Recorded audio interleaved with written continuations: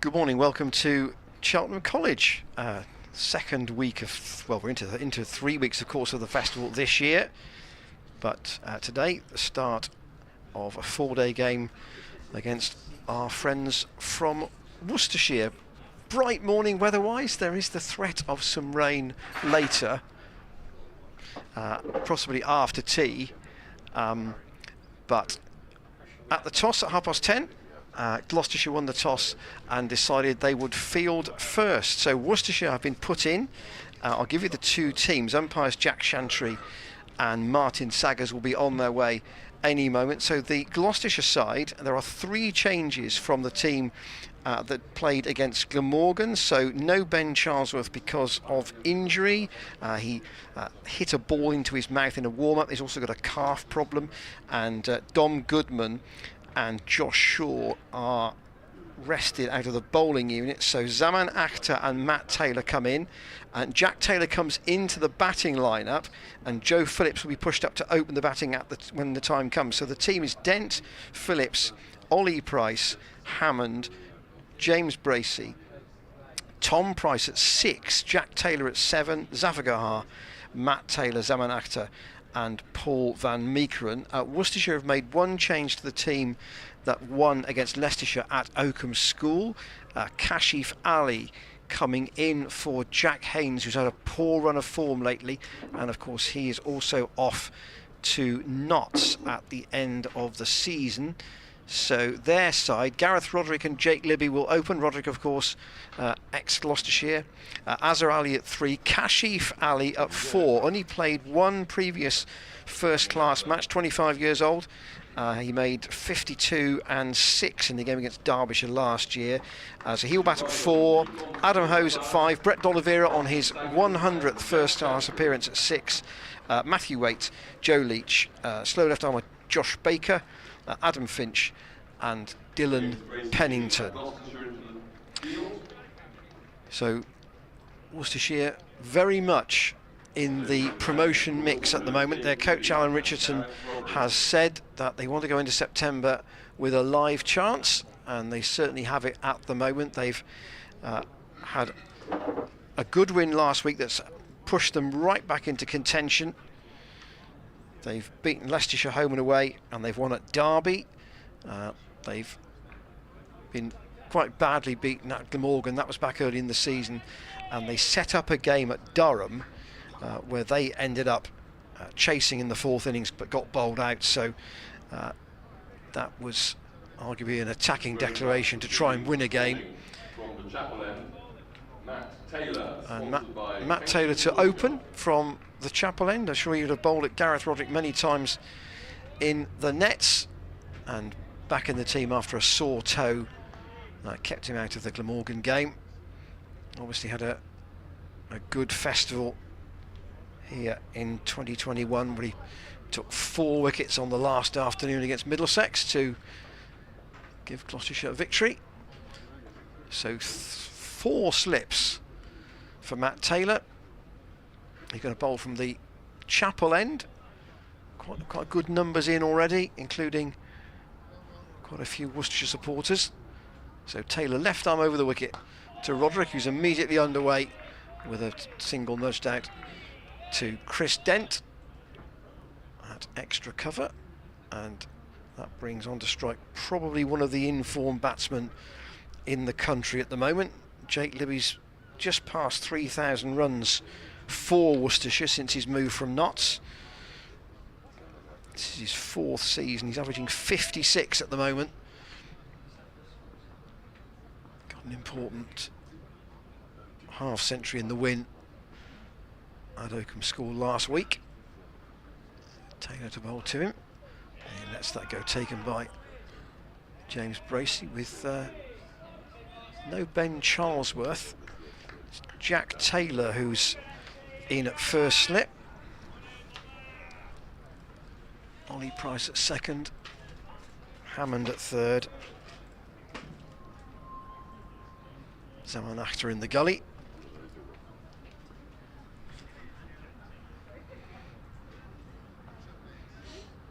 Taylor past umpire Saggers, that's down the leg side, and taken by James Bracey. I wonder what the thinking was of Bracey deciding to bowl today. You know, on the face of it, looks like a batting day, but Gloucestershire might feel that they want to be in a position, if they can, to chase in the last innings here.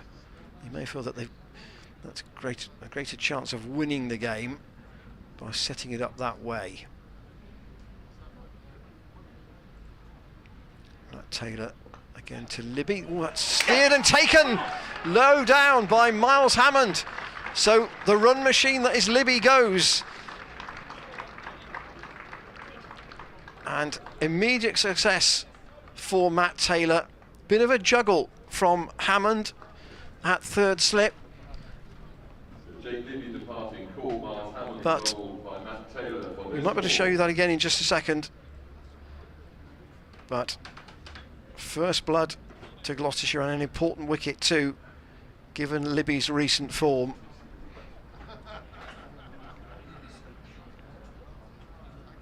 Fourth ball of the match. And that will bring the very experienced figure of Azhar Ali to the middle. 97 tests for Pakistan. Saw him make a century against Sussex up at New Road earlier in the season when Gloucestershire had an away game. That was in a defensive situation when Worcestershire were batting for a draw, but he was facing quite a lot of Ollie Robinson that day and he kept him out. And also he was involved in that big chase down at Hove where Worcestershire were very, very close to winning. I think he was out with about 3 overs to go, having made another 100 there. And they were just short in the end. Match ended up as a draw, but they were chasing something like 380 on the last day. And perhaps we'll try and show you that catch again at the end of the over. So, Azhar Ali, 38 years old. Can be a bit of a scratchy starter. That's the only thing I'd say, and that's taken down the leg side by Bracey. Probably expect that Zaman Akhtar will share the new ball with Matt Taylor. Obviously a new different combination from the Glamorgan game last week. But good numbers in already. And Azhar Ali waiting for Taylor. Appeal for an LBW, not interested Martin Saggers. But a good start for Matt Taylor, his 201st first-class wicket, and this is the catch.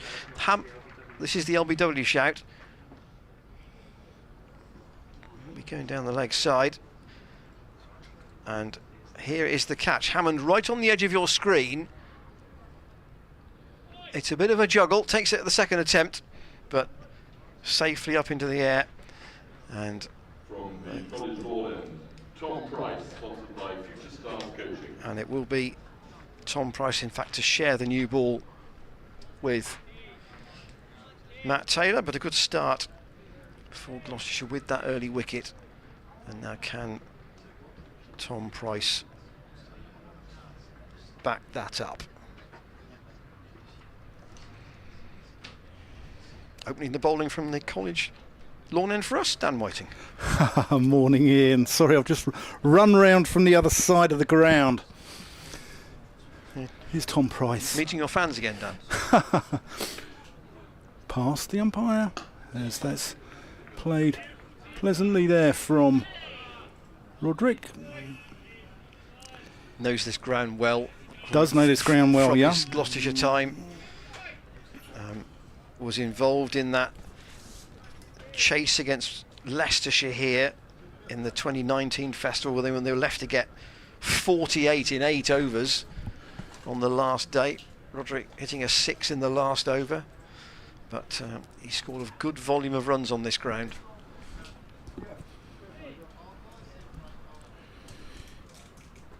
Here's Price, that little kick in his run up there to Azhar Ali. What a player he's been during his career. I think, Dan, you and I had an exchange of thoughts yesterday where you said we could be watching Libby bat for a long time. You hadn't anticipated his early departure. No, it went during me being in the marquee. What number ball was it? 4. 4. Yeah. And he didn't face the first one. Price. Ali just defends that one into the offside. Yeah. 2 dots and an edge to third slip. Yeah. And it was a bit of a juggle, wasn't it? It was a bit of a... Well, second attempt, he sort of patted it up, and then as it went forward, Hammond went forward with it. As our Ali, 38 now. Made his debut for Pakistan all the way back in 2010 against Australia. Oh, that's well bowled by Tom Price. Goes past his outside edge. I'm hearing it's his 258th first class. 259th. 259th. Yeah. What a career. 19 Test hundreds, including that 300 against the West Indies back in Dubai when Pakistan weren't playing in Pakistan. No, having to go out to the UAE. So that was out in Dubai.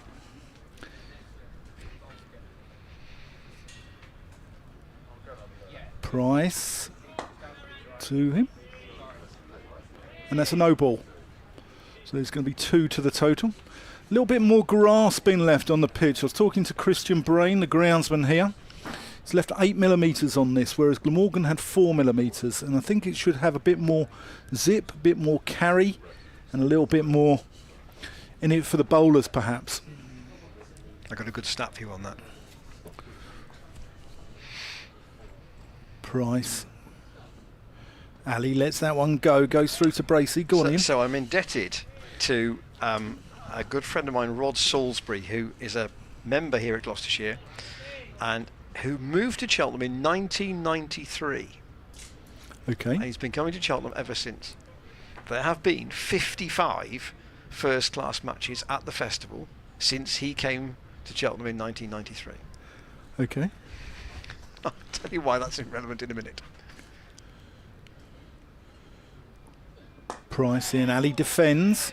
Price, the scourge of Worcestershire, after his 100 and hat-trick against them earlier in the season. Go on, tell me why. And tell me why, Ian. He assures me that if you exclude the game against Kent in 2012, where 2 days' play were lost, and only one team batted in the other 2 days, the number of wickets that fell in the Glamorgan match, which was 12, was the lowest of any of the other 54.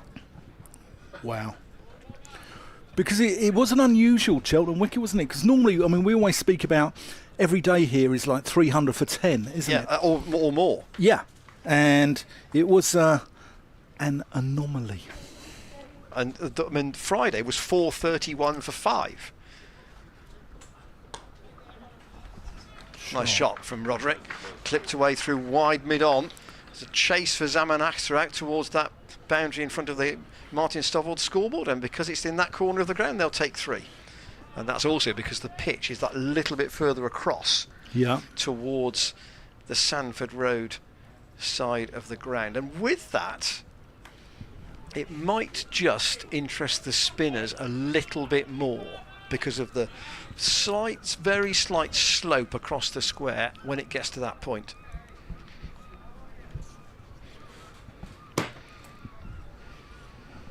Martin Sagger's in the headband on his hat as Matt Taylor runs in from the chapel end. Azhar Ali defends. In fact, he and Jack Chantry have both got headbands on there. You're throwing me now, Ian. You're confusing me. Well, Jack Chantry I would say, is the taller of the two. Yes, he is. Got a good story about Jack Chantry, actually. Good story there. Well, his father played for Gloucestershire, of course. It comes from his father. Brian didn't play a lot. Jack played rather more, first class wise. Matt Taylor in and Azhar quite firmly out of the middle, up to Chris Dent. Jack Chantry had a wonderful game, I believe, at the Oval against Surrey, where I think he got 100 I think he might have got 10 wickets in the match as well. He had just one of those games, you know, when it just all goes right, and he's a man who's got a good sense of humour, Jack Chantry, as is his brother Adam as well.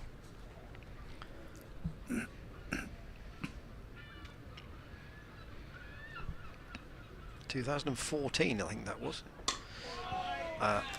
And he defends. What, his 100? Yeah, I just check which that was the right game.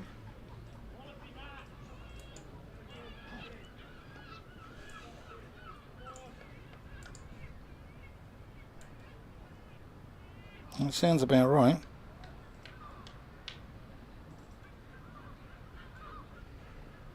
Did he get 100? Try and find the scorecard to that match. Actually, it was at New Road. It wasn't at the Oval. Oh, I thought it was the Oval. Jack Taylor at first slip as brother Matt bowls to Azhar Ali. I say he can be a bit of a sketchy starter, and he certainly doesn't hurry with his batting, does he? He's very, very patient.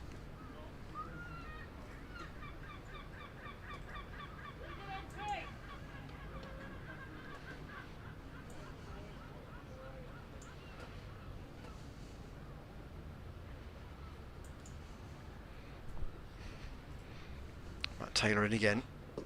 Azra is on the pad. Martin Saggers is going to fire him. 2 wickets in 2 overs for Matt Taylor. Let's have another look at this. Does Azra get outside the line here? Ooh. Yeah, just nips back. Traps him in front. Big celebration from James Bracey. And Matt Taylor giving us the Cheltenham start we've been used to. Yeah, Matt Taylor 2 for 4 off 2. And now the inexperienced Kashif Ali coming in probably rather earlier than he'd expected. I say he's only played 1 first-class game, which was last season against Derbyshire. He did make a half-century in the first innings of that game, 52, and he got 6 in the second innings. He's played a bit in the T20, but Gareth Roderick just having a word with him as he walks to the middle. And you know, Worcestershire, we said that Worcestershire are right in the promotion picture, Dan, but they're really there because of their bowling, not because of their batting. They've only got, I think it's 11 batting points. Yeah, their batting struggled. I mean, Libby's the kingpin here at Worcestershire. He's averaging 56, but behind that, Roderick 33, Hose 32, Waite 31, and then a number of the sort of recognised batters are sort of in the 20s. People like Azhar Ali, Jack Haynes, D'Oliveira, people like Ed Pollock, averaging just 17 this year. So it is their bowling that's got them, propelled them up the table. Tom Price is going to bowl his second over from the Chapel Lawn end. Just adjusting his field. Sorry, College Lawn end. Here he is. Roderick defends. So the story about Brian Chantry is he was a rather parsimonious man, Ian. He was not a man known for being frivolous with his cash and teaching his boys to swim rather than spending 50p in a swimming pool as it was back in the day. He used to chuck them in the river or in the canal with a cry of "watch out for the barges." Price bouncer. Roderick ducks underneath him.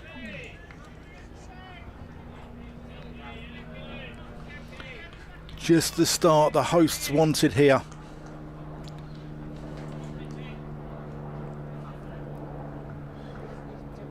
But there's been a clatter of wickets all around the country in the games yesterday, wasn't there? 22 fell at Edgbaston. Prodigious seam movement there. Like watching Shane Warne bowl spin, it was going that much. Roderick defends. Price fields off his own bowling. So here is the match that Jack Chantry played in that Dan was referring to. It's at Worcester 2014. Worcestershire won by 27 runs. Worcestershire 272 and 350, 406 and 189. So Chantry made, in the first innings he made 21. When Surrey batted, he took 6 for 87 and then made 101 in the second innings. That's edgy, but he's got away with it. It's going to go away for 4 runs down there. That 101 was unbeaten, batting at number 9, and then in the Surrey second innings he took 4 for 44 to finish with 10 in the match. Wow, what a game. One of yours there, Ian. It's one of yours, mate. I never played in a game with 2 innings in. Well, unless it was before and after tea. You know, game was all over by tea time. You played a 20 over game after tea. Beer match. Tom Price past Chantry. Roderick gets up and defends. 11 for 2. Ashley Giles. That's the sort of start we've been used to here. Yeah. You know, 11 for 2 at 11:15. You know. It's, Ashley Giles was a wonderful guest in the marquee. Very amusing man. Spoke about the Downing Street celebrations of 2005. As Price comes in, just tickled round the corner there by Roderick. Down to Matt Taylor, down at long leg. Great throw in to Bracey. He's going to retain the strike. Worcestershire 12 for 2. Roderick's on 10. Kashi Fally yet to face a ball. Yeah, Adam Hose, Brett D'Oliveira, the rest of the middle order. Matthew Waite at 7. He's had quite a good season since his move from Yorkshire. Joe Leach 8, and then Baker, Finch and Pennington. There looks a bit of a brittleness about. Worcester are going to get 300 for 3 now, aren't they? But there looks a bit of a brittleness about that to me. Let's wait and see what happens. Let's wait and see. Let's not jump the gun.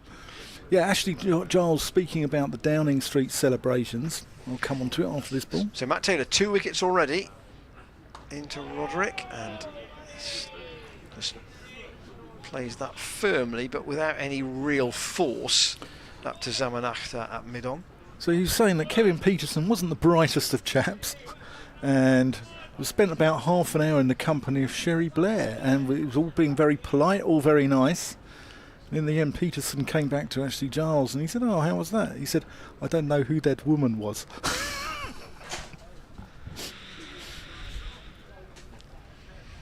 Matt Taylor staying over the wicket, and Roderick with the yelp from behind the stumps. They thought that was heading through. There's Joe Phillips. When the time comes, he'll be opening the batting with Chris Dent. So into the team for his debut. Bats once on the last day, trying to push things along a bit. Got out to Andy Gorvin, and now finds himself with the responsibility of opening. Roderick, that quite familiar square stance of his. That's very, very fine. I think only off the pad. Yeah, it's down to very, very fine leg. Right in front of the sight screen. Tom Price has got to just manoeuvre his way past the advertising boards to get the ball back.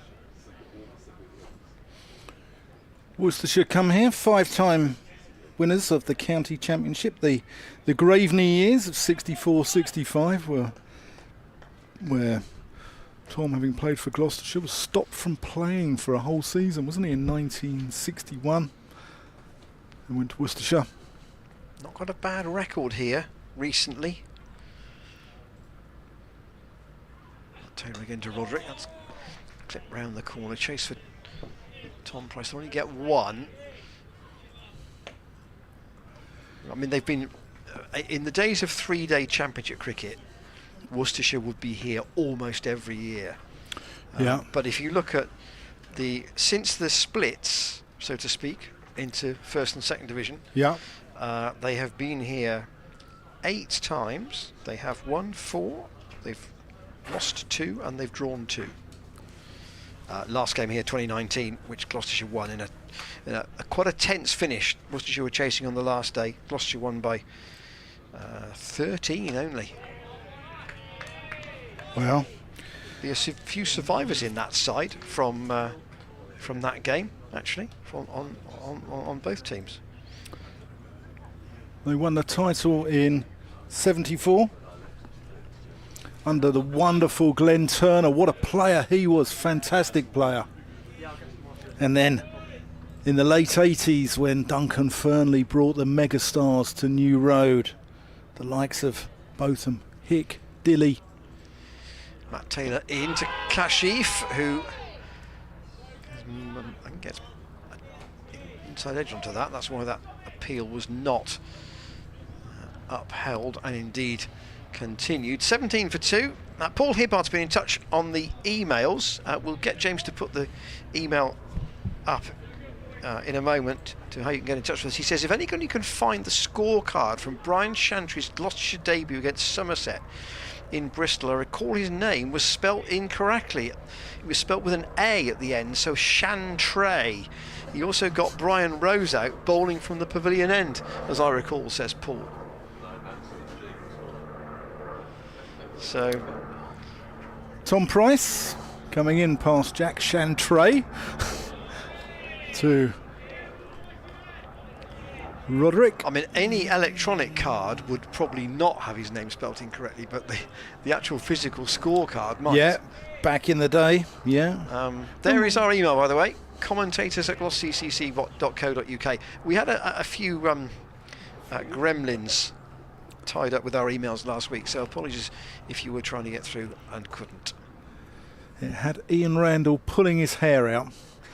Tom Price into Roderick, who plays a forward defensive. Meets the impact of the ball. It's quite a long way in front of his body, doesn't he? Gets onto it early. Yeah. But so he's got quite a good record on this ground. What was it? Did I read 7 50s and 100? Is that right? Yeah, averaging over, I think, for over 42. Yeah. Which is more than respectable. He might have to lead the line here, so to speak.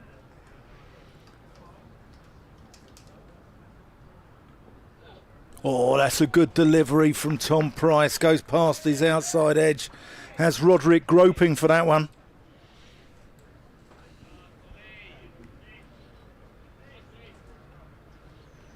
Lovely shape. Just holds its line from Price. Yeah, Glenn Turner, he's in the 3rd place in the Worcestershire all-time run scorers with shade over 22,000. No surprise to see Graham Hick up there with 31,000. Short from Price and pulled. Out to Phillips out there. You only get 1 on that Sanford Road side. If anything, the boundary probably slightly shorter down the slope for this match. But I say that square is only 5 pitches across, so the movement of a couple of pitches on a small ground like this, where the square boundaries are shorter than the straight ones, yeah, that does make a bit of a difference. Don Kenyon leads the line for Worcestershire. He's a good player, wasn't he, Ian? Yeah, a few test caps, I think. Price edged, caught, what a catch! Solly Price there. What a catch that is. Let's have a look at this again. He pushes hard at that, and that's low. That would not have carried through. Jack Taylor didn't really go for that either, did he? They wouldn't have carried, I don't think. And Ollie Price comes across Jack Taylor and actually gets his hands underneath it low. And the Prices combine to see the end of Kashif Ali.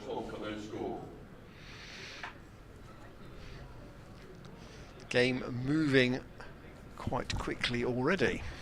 Yeah, 18 for 3. Dan was glued to his computer yesterday watching the Warwickshire match with Middlesex, because that obviously a lot of other games this week started a day before this one did. 22 wickets at Edgbaston yesterday. Yeah. There were 20 for 6 Middlesex, is that right? No, Warwickshire were, sorry. Warwickshire were 20 for 6. Yeah. I mean, it was. It wasn't fair. I don't think it was fair on the batters. I think it was a pitch that was so heavily in favour of the bowlers. Warwickshire have got so many games on their square with the 100 coming up. They had to move that game over to the right-hand side, so you were right over towards the Hollies. And I'm not sure, that you should be playing first-class cricket on a pitch like that, because the seam movement was just going. I mean, it was moving 2 feet. The bounce was fine. Ethan Bamber was having a great time. Bamber loved it. Roland Jones loved it. Even the Warwickshire guys loved it. I mean, Hannon Dolby was in his element as well, because Middlesex were 11 for 3 as well in response, and it was only because Ryan Higgins came out and whacked a 50 that they got some sort of lead, but that could well be over today. Anyway, here's Tom Price. He's going to be bowling to Adam Hose, who's a long way out of his crease there. And that completes the 6th over of the day. Worcestershire are 18 for 3. Price 1 for 9 off his 3 overs. Taylor 2 for 5. Let's have another look at this. Slowed down. What a great catch. It just would not have carried through to Jack Taylor there at all. And Price goes tumbling across. I think his brother might owe him a beer for that one. It won't be the first time. It says, call Ollie Bold Tom on the scorecard. No. But looks immediately a good decision from James Bracey to have a bowl. And Tom Price gets a good hand from the Exiles marquee. I come back to the Exiles after this first delivery of a new Matt Taylor over. clipped by Roderick to Phillips at mid-wicket.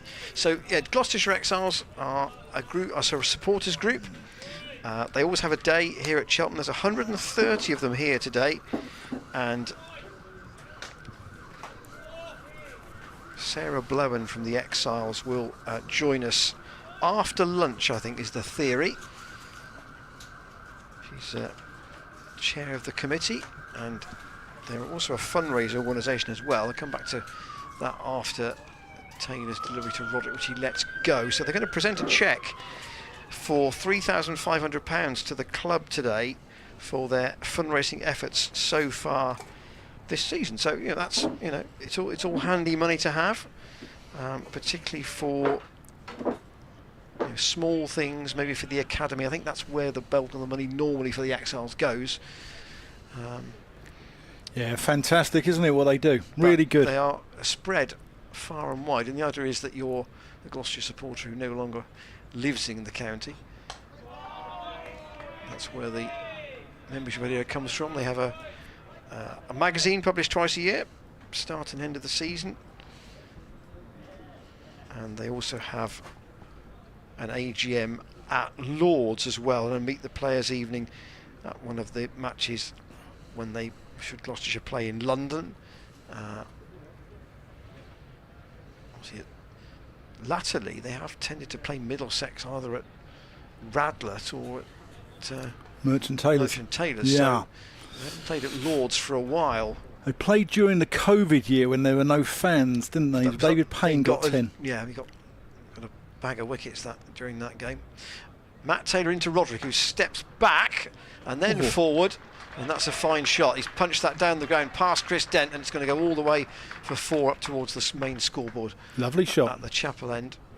Yeah, I say the crucial thing there was going back and then forward. And Roderick just chatting to Hose about what he's seeing out there. Hose really... So he started at Somerset, then went to Warwickshire, and has now come to Worcestershire, and increasingly he's been seen as a white ball player. Yeah. Not necessarily a red ball player. He's got a deal in the Big Bash, hasn't he? With, is it Adelaide Strikers, I think? But I'll come on to it after this ball. Matt Taylor again to Roderick. Edged! Oh! Flying attempt from Hammond. At third slip, it goes past him, and it goes through for 4. That was going at a fair rate. That's a good nut there from Matt Taylor. Look at Hammond here. Well, whose was that? Arguably, it was going very, very quickly. Bisected the two. Ollie Price at second and Hammond at third. But yeah, going back to Hose, he turned down a 3-year contract at Somerset, didn't he? They wanted to keep him, and he had a load of suitors and went to Warwickshire. Roderick waits for Matt Taylor and lets that one go. That's the end of Matt Taylor's third over. He's taken 2 for 13, but he's caused all kinds of bother. And Worcestershire have already lost the recent, very much in form, Jake Libby in Taylor's first over. They then had Azhar Ali LBW to Taylor, and Kashif Ali caught by Ollie Price off Tom. All the 3 batsmen out without scoring.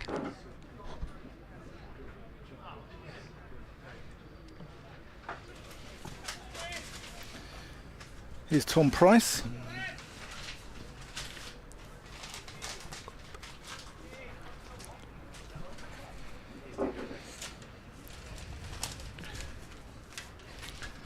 Here he is, top of his run. Here he goes, that little kick in the middle there. Not quite as... That just goes through to Bracey. His kick isn't quite as pronounced as, say, Nathan Ellis at Hampshire, who's got a proper sort of hitching of the leg, isn't it? Yeah, like a... Very much. You know, like a rugby player, when they're about to get tackled, they sort of hitch the legs, don't they?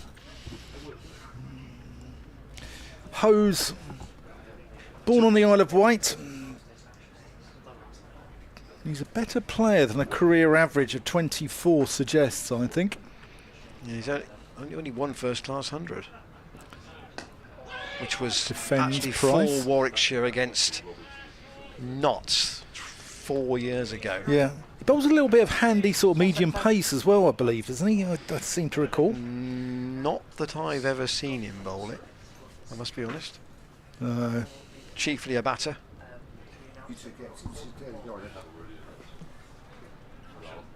Who's just doing a little bit of gardening with some loose stuff.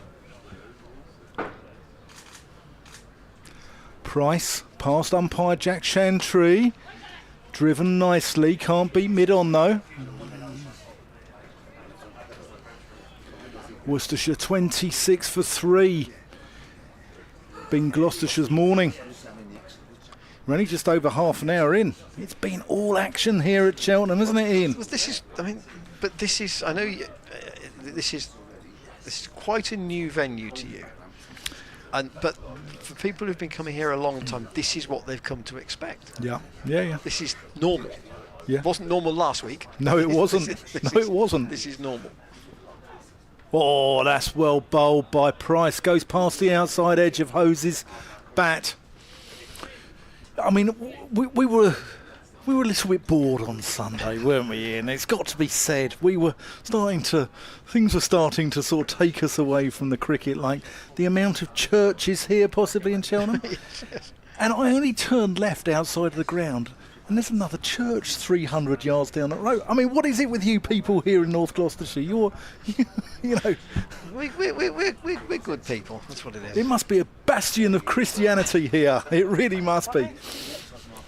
Well, Dan mentioned... I'll come back to that. Price, left alone by Hose. Go on. So, Dan left the ground as if to go out towards Oxford. And he said to me that he'd passed a church. So I said, yes, it'll be the Holy Apostles one in Cheltenham Kings. I said, no, it's closer to the ground than that. So, yeah, come back then. So it's the Church of Latter-day Saints, which is just literally over the road from the college ground and up towards what they call Reeves's Field, which is another of the playing fields here in Cheltenham. Which is now the car park, I believe, here. Is that right? It's the overflow. Yeah. Price in.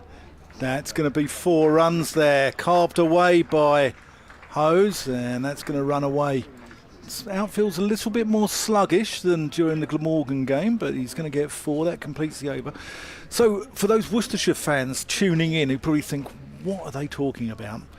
Here at Cheltenham, we have got 2 chapels at the chapel end, obviously. Yep. And then we've got a church in the distance. St. Luke's. Over St. Luke's, which is over the back of Sandford Road, over the sort. Yeah, that's towards the town centre. Yeah, it's probably a deep backward square if you're batting at the chapel end. And then we've got one behind us at Thirlstane Road. Yeah, that's the Church of Latter-day Saints. And one up the road at Cheltenham King. And the Holy Apostles, yeah. In fact, actually, from Holy Apostles, you can go literally. I'll do the further religious tour in a moment. Roderick defends the first ball of Matt Taylor's 5th over. If you go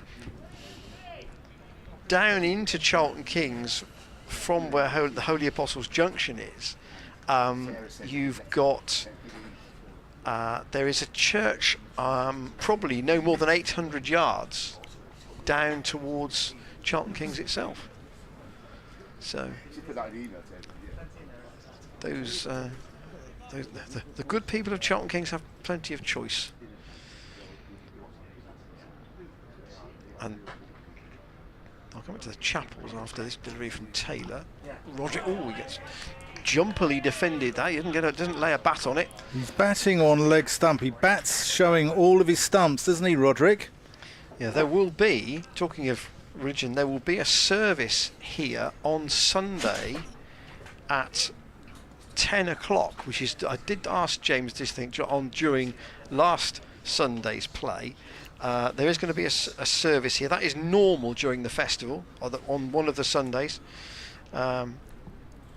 Thanksgiving for cricket, ahead of the Wiltshire match. Matt Taylor into Roderick, clips that past Josh Shaw. Is out on the field temporarily here as a substitute fielder. It's gone away out towards the Martin Stovall scoreboard, a straightish long on for 4. So I wonder why is Shaw out on the field at the moment so early in the piece? That may just be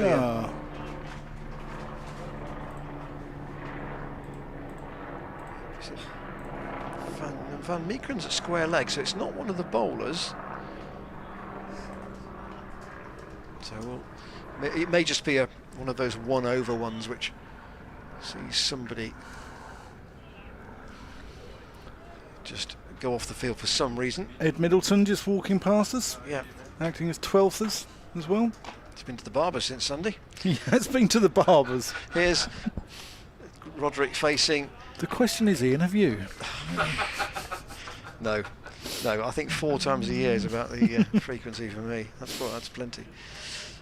34 for 3 here. Matt Taylor's going to come round the wicket, just as a change of angle. 2 balls to go in this over to Roderick, and Roderick will take a fresh guard as a result. There, he's going to. I can't quite see there due to the umpire being in the way. I think he might be going on to off stump, which is interesting. Let's have a look. That was the impression I had when Martin Saggers wasn't in the way, was that he was going to go right across. Not no, quite. He's on middle leg. So Matt Taylor round the wicket, and Roderick, he's very much a shuffler in the crease. He's not as still necessarily as some batsmen are, but he's got to 24, and it's an important contribution when you look at the rest of the card. Libby caught Hammond bowled Matt Taylor 0. Asdar Ali, LBW Matt Taylor 0. Kashif Ali caught Ollie Price bowled Tom Price 0.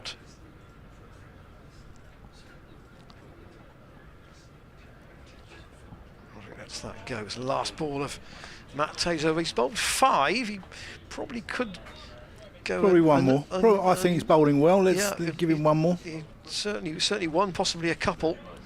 And then Zaman Akhtar and Paul Van Meekeren are the other 2.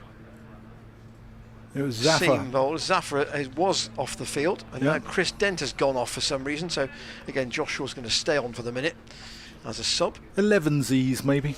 Maybe. And, We've got our work experience lad, Dan, is in with us today. not to be confused with. Not to be confused with me. We've told him there are no rules in here, as long as he doesn't swear. You must not swear. That is the big thing. You must not swear. Dumbledon Dan.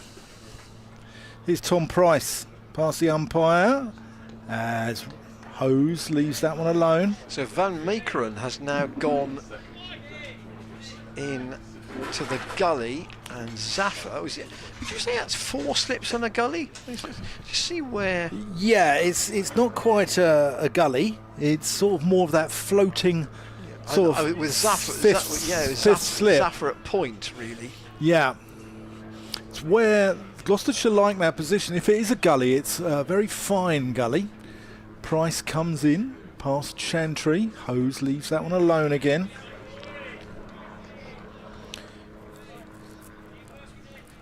Yeah, Van Meekeren is just out of shot there from your screen. Is that sort of a fifth to sixth slip? It's not quite a gully. It's very fine for a gully. Gully's gone a little bit out of fashion, hasn't it, Ian? It's gone, you know. Who was bowling with 2 of them on Sunday? They were trying to stop ridiculous thread of scoring, and then we almost had 2 gullies and a very sort of square point. Hose just plays that off the back foot to Zafar Gohar, who is left-handed. Always good to have a left-hander in a backward point, I think. Again, it covers that sort of chop behind square on the offside. It's floppy sun hats are us today. Yeah. James Bracey and Jack Taylor.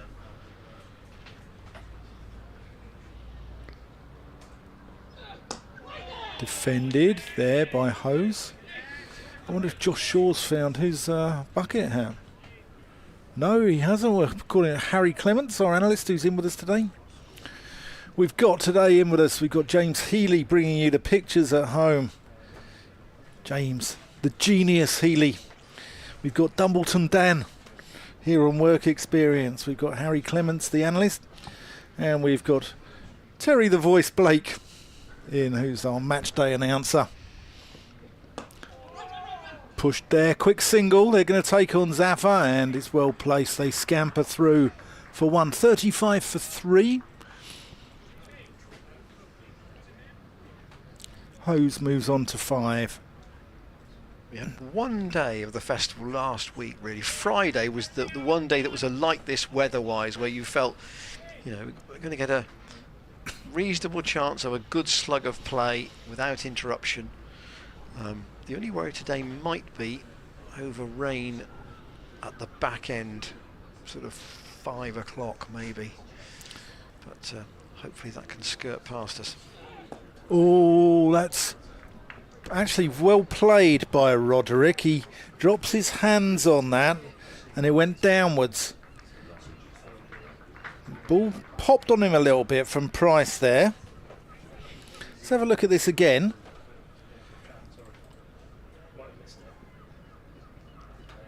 I think no, we haven't. Have we missed it? Yeah, we've missed it.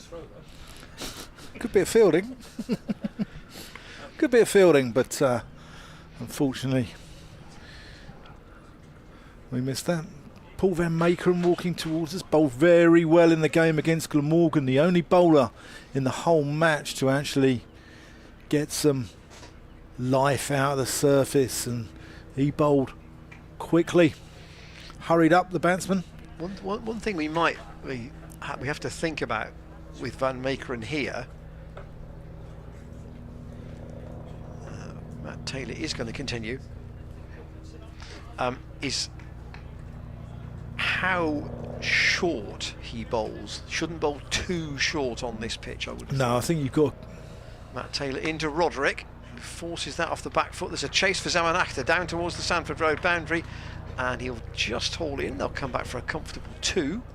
That's in front of the black and red marquee far side of the ground. The one to the left of that is a very, very Oh, what colour is that? It's not a lilac. It's almost like a. Indigo. It's a Chelsea blue, I would call that. I was going to say it's more of a purple. I mean, I'd go an indigo. Are you with me on that, Ian? Or a violet? Yeah, it's nice. No, violet's more purple. More I think. purple. Yeah, I think that's kind of a Chelsea blue to me. Anyway, 40 for 3. Roderick still on strike. He'll chop that for 4. That's a good shot. That's out of the reach of the dive of Joe Phillips at backward point, and that's run away for 4. You were just talking about Van Meekeren has to keep the ball up to the bat. I think that is why your standard Cheltenham pitch here is, a 300 for 10 day, because I think, batters get full reward for their shots. I also think that you do need to keep the ball up to the bat here, which gives the chance for the batsman to drive you. But it also keeps the bowlers in with a shout and the ball going off to the slip cordon. Of course, we're back to the Duke ball here too, not the Kookaburra, aren't we? Was it Kookaburra for Gloucester? It wasn't, no, but there were 2 games where the Kookaburra Yorkshire was and Durham, used. wasn't it? Yeah, the 2 away games. Yeah. But we're back to it here. Jack Longstaff on the. He's been to the Barbers too, I think. He has. A bit of a. You see, days off. All three cricketers. What do they do? He told me he was cutting his lawn yesterday. So Really? he's not only cutting his hair, but cutting his lawn as well. So.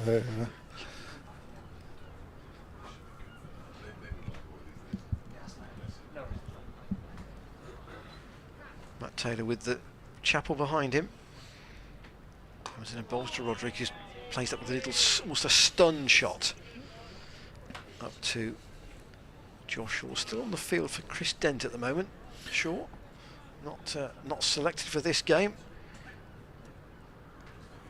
He and Dom Goodman, the 2 bowlers, to be rotated round. Yeah.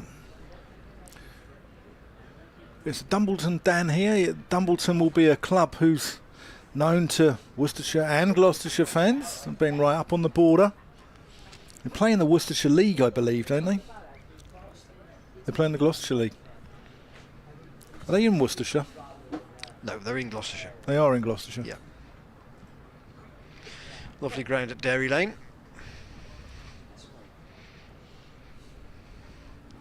Matt Taylor back over the wicket. And Roderick lets that go. I think I made my 2nd highest ever score there. Did you? Yeah. Probably against Dumbleton 4ths, probably.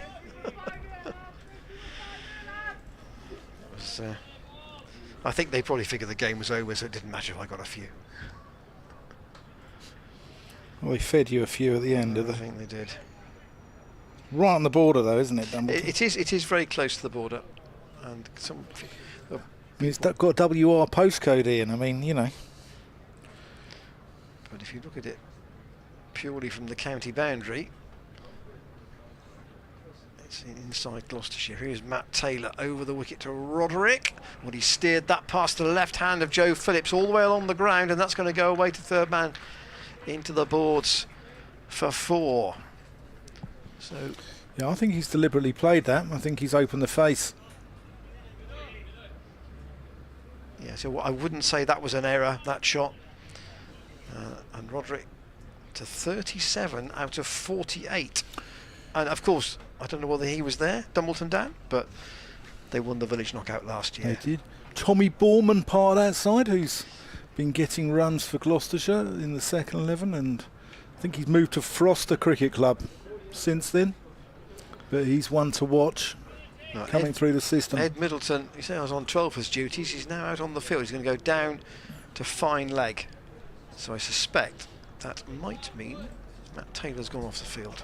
And that could be a change if that's the case. So he's taken 2 for 27 in his 6 overs. Tom Price, he's going to continue, have his 6th. Oh, plays that nicely off the back foot, punched it through the covers. Zaman Akhtar in pursuit. And just a thought on the length of the delivery and the driving. Worcestershire up to 50. 50 runs in 50 minutes. Yeah.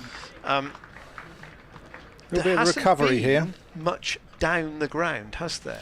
No, Thus far. no. I think batsmen are trying to sort of cut out, pushing hard at the ball with the bit of movement there. I don't think you want to go too hard at it when the ball's on the straight and narrow, which is unlike us here. I think there was a line coming there. Tom Price. Oh, that's hit hose a little high. I think. I think probably. I thought you were going to say it was only you who wasn't on the straight and narrow. I've got to drag you in somehow. Yeah, sorry, I thought so. Guilty by association.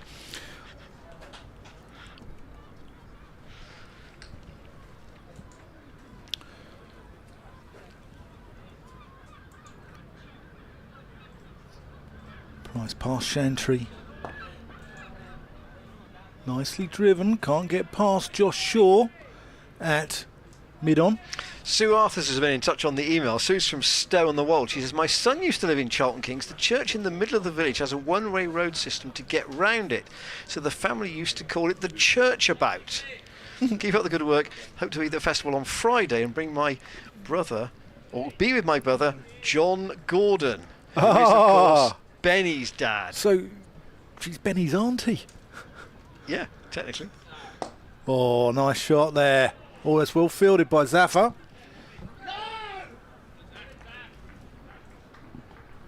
On the bounce. So on the bounce, I'm a bit blocked off here at point. I've got a stanchion right in my way here at Cheltenham. And I'm a little blocked off. I'm like a jack in the box, weaving each side to try and see what's going on with the action here. That's the beauty of outground cricket, isn't it? Worcestershire, not really, haven't been to, well, they had to go to an outground out of necessity a few years ago. As Roderick defends Price. Have you ever watched cricket at Kidderminster? No, I've watched football at Kidderminster, never been to Kidderminster Cricket Club. Yeah, have I been there? Nice ground, I believe. But Worcestershire having to move there when the River Severn burst its banks a few years back. I think they've also used Malvern College as well in the past, which is a very nice venue as well. I think they use somewhere, and I'll whisper this quietly, I think they use somewhere in Warwickshire. One there to Roderick, just rotates the strike, punches it wide of Josh Shaw at mid-on. I know he's had the majority of the strike, Gareth Roderick, but he has, at the moment, only looked to be the one batsman in some sort of he looks in nick. Fine touch, yeah, I agree. Matt Taylor 2 for 27 off his 6 this morning. Tom Price 1 for 23. Wonderful catch from his brother. Here he is. Can he make that 2 for 23? Pete Clifford's been in touch on the Twitter and says, read Cheltenham churches until Holy Trinity opened in 1824. The rapidly expanding town was served by just a single Anglican church, which was St Mary's, dating from the 12th century. Well, many more were built in the 19th. Well, I tell you what, Pete, you've more than made up for it since then, I tell you. It's awash with churches. I've never known a place like it. Good job we're not playing Surrey. Sorry, our good friend Mark Church does the commentary for them. Oh, very good. Bravo.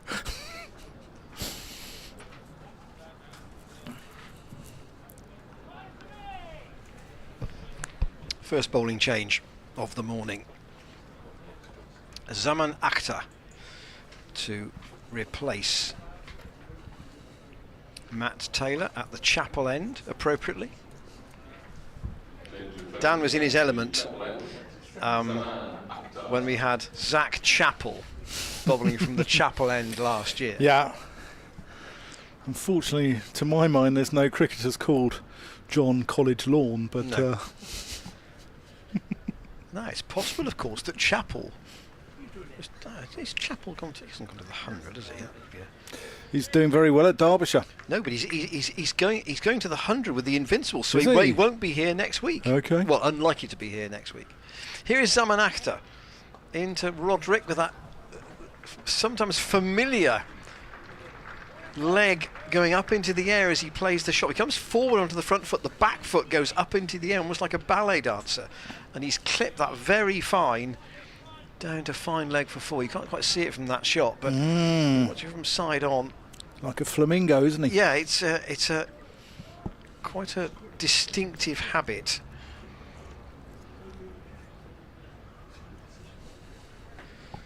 Someone's lost his run up. No, I think there's a bit of movement behind the bowler's arm there. 58 for 3. Worcestershire having been put in.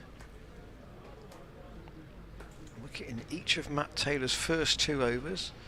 And when Tom Price got Kashi Valley out, they were 18 for 3. Zaman into Roderick. No interest at all from... They want 2 there.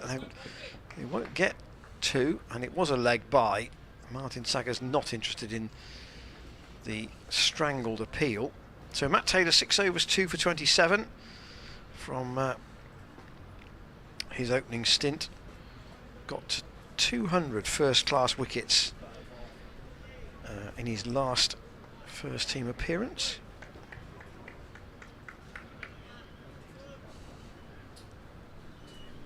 And now we have the joy of the 2 Prices and the 2 Taylors both playing in the same team. Yeah, but not the 2 Charlesworths for this game. Zaman. Passed umpire Saggers to Adam Hose, who, when he does stand tall, he has quite a reach about him, doesn't he? He's towering over Roderick there. I think he's 6'4", isn't he, Hose?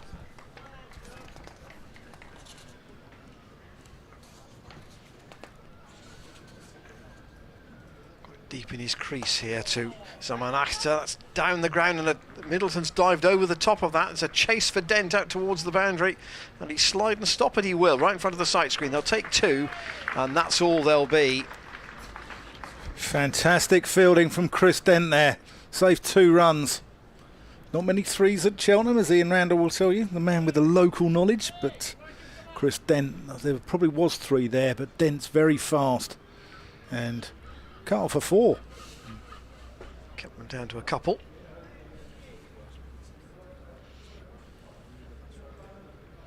Zaman, this very straight approach, and Hose almost drags that on. It's bounced away to Tom Price. Went to go for the sort of forcing shot that Joe Phillips got out to on Sunday against Glamorgan. But we might be able to show you that delivery again at the end of the over. You were in Worcester, weren't you? Was it 2 weeks ago? I saw their match against Yorkshire. Yeah. Which was basically rain, play, rain, play. Someone in again, Roderick lets that go through to James Bracey. It was a very frustrating day for anybody wanting to watch cricket, because there was the threat of rain almost constantly, and a day and a half of the 4 was lost, and Yorkshire thought that if they could get a big score they might want to bowl Worcestershire out twice, but it was just so fragmented that in the end the draw was inevitable. The weather was the winner, and here's that delivery from Hose. For once actually didn't use his feet very much. No, the ball was a bit tight to him. Flat-footed sort of swish at the ball, wasn't it? And the draw was kind of inevitable. I had the best fish and chips I've ever had, I think, in Worcester once, Ian. Paul Van Makeren going to come on. Tom Price 1 for 23 from his 6 overs, and here's Paul Van Makeren. Yeah, very good fish and chips. I don't know why, because Worcester, maybe it comes up the River Severn perhaps on a trawler, I don't know. But it was absolutely superb. I went to the old St George's Lane. Here's Van Makeren. That's punched there by Hose, but can only find Zafar Gahar at backward point. The old St George's Lane ground, home of Worcester City. Been there. I think they knocked Liverpool out of the FA Cup, didn't they? Is it in 1959? It was a lot. I wasn't there. I know you might think I was old enough to be there, but I wasn't there. Ian was merely a middle-aged man then.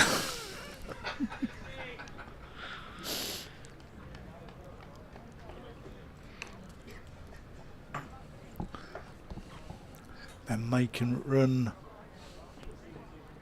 short. Yeah, that's not. You see, that's the word you don't want to hear. Short. It's all right. Let's just let him know you're there. Let him know you mean business. But Hose has that extra height that could probably, if he did decide to try one halfway down, Hose has got the height to potentially cope with that. I suppose, in a sense, Van Meekeren wants to find out what the bounce is like. Just angled in his pads. That's going to be a leg by, I think. Yep, Chantry gets up on one leg and taps his knee to signal the leg by. Yeah, there's a little bit of a rally between these two. 45 they've put on.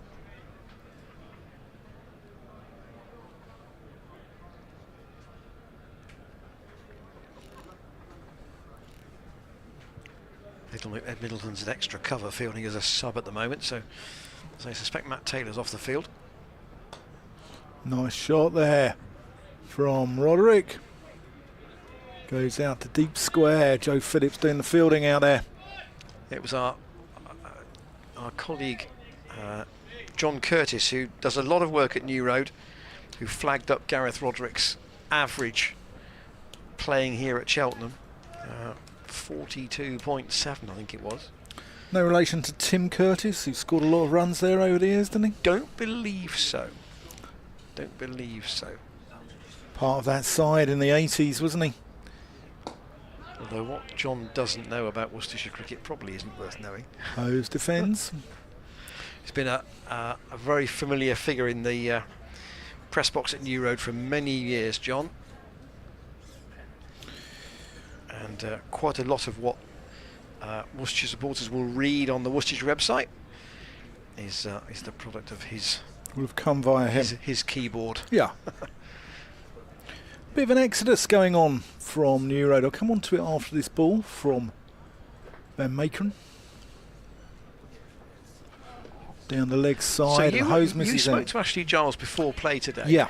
Was that only questions for you, or were there any questions from the floor? Because No. I think somebody from the question from the floor would have been, "What's going on?" Yeah. Yeah. I mean, he said it happens with the smaller counties now. He's been sort of in a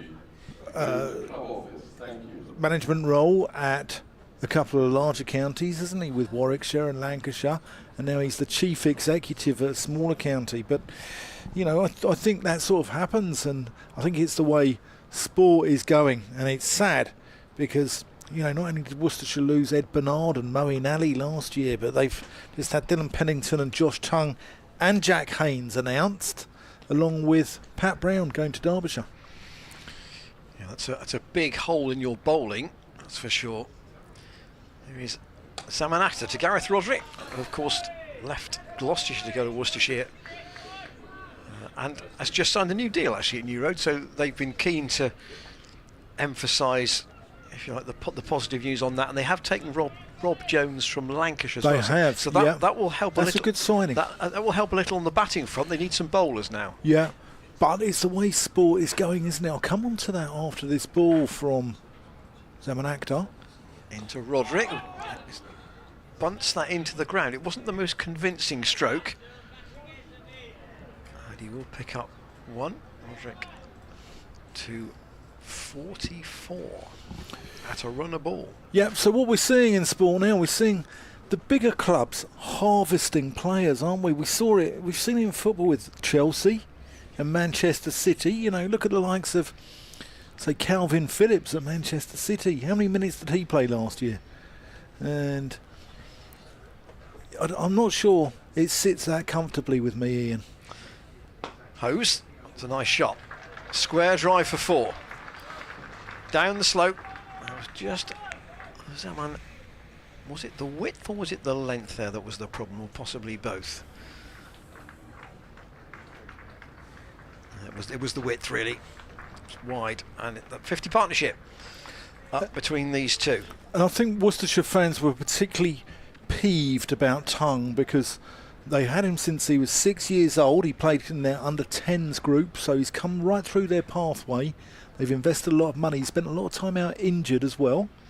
Someone after to hose. That's crashed over Joe Phillips. That's 4 more. Wow. That was 1 bounce. That was aggressive. And someone after just needing to get the radar set here.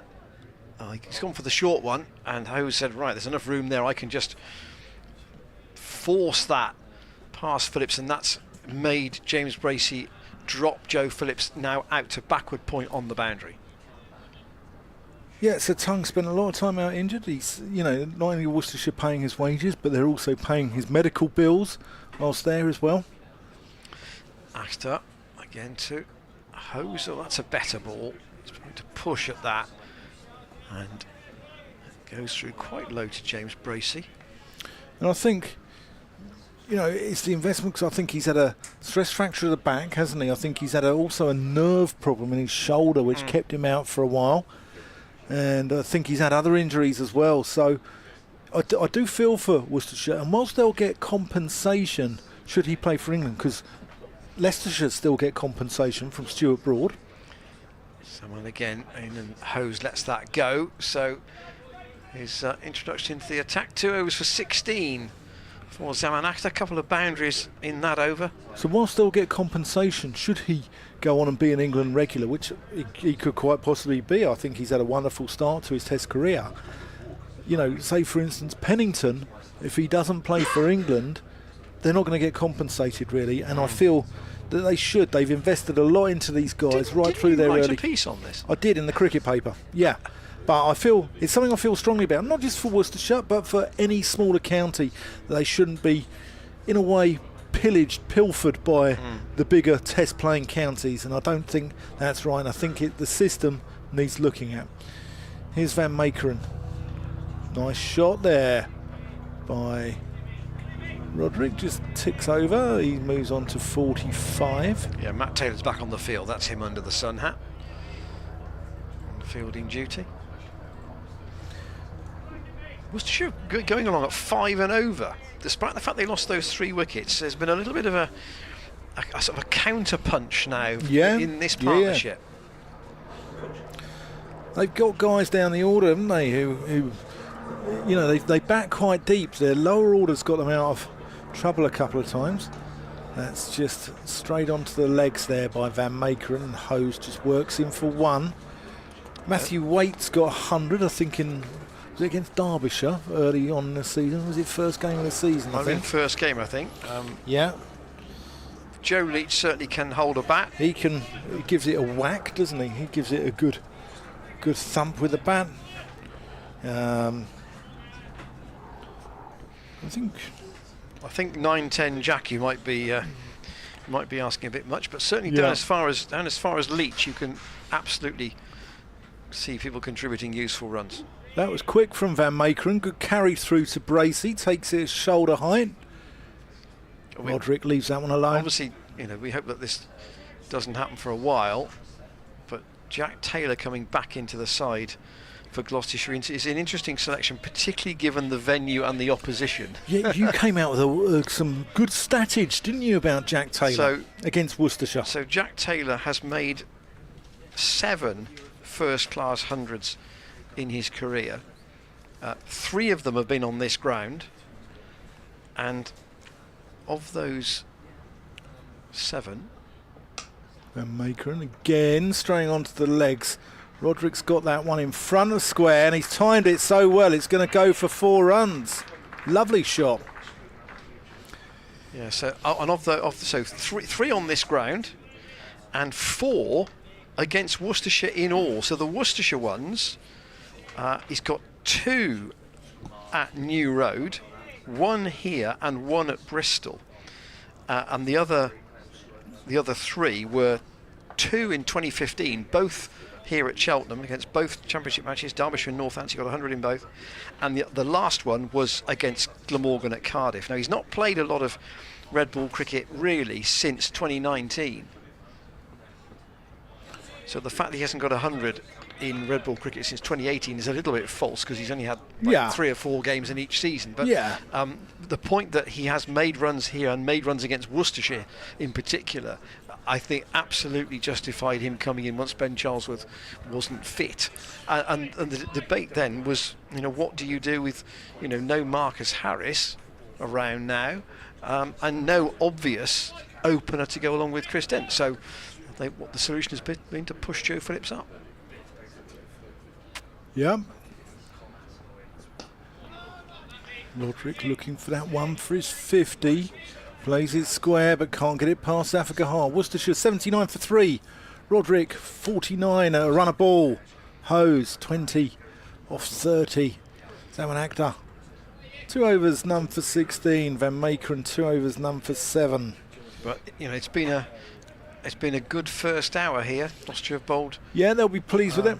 16 overs. Well, 16 overs in an hour and 10 is a bit slow, and James Bracey I'm sure will have had a word about that, given what happened in the Glamorgan game, where they were left to bowl spinners just to get claw the over rate back on the final day. So they're a bit in arrears already. I appreciate that Zafar hasn't had a bowl yet, but here's Zaman Akhtar into Hose, who steered that out for a single onto the offside. Now we've had 3 wickets in the first hour, so there'll be allowances for that, but they're still a little bit behind, so I want to recover that when and if Zafar Kahar is introduced. So for Roderick, now down to 2 slips and a fine gully. And Zaman was a much better line, and Roderick just pushes that out on the offside. Is it me, Ian? But every time I hear the surname of Gareth, I always think of The Life of Brian, where they're saying to Puncher's pilot, "Fwee Warwi, Fwee Wadderwick." Willis Wadderwick. That's it, Willis Wadderwick. I haven't. That's not a film I've seen, to be fair, but you could probably count my cinema visits on one hand. Zaman in. Roderick won't get a single there either. After a loose first couple of overs, perhaps after just getting his line a little bit more organised. But 3 wickets in the first 6 overs this morning.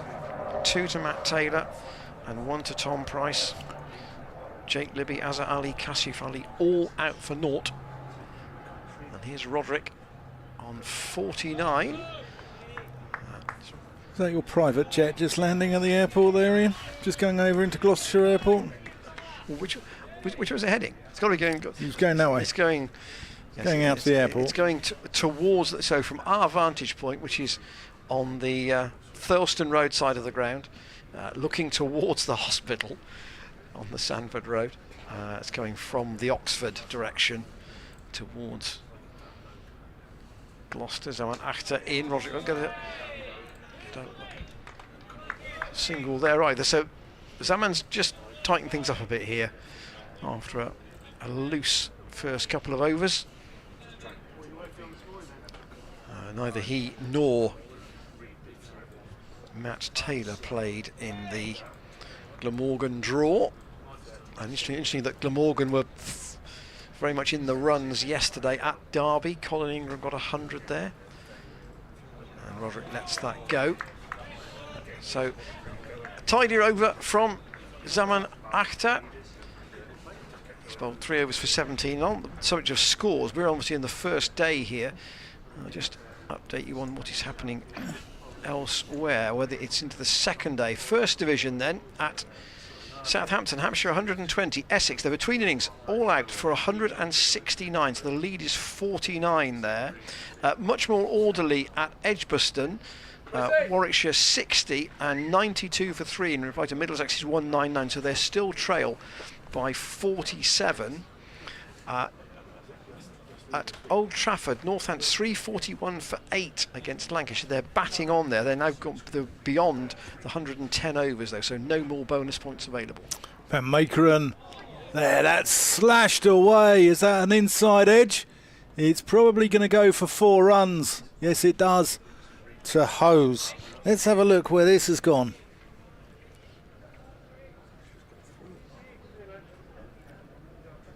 Ooh, has that gone for buys? Yeah, 4 buys. That's pace there from Van Meekeren. Goes, bursts through the hands of James Bracey. That was quick.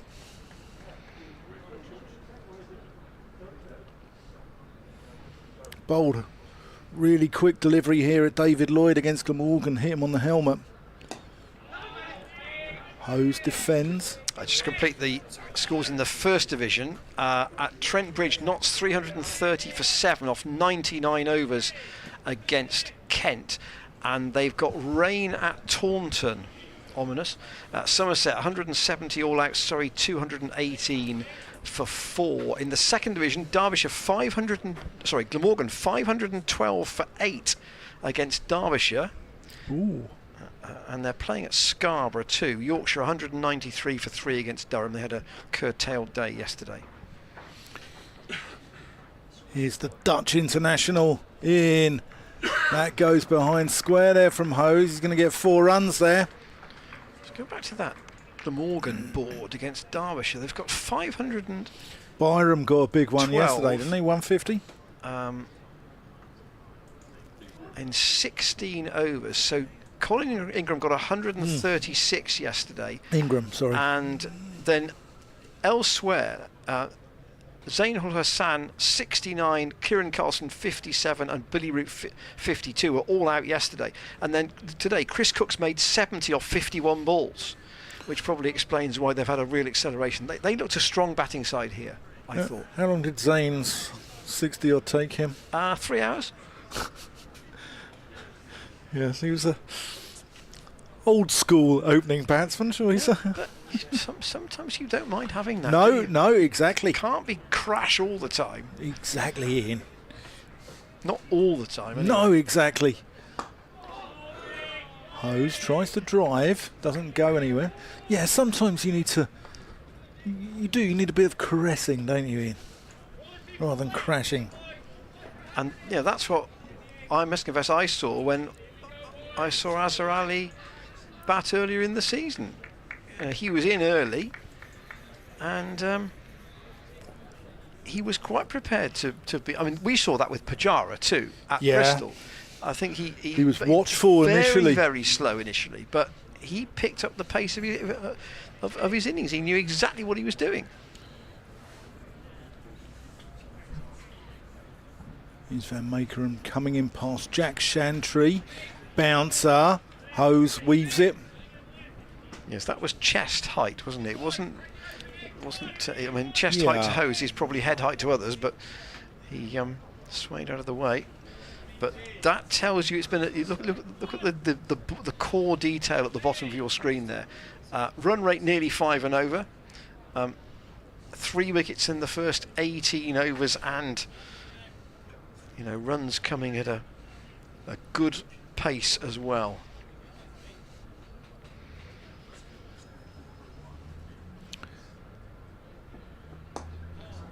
That's going to be just the one. Runs down to Zafar at third. I wonder how long it will be before we see him come into the attack. I think if either Zaman or Paul Van Meekeren finally start leaking runs too quickly, I don't think James Bracey will delay in getting Zafar involved. No. It's all go here at Cheltenham. We've got Exiles Day. We've got Courtney Walsh in the marquee at lunchtime as well. Brackets with Dan Whiting. Close brackets. Wow. I might have to go and get the lunches, and we'll leave Dumbleton Dan to go and interview Courtney. Yeah, you all right with that, Dan?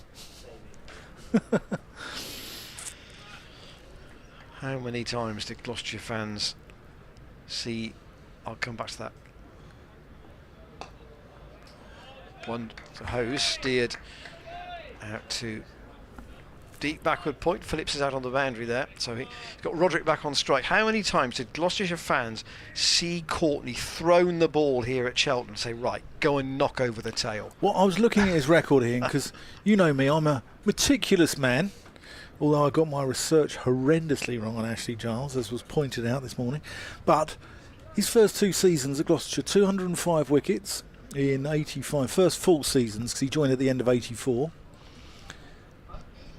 And Gloucestershire went from bottom of division of the county championship, or 1 division back then. I'll come on to it after this ball. Zaman Akhtar to Roderick. He can't get this single. He's stuck on 49. They were bottom in 1984, didn't win a game, and Courtney alone propelled them to 3rd. And Jack Russell said if our batters had pulled their finger out, we'd have won the title that year. Yeah. Is that true? He made a huge difference. Yeah. Absolutely huge difference. What was telling was David Graveney, because he was, you know, we interviewed him last week in the hub. Zaman Akhtar to Roderick again. Lets that go outside the off stump. David Graveney's been a selector, so he said if you could only pick one overseas and you had the choice of Mike Proctor, Zahir Abbas, Courtney Walsh, Sadiq Mohammed, who would you go for? And he went for Courtney, which was quite telling. I think Proctor would be the go-to answer for most of the Gloucestershire members, wouldn't he? I mean, they were all wonderful players in their own way. Roderick, once again for Zaman, who's just calmed him, or becalmed him here. But the thing about Courtney was that he was, to call him a stock bowler would be very unkind, but he was capable of bowling long spells as well as quickly. That was the thing. You just couldn't get away from him. I think, you know, his biggest attribute was a change of pace with no discernible change in his action. Someone into Roderick. Is that the single? No. Fielded by Hammond. Would that be a fair comment to make? There was a real change of pace with no sort of proper change in his action. The arm came through at the same speed. It was a very languid approach, wasn't it? Yeah. To the wicket.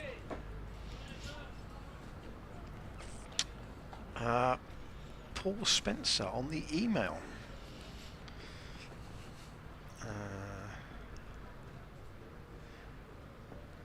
Roderick. Again, he's patiently stuck on 49 at the moment, but just a single off that Zaman Akhtar over. Paul's in Burnley. He says, the only time I've been to Cheltenham was for the match Graham Hick hit 170 plus as Worcestershire chased 380 in the 4th innings. Sadly, I only tendered on the first day and missed Hick's innings. Andy Bickle also hit 100 in that 4th innings. Hick also equalled WG's 126 first class centuries during that knock. It was perhaps Hick's final greatest performance. He was almost 39. When was that? That would have been in terms of the wins here. I'd say late 90s if Bickle was around.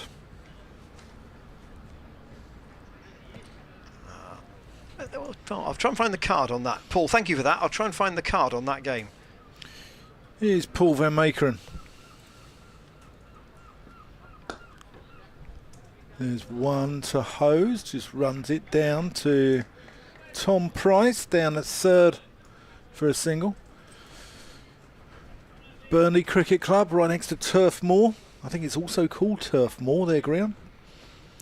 James Anderson's club. Michael Brown came through there, had a career at, I think he's the chairman there now. He had a career at Middlesex, Surrey and Hampshire. Van Makeren in, and Roderick can't get out of the way. Jonathan Clare, I think, as well, played for Derbyshire. I think he came through Burnley Cricket Club. So they produced some good players over the years. Did Lancashire League, very strong cricket up there. Did the one Jay Anderson come through that Yes. club as well? Yeah. I thought he did.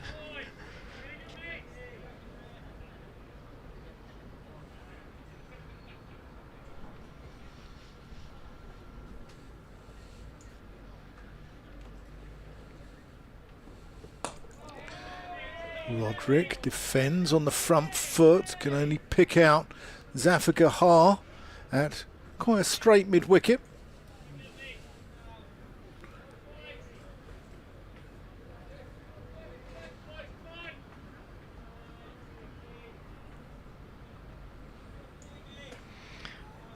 Looks like it might be 2004. Yeah, 2004, that game.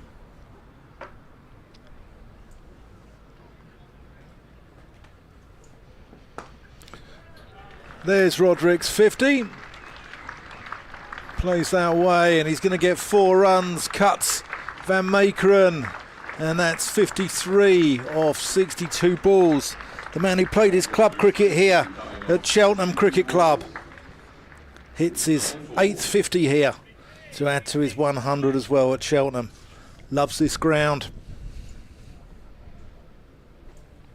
Well batted. And actually, how is he here? He's opening and keeping wicket. It's a big ask, isn't it? Yeah, I mean, it's okay this way round, unless he bats throughout the whole innings. But, you know, when you've got to bat in the 3rd innings, having kept, that's the difficult junction in the game.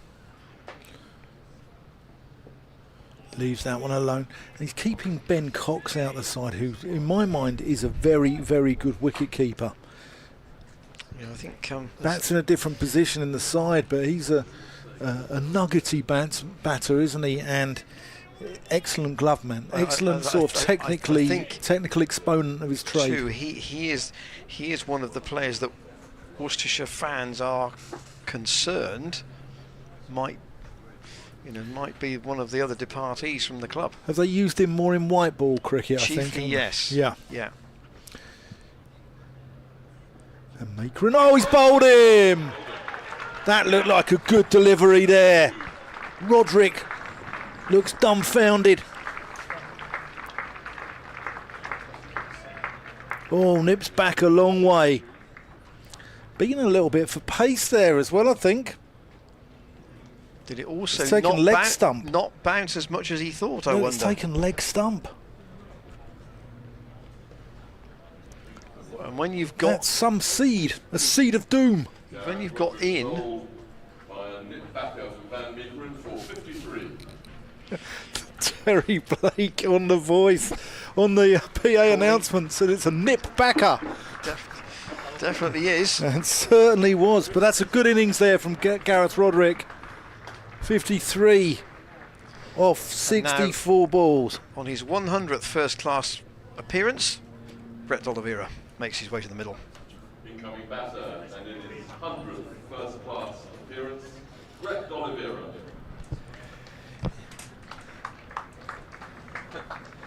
Third generation of his family to play for Worcestershire.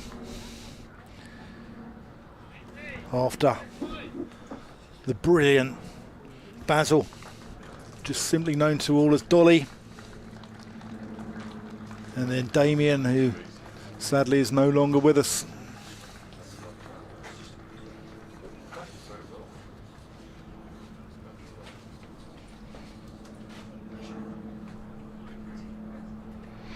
Yeah, Worcestershire have... Oh, if they couldn't see the way out of the terrible hole they were in at 18 for 3, at least they can see the way out now, but they've lost one of the mainstays. One of the chief spade shovelers has gone. RIT guy Asher's in here, and it always worries me when he's coming in because it always makes me think we're about to lose. Salman Akhtar. Oh, that's a good delivery to Adam Hose. First time he's caused trouble for the right-hander. Yeah, just go back to that last card that was mentioned by Paul on his email. 2004, Gloucestershire 445 and 189, Worcestershire 274 and 363 for 5, batting last. Won by 5 wickets. Hose low on the bounce into the gully where Hammond does a shovelling stop. Yeah, it didn't carry. Gloucestershire 445.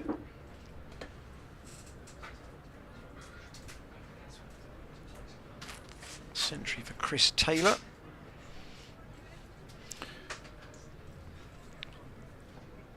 Achter in. Pleasant shot down the ground. That's a good shot from Hose. Punch that away to long on. That will run all the way to the rope at the chapel end for 4. Worcestershire to 99 for 4. He looks a good player, Hose, doesn't he? Yeah, the Worcestershire apply 19 years ago. Hick got 26 in the first innings, but when Gloucestershire were skittled second time, 4 wickets there for Kadir Ali, then Hick and Andy Bickle got those 363 in 92 overs. It's a good chase. Here's Achter again to Hose, who stands tall and a cry of no, quite rightly, as it was stopped again at backward point. Is Hammond okay there? I think he just might have got a bang on the knee. Yeah, jarred. See Chris Taylor. Chris Dent went past his 100 record last week, didn't he, with that 100 against Glamorgan? Hose lets that go. A couple of other actually milestones in that game. Miles Hammond went past 3,000 first-class runs, and James Bracey went past 4,000. Okay. And Chris Dent is getting close to 11,000. What a wonderful servant he's been to Gloucestershire cricket, Chris Dent. Not impossible he could get there in this game. Yeah, fantastic cricketer, fantastic bat. Achter to Hose. Oh, bowled him! 5 down. Look where the bail ended up. The bail's gone almost halfway back to the boundary. And he's just played round that. He's a prod of no great confidence at all. And Achter bowls Hose for 32. We could be seeing both teams bat here today, Dan. We could be seeing both teams bat by the middle of the afternoon at this rate. Certainly could. But as we said, the Worcestershire tail can wag. This guy can bat.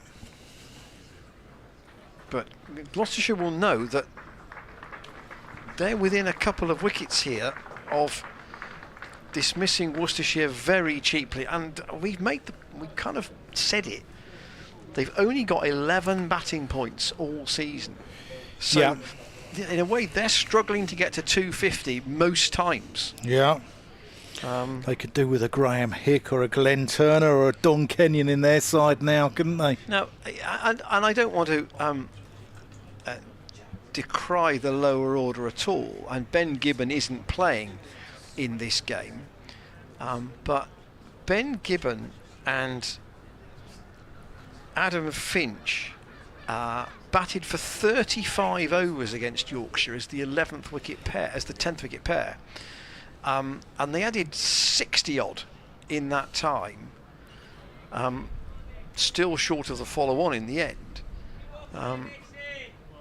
But they did squeeze out, more runs than perhaps the supporters at New Road thought likely. Yeah. But it's a different situation here on what the pitch looks to be offering a bit more. 2 new batters at the crease. That's D'Oliveira's first ball. Waite yet to face as well. That's the thing about Zaman Akhtar though. He's got huge potential, hasn't he? He might leak a few runs and he might bowl the odd bad ball, but I think he's got that magic delivery in him. And if he can find a little bit more consistency, I think Gloucestershire have got a class player on their hands in him.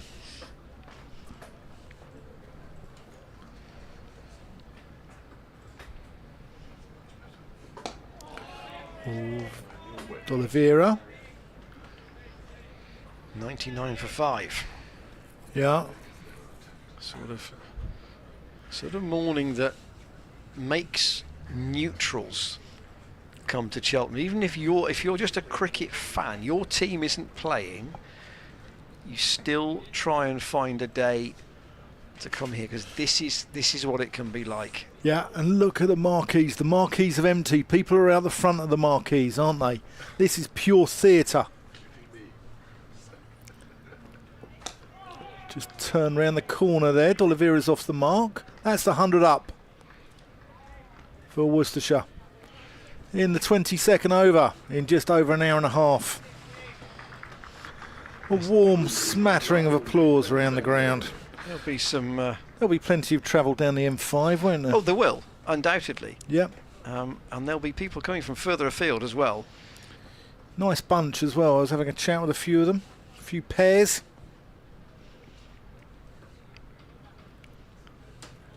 Glamorgan have declared at Derby. They've decided that 521 is enough. Oh. Maybe bring on Gorvin and have a ring filled with 2 men on the boundary initially. Let's just turn round the corner. He's going to get one weight. Actor does the fielding down there in front of the electronic scoreboard. That's not the Andy Stovald score. That's the box to our left, isn't it? The Martin Stovald score is the box to by the tree, by where the players area is here at Cheltenham. And that one runs independently of the main board. So as James here, you rather flippantly said, it's always correct. It doesn't depend on the internet and other gadgetry. D'Oliveira lets that one go through to Bracy. Yeah, we've had 1 or 2 gremlins here with our Wi-Fi and whatever, but we think we're all right. We hope we're coming to you loud and clear at home. Remember to drop us an email. We'll read them out. All the difficult ones to Ian Randall, all the very nice ones to me, please. There's our email address, commentators@glossccc.co.uk. And Maker and bumper, D'Oliveira. Doesn't even really need to duck it. 101 for 5, both bats on 1. Actors 1 for 22 off 5, and Macron's 1 for 19. Matt Taylor and Tom Price both bowled earlier. Price 1 for 23 off 6. Taylor 2 for 27. 3 of the Worcestershire top 4 were out for ducks. Roderick and Hose, between them, have contributed 85 out of 101. Tells you most of what you need to know. Their stand was worth 77 for the 3rd wicket. So if you can get in on this, you can score quite quickly. So Matthew Waite, who's looked a handy pickup for Worcestershire from Yorkshire. Yeah. To face Zaman Akhtar. Oh, he's played that without any foot movement at all.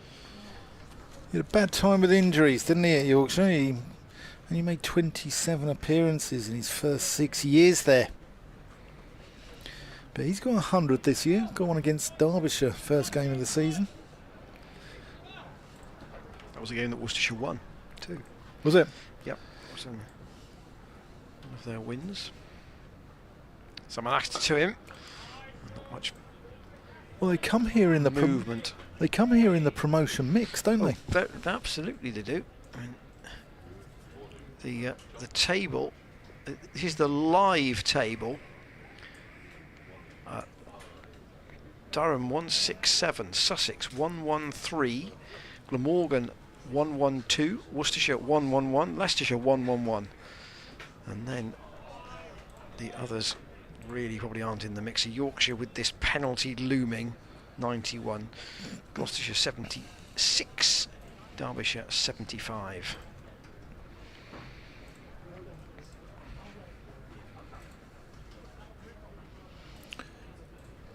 Gloucestershire and Derbyshire still have to play each other. Somebody rather flippantly said to me that'll be the wooden spoon game.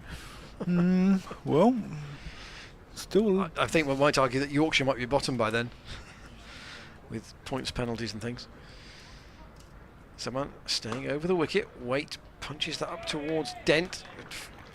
Smart bit of work on the bounce. Prevents them taking the one. The spiders don't seem to be as prevalent in here.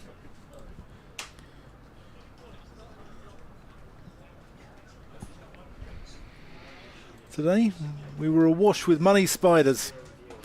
Actually made me go and do the lottery on Saturday night. Did me absolutely no good whatsoever. If I'd won it, I wouldn't be here, Ian Randall. Someone in. As much as I love you, Ian, I'd be on a beach in Barbados Now, right if now. I didn't know, when this kind of email comes in, I suspect that's from Jerry Wolstenholme, is it? It is. Look at that. I can always tell as a Jerry Wolstenholme email. He says, "Great to hear that Courtney is at Cheltenham today. Please give him my regards," he said. A little story, says Jerry, about Courtney. My wife, daughter and I were friends with him, and one evening he called at our bed and breakfast to spend some time with us. You can see this is going to be a long tale. Here he is. Waite, he turns that into the leg side, straight to Tom Price. No run. That's the end of Zaman's over. He's bowled 6 overs for 22, which is a good clawback from where he was, and it's as his first maiden. 101 for 5. So Jerry goes on. Suddenly, we were out when we got in. The owner said about a visitor, which puzzled us, and he then announced it was Courtney, who was waiting an hour or so before giving up. Needless to say, I had to apologise the following day. On one other occasion at Derby, I spent an interesting evening with him at his hotel when we chatted to a background of reggae music and viewing highlights with volume of a sporting occasion on television. He thinks it was the Open. As we left late into the night, we bumped into Eddie Barlow on the stairs, but did not announce where we had been, just in case. Typical of Courtney, just mixing with cricket people. And Jerry, I know, used to be a familiar sight and voice here at Cheltenham. And therefore, Jerry, good to hear from you. Yeah, fantastic. Tom Price is coming back into the attack. Have we had more emails in? Or was it just the one? I think there may be others, but I'll get to them shortly.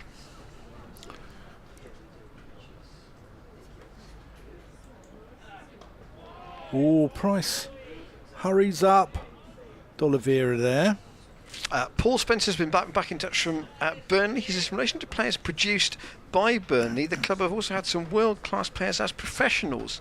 Lance Gibbs, Sid Barnes from the Bradman Invincible side, Charlie Griffith, Mudassar Nazar, and Bale Benkenstein, who was a good mentor to both Anderson and the Browns in the late 90s. The cricket predates the football club. Also, Joe Angel of Australia did play Sunday League for Gloucestershire in the early 2000s. So I think Angel was also there as well. Nice shot there from D'Oliveira, but can't get it past Van Meekeren. Thanks, Paul, for that. Much appreciated. And there's one other email I'll get to in a moment. There's been some wonderful professionals in the Lancashire Leagues. Good friend of mine, Jack Simpson, who's the father of John Simpson in Middlesex. Played for Ramsbottom Cricket Club up there. They've had some great players. Keith Arthurton, people like that.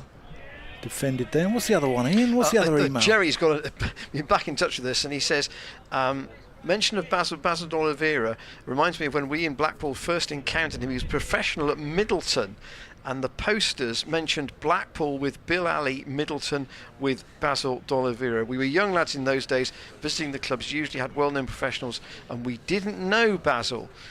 As the old cliche says, the rest is history. Fantastic. Yeah, as Terry's just informed us. Now, Jerry will be back on if I get this wrong. Is it Stanley Park at Blackpool? Yes, it is. Yeah. I thought so. Yeah, they've just played there, haven't they? They played Essex. Lancashire played Essex there, I think, last week or 2 weeks ago. 2 weeks. Sorry, 2 weeks ago. Yeah. Yeah. When Essex won it with about 2 overs left. Yeah, great game of cricket.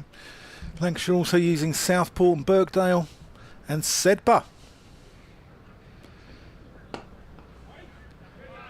Driven by D'Oliveira, can't get it past Zaffa. Because I think the last wicket they took was Rob Jones, who of course is now on his way to Worcester for 2024. Now James has just dropped me a note and said there's a newspaper cutting that he wants to show on the screen. So I want to do that in one ball's time at the end of the over. Oh, there's an attachment on the email. Put it on the screen, James. We'll do it from there.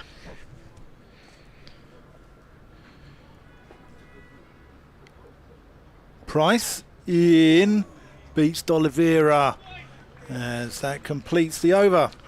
So has this been sent in, or is this a cutting from the Gloucestershire Echo in which year? It's in the 1930s somewhere. You didn't write it, did you? It refers to problems with the scoreboard at Cheltenham, which have therefore, even 90 years on, still has a reputation that goes before it. Yeah. Wrong numbers going up continuously after waiting quite a long time to know the score. Saman Akhtar staying on at the chapel end and cut by Matthew Waite for 4. That's just too wide, and having bowled a maiden, the first maiden of the day actually in the his last over, this is wide enough and short enough that Waite can just use the pace of the ball and steer it away down to the boundary at wide third man. Yes, as Dan said, the hospitality marquees, there are 3 of them down there, well populated, and Waite stands tall to this delivery from Akhtar and plays it back to the bowler.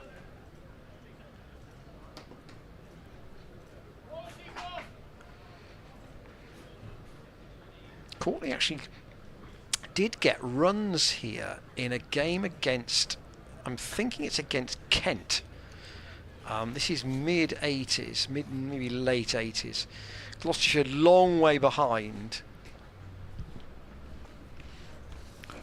And Waite here can pick up 4 more.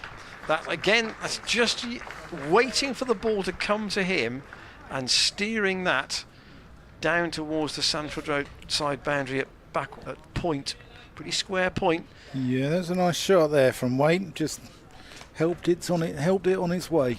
Very pleasant shot. And my brain says that Courtney got sort of 60 odd in what looked a vain chase. It became a vain chase in the end, but the thing is with Courtney, any batting was entertaining. Saman in and Waite punches. That's 4 more. That's a good shot. That's much more orthodox. He's played 2 behind square where he's used the pace of the ball. There he's just forced it and gone through the line, and Chris Dent's had to sort of just watch it speed past him. That was lovely. Just a stun. Held the pose as well. Just almost like a stunned drive. Decent crowd in here today. Yes, could well be not far off 3,000 today, I would think. Yeah, I'd say. It's the biggest so far of the festival. Tom Price being dropped out now to deep backward square. Someone into Waite's going down the leg side, taking a tumbling take by James Bracey. I'm going to love you and leave you in, and I'll be back after lunch. Hope Courtney's on time, Dan. I'm sure he will be. If he knows that Mr. Whiting's going to talk to him, he'll be there. But it's been a very, very watchable morning, this. Some good shots. And 5 wickets for the Gloucestershire bowlers. Someone's bowled 7 overs, taking 1 for 34. Important wicket. Just when Adam Hose looked like he was getting going. He's bowled the only maiden of the morning. But an important capture. Might see a notional over from Zaffa before lunch perhaps, but Tom Price already into a second spell, having taken 1 wicket early this morning with that aid of a good slip catch from his brother. Oh, it's almost played on. Brett D'Oliveira just dropping that into the ground. It was spinning, appeared to be spinning, and it may have just possibly even hit his back foot actually. I'll do it once more. But Gloucestershire probably only get to 28 overs this morning, but there's a bit of compensation with the 5 wickets having gone down. D'Oliveira probably already thinking about just surviving and being there until 20 minutes to 2, when players will resume after lunch. So the forecast is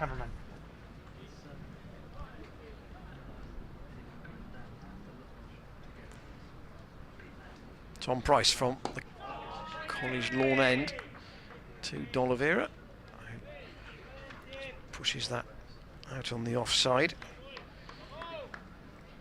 Just the 150 this season, 274 runs in his 8 matches, so a bit of a thin time of it.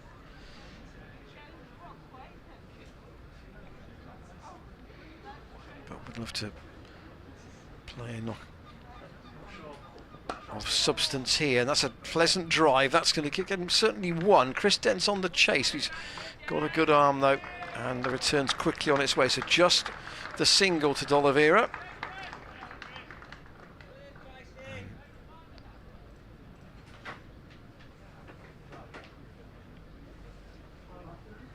Dent has that ability to slide, collect the ball and throw all in one movement on occasions.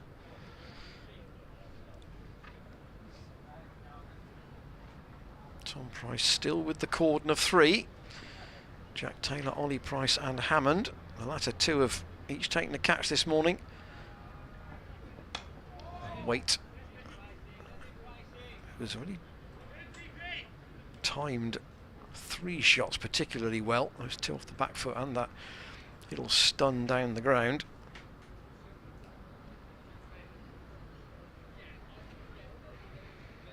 I'm just going to look at the man who yesterday on a message became J.R. Hartley rather than J.R. Healy, and you'll appreciate the gag about that if you know the fishing book advert from the time.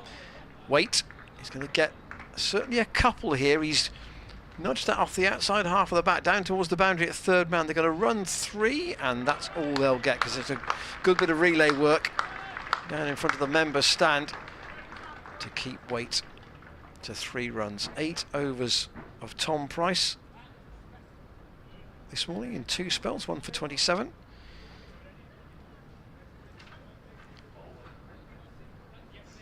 And we will see Zaffa. So Zaman out of the attack.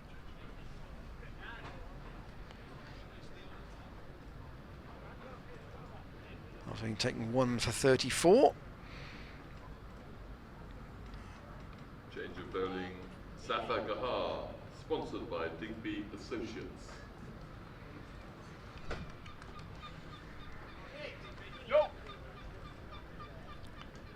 Paul van Rieken just being moved by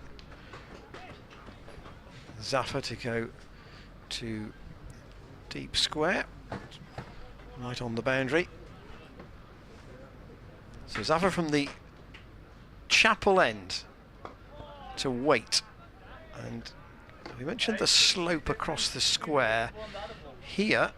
If Zaffa's going to bowl from the chapel end, as he has done throughout the festival so far, just a little bit of aid possibly from the slope across the square. It's not a huge gradient, but it might just help him a fraction.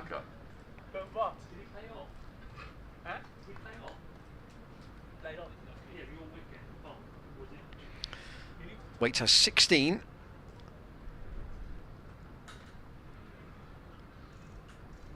Forward, and what's likely to be the last but one over of the morning. They might squeeze 2 in, particularly if Worcestershire decide they're going to shut up shop until the interval. But you didn't spot it, that's disappointing. Mate, I've got something going on at the moment. I did. Zaffa in, and that's too short. Cut by Waite, but not past Are you telling me you don't analyse Joe Phillips. where the bowler's lands in the crease? Mate, give me. Eh? Paul, didn't you hear me say a nip backer on the PA? Zaffa tosses that up, and much fuller length. Waite wasn't tempted though. And a maiden to start for Zaffa. So just an outside chance Gloucestershire might get 2 more overs in before that nip lunch. is a lot more than Paul the- Van Meeken just having a chat with Harry Clements, the analyst, who's just sat literally in the next chair to our commentary position. And Van Meeken has got to go a bit like a child who's been called to the front of the class, has got to go across from the boundary at deep back of square leg over to mid-on for Tom Price's over. Worcestershire might just try and slow this down to make sure there isn't another over here. Price to D'Oliveira, who defends out onto the offside.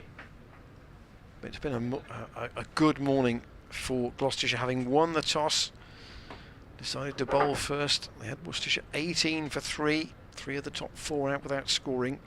Then a good stand, 77 between Roderick and Hose, and then both out within 4 runs of each other. So Waite and D'Oliveira having to kind of start again, really.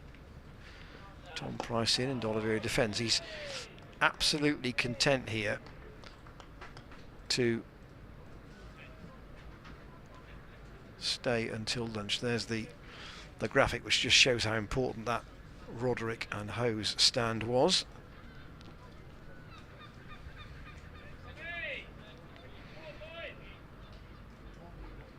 Many of the shots you see on the Gloucestershire social media taken by Robbie Stevenson's just out to our right hand side with his long lens, in looking for D'Oliveira here to play an expansive shot, which he doesn't do, and he'll just squeeze a single out to Chris Dent on the offside. So he gives Waite, in theory, 3 balls of the over to face. Sun's just gone in for the moment, but it's been a lovely morning here at the college ground. Obviously this game Wednesday, Thursday, Friday, Saturday. There's the National Counties game against Wiltshire on Sunday, and then the 2 Metrobank one-day cup matches here next week. Tom Price past umpire Chantry, and he's got that off the, I think, bat and pad maybe, Matthew Waite, down to Zaman Akhtar in front of the scoreboard. There was an edge on that, so he advances. And he has 17, Worcestershire 119 for 5. And a lot depends, with deference to Joe Leach and the rest of the tail, a lot depends on Worcestershire on these 2. Tom Price in, and D'Oliveira at 12.59 defends the 5th ball of the over. So yeah, there'll be a bit of gardening, a bit of a chat, and they'll just eke out a few seconds to try and get it round to 1 o'clock and prevent one more over. Gloucestershire will have bowled 28 in the session, therefore there will be a number on the scoreboard at the this will be the last delivery, And D'Oliveira defends, and that will be lunch. There will be an assessment of the over rate at lunch now taken by the umpires with the scorers.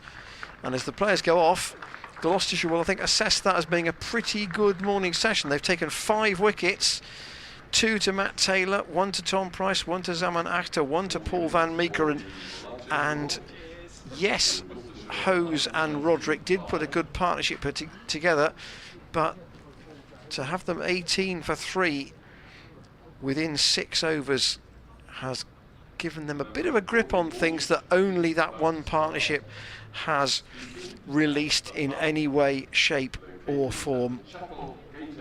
There's the short details of the morning.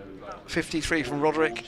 He and Hose, really the partnership of any substance. Waite and D'Oliveira, the not-out batsmen, and the short bowling figures of the wicket takers. Thanks for your contributions on the email this morning. We'll continue those into the afternoon session. Hopefully the weather plays ball a bit later on, because this is too good a day's play from what we've seen for it to be spoilt by the weather after lunch, or after tea in particular. So hopefully that stays the way of things, and we'll see you again just before 20 minutes to 2 with Gloucestershire on top so far, but by no means with absolute control. The Worcestershire bowlers might look at this pitch and say, yeah, we fancy a bowl on this too, but at the moment they've got to at least make some substance of a score, and Waite and D'Oliveira have got the responsibility for that at lunch. 119 for 5. We'll see you just before 1:40.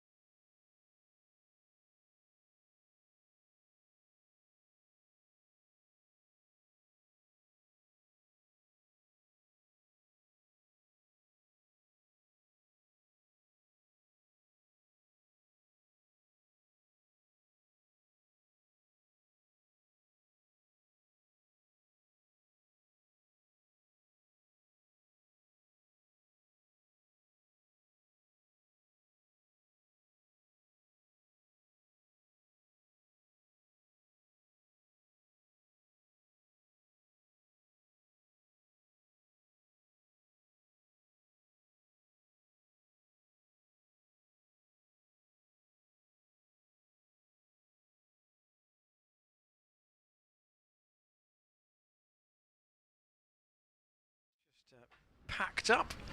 Umpires and players on their way for the afternoon session. Dan spent his lunch chatting to Courtney Walsh. He's in exalted company, and it was standing room only. Dan, was it not? Yeah, it was an honour and a privilege to interview the great man. I mean, you look, seam bowlers in Test cricket, you think, who's ahead of him? Broad, Anderson, McGrath. That's it.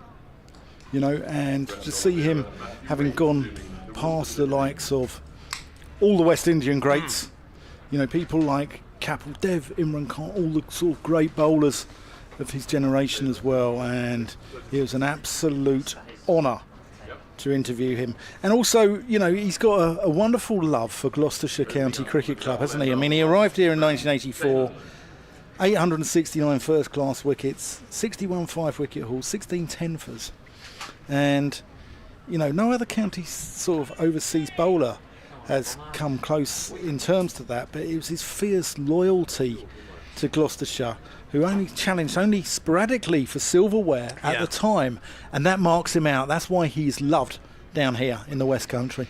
So Matt Taylor's going to come back into the attack. He bowled 6 overs this morning for 27, and he will bowl from the Chapel end. A little bit of concern from the ground staff about the rain forecast for later on. Initially, when my alarm went off this morning, it said 5 o'clock for this rain. When by the time I left the house, it was 4 o'clock, and the ground staff now saying, well, the heavy stuff might be 4, but there might be some light stuff earlier than that. We hope that's not the case. Here is Matt Taylor to open up after lunch, and Matthew Waite lets the first ball go through to James Bracey. And there's no better measure, Dan, of the morning that we've had here than you saying to me when you come back to Northampton Courtney, that flew by. And that was because of what we watched out in the middle. It was theatre. Always something happening. I mean, this is an amphitheatre here at Cheltenham, isn't it? And that was pure theatre this morning. 119 for 5. There were runs scored, there were wickets taken, there were some marvellous catches. I mean, Hammonds was good, Ollie Price's was outstanding, and I thought it was just a fantastic morning's cricket. 3 slips still in, or 2 slips and it's almost 2 slips and 2 gullies. 2 slips and a gully and a backward point, quite close together. They're not in shot for you on your screen at the moment. James Healy's just looking at the rain radar as well. They have had some rain at Taunton this morning. I don't know exactly where it's coming from. Is it coming from the southwest? Is it coming up that way? Oh, there's a big band of it. Yeah, so that doesn't look very good. Don't like it when it goes yellow. I don't like those. Later in the day, Matt Taylor in, and Waite stuns that down the ground. That'll be 4. He's timed that really well. Chris Dent's off in pursuit, but even he can't haul that in. He's unfurled some beautiful shots, hasn't he, Waite? He really looks a very, very good player. More of a bowling all-rounder, isn't he, really? Or really, yes. Yeah. Yes. He's only, he hasn't scored 1,000 first-class runs in his career, but so he looks a handy pickup. So the sort of guy who you think batting at 7 could make a contribution with either bat or ball. Yeah, he's a good cricketer. Taylor into him, and again that's almost in. He's in the V, but Dent comes across from mid-off. And now I'll just make the comparison here. That was the Ryan Higgins role seen as by Gloucestershire. Now I'm not saying he's in the Higgins bracket because of his number of runs and his number of wickets, but that's where you want your 7, isn't it? This thing, he could get you a 60 or a 70, and he could take 5 wickets for you. Well, he got 100 first game of the season, didn't he, against Derbyshire? So, he's obviously more than competent with the bat. So his first class record is 64 wickets at 29. So that's decent. Far from shabby. Yeah, it's your sort of figures, Ian. Matt Taylor round the wicket, and Waite works that into the leg side. That's gone past Safar. I don't think he'll be able to hold that in. That's running away. He might chase that, but it won't stop it running into the boards in front of the members' stand. Worcestershire off in this second over after lunch with a couple of boundaries. That's beautifully flicked off the hips. Just pure timing there from Matthew Waite. He's dealing extensively in boundaries here. He's got 4 boundaries in his 21.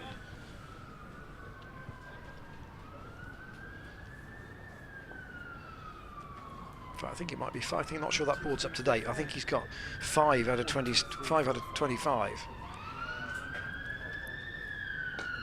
This time into the ground. Didn't time that or put it where he wanted it, so he squeezed a single out to mid-wicket, and he'll keep the strike. That's just ruined my 1, 2, 3, 4, 5. Yes, well, it was there for a while, but the board has not yet caught up. But it should read 128 for 5, and that's therefore the score that we will give you. 128 for 5, not 123 as it is on the screen, so we're not quite there. It's now just catching up, and it will be the return of the Flying Dutchman from the College Lawn End, 1 for 19 in his 5 overs this morning. James Healy's just catching up on the emails as well. If you want to get in touch with us during the afternoon, please do. Paul Van Meekeren is going to take us away from the College Lawn End. What a nice shot that is.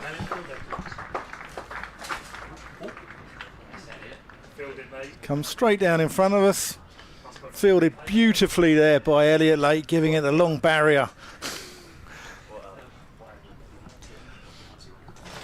Waite looks a good player. Yeah, just reference, we were talking about Rob Jones's move from Lancashire to Worcestershire before lunch, and the fact that he got that 100 in the game against Essex a couple of weeks back. Our Blackpool reporter, Mr. Wolstenholme, has been back in touch. He said, I don't know what he said after this ball. Van Meekeren to Waite. That's driven nicely as well. Waite's on fire here. All on the ground, that. Out to square cover for 4. Yeah, Jerry Wolstenholme says that Essex game was a magnificent after a first day washout. It finished with 10 balls remaining. Dan Lawrence was particularly impressive. Never mind Lawrence of Arabia. That day belonged to Lawrence of Essex. He says, I'm about to have a book published entitled Essex by the Sea, 100 years of Lancashire v Essex at Blackpool. And I reflected on that recent match that it's 65 years since I first saw Liverpool against Everton at the other Stanley Park, and I've been to many of those encounters since. And Meekeren. Oh, in fact, no, that should read Lancashire against Essex, shouldn't it? Not Liverpool against Everton. Although they do play that. That Stanley Park is between Anfield and Goodison, isn't it? It is. Yeah. Thank you. Yeah. I read that as Liverpool v Everton, but he means Lancashire v Essex, and I've been to many of the 10 encounters there since. He says. Thank you, Jerry.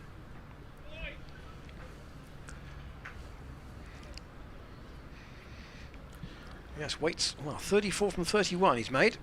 He's got an amusing story about Mark Lane, hasn't he, and Alan Border from the Essex games. Van Meekeren comes in. That's nicely played. Waite's going to get 4 more as well. He's absolutely creaming it.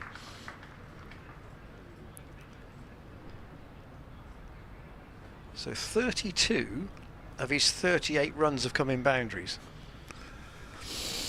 There might be some time to see if he can play the short ball here, perhaps. Hammond is going out onto the rope at point. I think James Brace has seen enough of this from Waite since lunch. Worcestershire have added 21, and we're only in the second over after the interval. And all to Waite.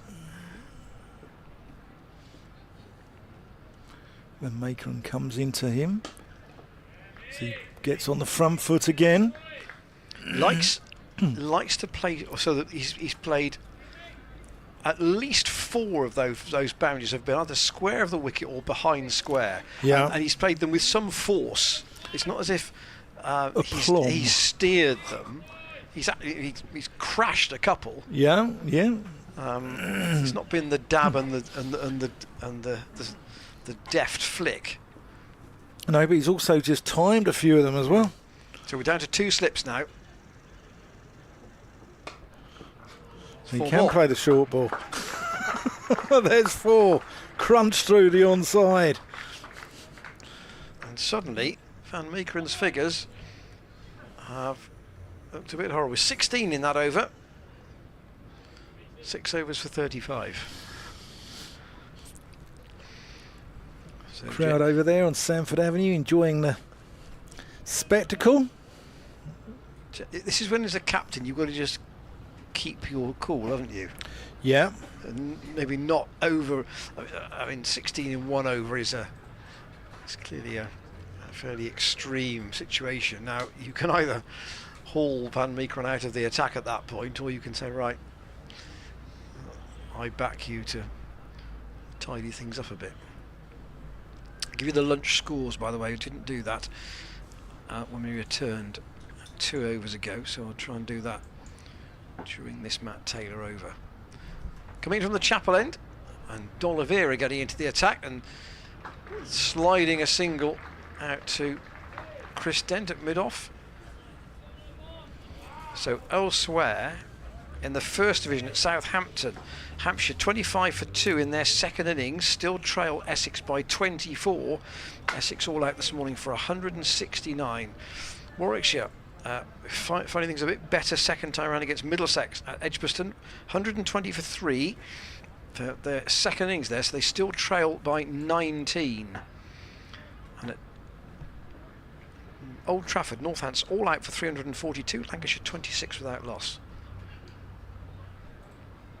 Right, what has Matt Taylor got in store for Matthew Waite? That's a ball's well pitched up, and Waite defends. At Trent Bridge, Notts 350 all out, Kent 8 without loss, and at Taunton, Somerset 170 all out, Surrey 270 for 6. The lead is exactly 100. All those games in the first division. Second division, they're due to restart shortly at Scarborough. Yorkshire 211 for 3 in their first innings against Durham, and Derbyshire 521 for 8 is what Glamorgan got at Derby. Glamorgan 521 for 8, Derbyshire 17 without loss in reply. Single to Waite brings D'Oliveira down to face Matt Taylor, which has been a rarity so far. I wonder if Harry can tell me how many balls has D'Oliveira faced Taylor yet. I think the answer to that might be no.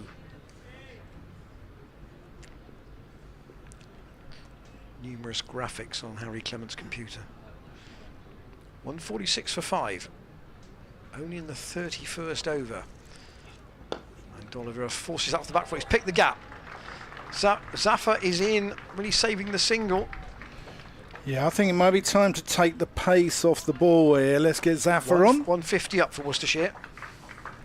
And interestingly, I did spot this at lunch, is that Gloucestershire were level on the over rate at lunch, even though they'd only bowled 28 overs in the morning session. That was when you account for adjustments for wickets and such like. Well, after being -4 against Glamorgan, I think someone's had a word. Partnership between these two is worth 51, and D'Oliveira has made only 8 of them. Matt Taylor round the wicket. D'Oliveira works that into the onside, straight to Tom Price.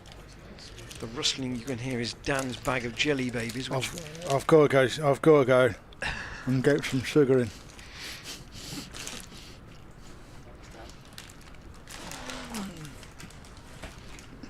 Offer them around the team. No. Not them around the team, he says. Taylor 2 for 42. D'Oliveira waits for him from the chapel end. Again, that's a pleasant stroke, but straight to Dent at mid-off. That sunshine has gone in just at the moment. We've got a little bit of cloud overhead, which may potentially aid the quicker Gloucestershire bowlers, but Waite in particular looks absolutely primed to capitalise on anything that's loose.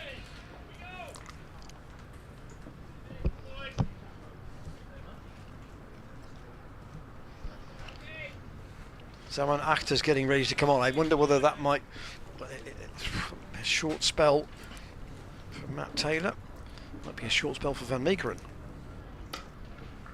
That's crashed through the onside as well.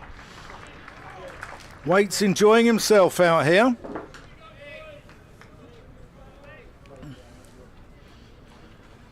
James Healy has returned the bag of jelly babies. A lot of the red and the black ones, all the good flavours, seems to have gone. And there seems to be a wash with green and yellow ones now. Which isn't good form, James. 10 fours in that 47 for weight.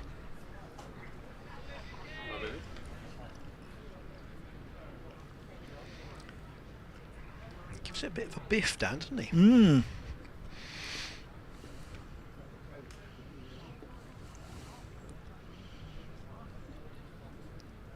Van Makeren in. That's going to be 4 more. Is Hammond going to get there? Oh, great work, Miles Hammond. Fantastic, and a brilliant throw as well over the stumps into James Bracey. That new dyed hair has streamlined him. As he dives and stops a certain 4. It's Tight call, that. Just about made it. yeah. Right by the rope.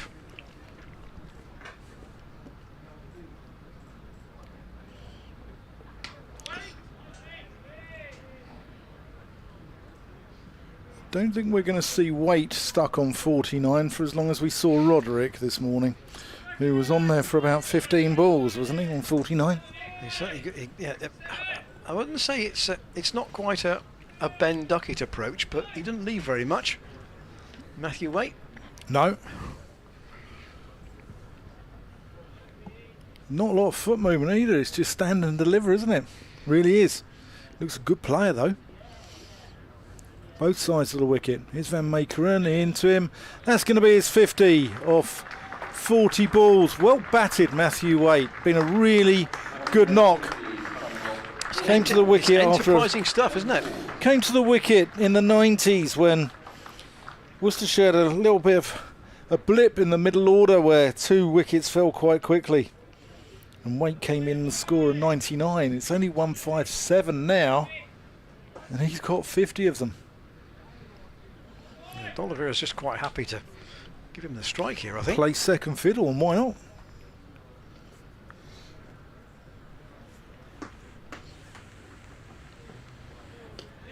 Left alone by D'Oliveira. Gloucestershire wouldn't mind bowling at D'Oliveira for 2 or 3 overs. I No, think, just to keep it tight, keep Yeah. it tidy. D'Oliveira's scoring runs on his own. He's played a couple of very nice shots through the offside. But Waite has been crashing it in certain areas. You know, yeah, off the back foot behind square in particular, but a couple of those shots off Van Meeker, and then he played a pull shot, having punted 2 out to deep point. Van Makeren past Jack Chantry. D'Oliveira whips that one off his legs. That can't be cut off down by Zafar Gahar on the square leg boundary. And that's 4 more. Gloucestershire really leaking runs since lunch. He scored 42 since lunch in 5 overs, I think. In fact, 4 overs. 42 in 4 overs since lunch.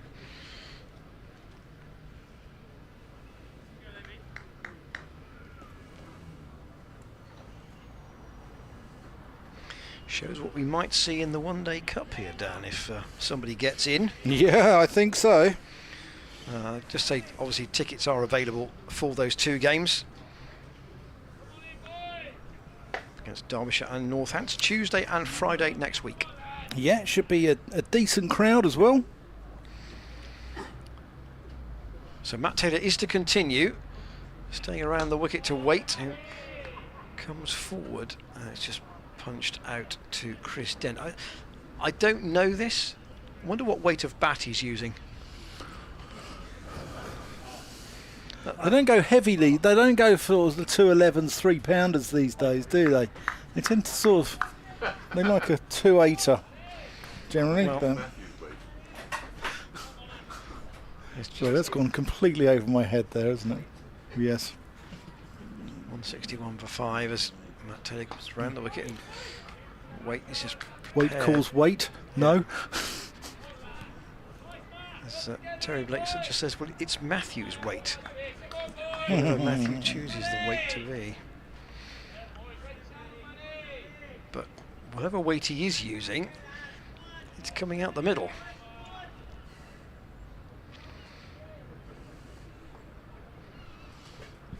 Roderick and Waite now have both got to 50. Can either of them, or can the latter in particular, go on? 4 more. That's gone past Chris Dent. I don't think he's able to hold that in. Dent's fast himself, but that's gone again away out to wide, long off. And once it's gone past you on that slope, it's very difficult to pull it back. Here's a second look at this. Again, it's that sort of stunned drive, isn't it? It's the check drive. Yeah, check drive. Holds the pose. I think Gloucestershire might want to take the pace off the ball a little bit here. Maybe bring Zafar Gahar into play. And let Waite do the work. A field change. James Bracey just got Tom Price out at deep square, just doing some limbering up. So he and Zaman Akhtar both, I think, potentially ready for a return to the attack. Paul van Meekeren's 2 overs have cost 27 since lunch. Tom Price. Anyone who was here for the reverse fixture? No, he got 100 and a hat-trick in the same day. Matt Taylor with 2 wickets. It's a bit more accurate, and Waite forced to defend. Out to Hammond at mid-wicket. So just Jack Taylor and Ollie Price in the cordon now. He's got a fine leg, Van Meekeren. Phillips is out at backward point. Still only 2 men in front of square on the offside. Hammond trying to plug that gap on the clip through mid-wicket. That's a sharp single. Wrong end, I think. Zaman Akhtar just pulling up a little bit. He went to field that. He threw at the striker's end. D'Oliveira wasn't the quickest to get there, but he didn't hit, and D'Oliveira got home. So Taylor 3 overs for 20 since lunch, and Worcestershire have kicked on from 119 for 5 to 166 for 5, and these two have added 67 so far, and it will be Zaman Akhtar to replace Paul van Meekeren. Yeah. A change of ends too from this morning. Zaman Akhtar. This could be interesting.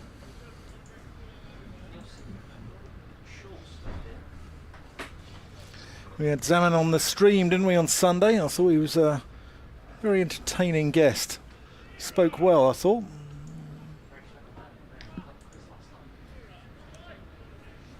Lovely guy.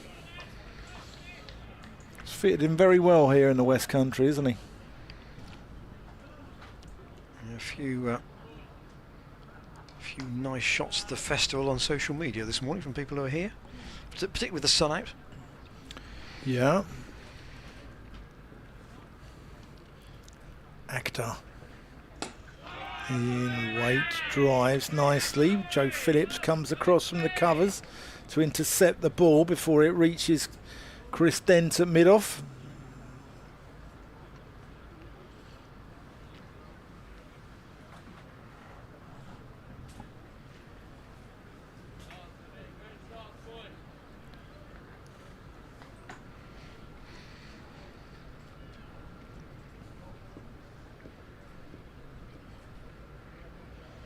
Akhtar past Jack Chantry.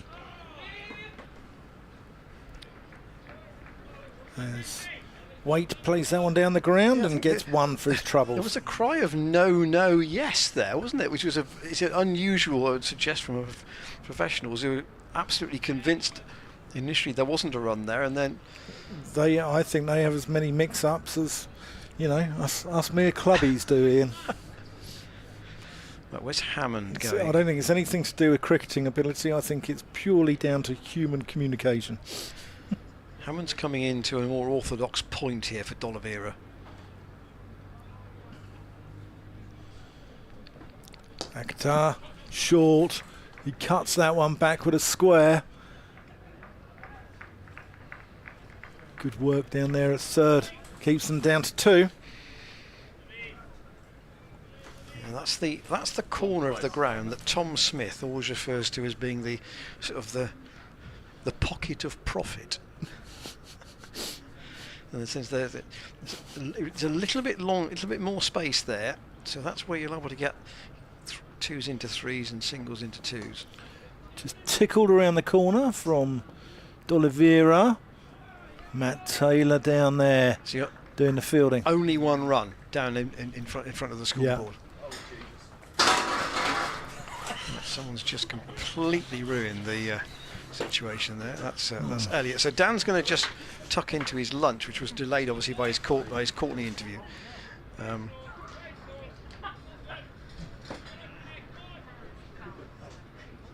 as at least Elliot hasn't collapsed, or he's knocked that stand over. Short from Zaman, and it's just gone beyond the tumbling figure of Van Maker, and they'll take 1, and that's all there'll be because Chris Dent has covered the move there. 171 for 5. So Worcestershire have rallied well here, but they've not got a great record in terms of batting points this season. Their bowlers have done a lot of the work for them. And D'Oliveira on 15. Waits for Zaman Akhtar. He's got that very fine, very, very fine. May not have come off the bat, but he's got just enough on it to flick it away. I would have thought initially that was only off the pad, but let's have a look at that. How far has he gone across here? Yeah, just worked it very delicately deftly down the leg side. So the overs are becoming a bit expensive for Gloucestershire, since they've scored 54 in 25 minutes here, Worcestershire. And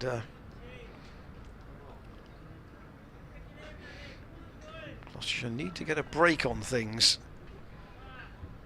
Can Matt Taylor tighten it up from the chapel end? Way to spread the field here with his aggressive half century. Will he continue to play that way? That's very fine too. That could be 4 more, and it will be. So these two absolutely racing along. Wait, 17 at lunch, and he's got 61 now. He's by far more the dominant player in this partnership, but they've been... Would I just ask Harry, how many boundaries since lunch? Could you just top that up? 12. 12 boundaries since lunch. Try for 2 from Matthew Waits. He clips that off his legs and then comes herring back for the second and just about makes it. But that is why the run rate is absolutely herring along. Overall, now up well above 5. And I say Waite is, he's not dealing in exclusively in boundaries, a very high proportion. He's got 12 boundaries in his 63.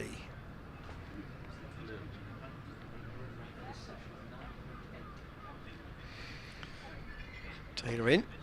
Waite was half an appeal for a leg before, but umpire Saggers says there was a touch off the bat anyway. So, and the run rate since lunch is almost at 10 and over. Worcestershire deciding that the best way of trying to have an impact on this game is to Waite in particular to go out and be quite aggressive, and it's been profitably so. Matt Taylor to D'Oliveira, it's just steered out to Phillips. So Waite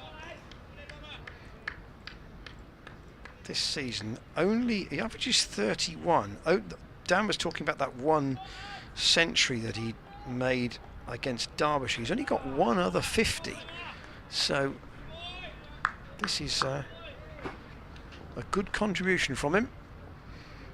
I think the Exiles marquee has been they've been forced to put down their puddings there and watch this, because it's been don't take your eyes off it cricket for the last 25 minutes since we've resumed. Just remind you of our emails again at the end of the over. I'll get James to put the graphic up. If you want to get in touch with us during the afternoon's play, hopefully we can dodge that band of rain, which I think there's some heavier stuff coming later. That's kind of inevitable. The question is whether we can dodge the lighter stuff that might be in front of it. Taylor over the wicket to D'Oliveira, much more circumspect than his partner, but Matt Taylor's bowled 10 overs for 54 and 2 wickets. Since lunch he's bowled 4 overs for 27, and at the other end runs have been coming even faster, so it's been a real counter-attack from Worcestershire. They want to very much stay in the promotion picture. Remember, only 3 games left for most of the teams in the second division after this round, and those 3 games are all in September.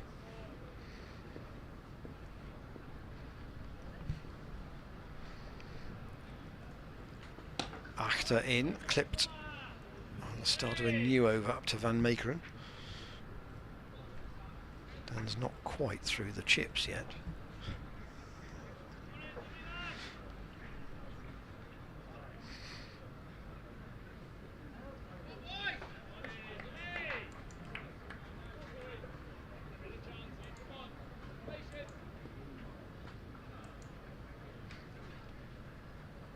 From the college lawn end, Zaman Akhtar in, edged by Waite and caught by Ollie Price. So Zaman Akhtar has the key wicket, and Waite is cross with himself because he's done really well. He's made a very enterprising 64, and he can't believe that he hasn't got enough on that to crunch it away for 4 more, and it's a second important catch for Ollie Price. But that was a very enterprising partnership. 83, biggest partnership of the innings, and perhaps that's Worcestershire's problem. They get people who get in and they don't go on and convert into scores often enough. But 64 from Waite has just changed the impetus a bit. Now, 2 of the most experienced players in this Worcestershire team, the skipper and their front line seam bowler. But Joe Reach can give it a bit of a biff too with the bat.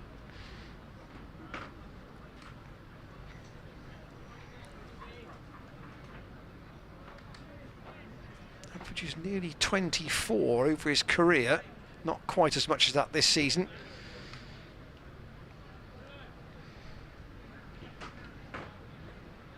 But first target for Worcestershire, can they get to 250? They might do it in a rather different pattern now that Waite isn't in, although to be fair, Leach, as I say, does play a similar sort of game.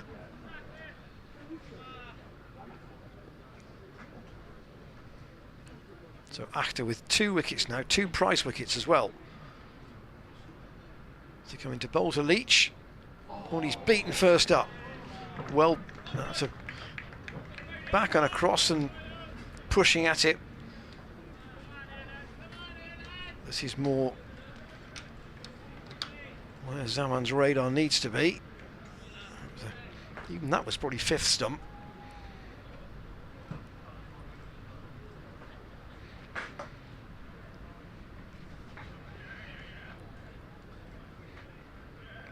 Zaman, very smooth approach, and Leach goes back into his crease and just defends out on the offside. After Fields. So Worcestershire 18 for 3 at 20 past 11 this morning, having been put into bat. The informed Libby, Azhar Ali and Kashif Ali all out for naught. Then the partnership of 77 between Roderick and Hose.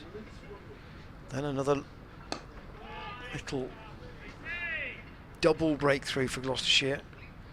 And then Waite and D'Oliveira in their different ways adding 83. So two big partnerships, and then what we sometimes see in Cheltenham, wickets falling in clusters.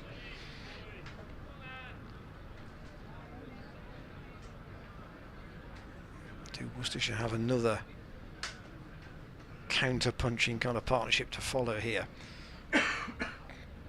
Akhtar to Leach again, goes back, and James A. Bracey will be encouraged. I think Zaman might have one more over, having had a wicket in that one. 2 for 43 from 9 overs.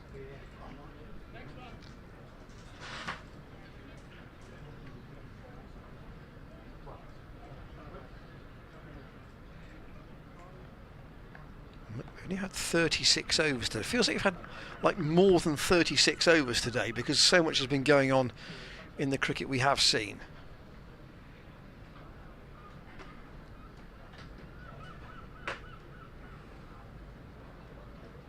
So the remaining Worcestershire batsmen, the spinner Josh Baker, Adam Finch and Dylan Pennington. That's 9, 10, 11. So D'Oliveira patiently got himself to 19. Waits for Matt Taylor over the wicket to him. D'Oliveira defends. We mentioned, and Terry Blake on the PA brought this up on his way to the wicket. It's his 100th first class game. 4,700 runs. 1100s, so he's not too shabby a set of figures. He bowls a bit as well, of course. Not as much as in one-day cricket, but a useful option with his leg spin. Goes first instance is to go back to Taylor and to push that out into the leg side. Dan will be back with us at the end of the over. The chips have just about been done for.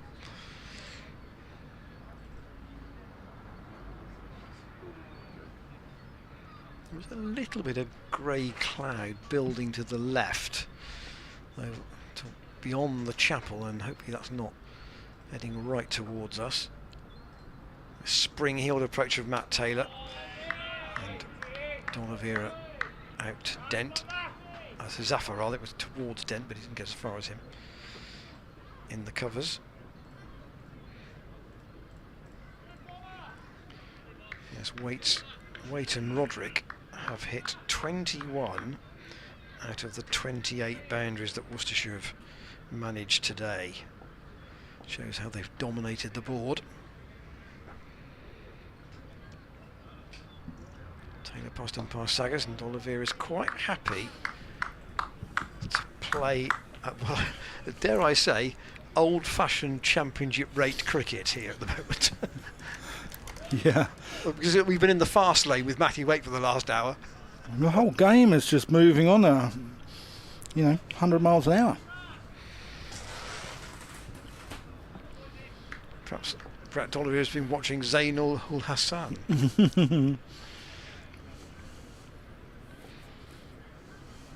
Matt Taylor to him. Again, plays plays a lot from the crease. Doesn't get. I mean, he's not a tall man, D'Oliveira, but he doesn't get a stride in, does he? No. First instance is to go. First inference, I think, is to go back.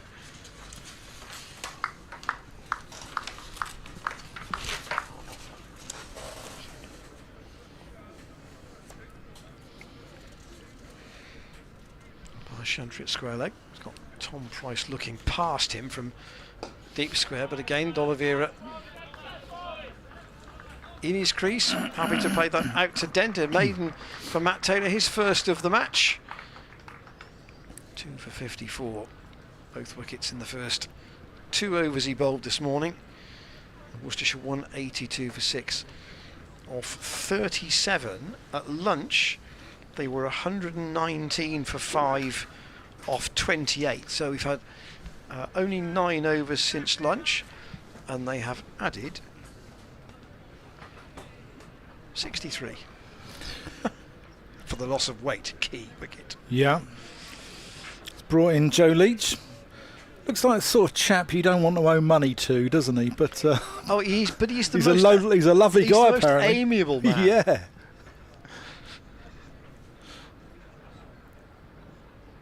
That's got to be close. Actor's got him. Pinned him on the crease, pinned him on the back foot. As Actor strikes again. Yeah. Not much doubt about that one. Really, it was because he was how far back he was. That was the problem. Yeah, and that's the 4th duck of this Worcestershire innings. And as we said, 9-10 Jack look a little bit susceptible. Second LBW decision, one given now by each of our 2 umpires. Yeah. You do wonder if it's opened the door now to the tail.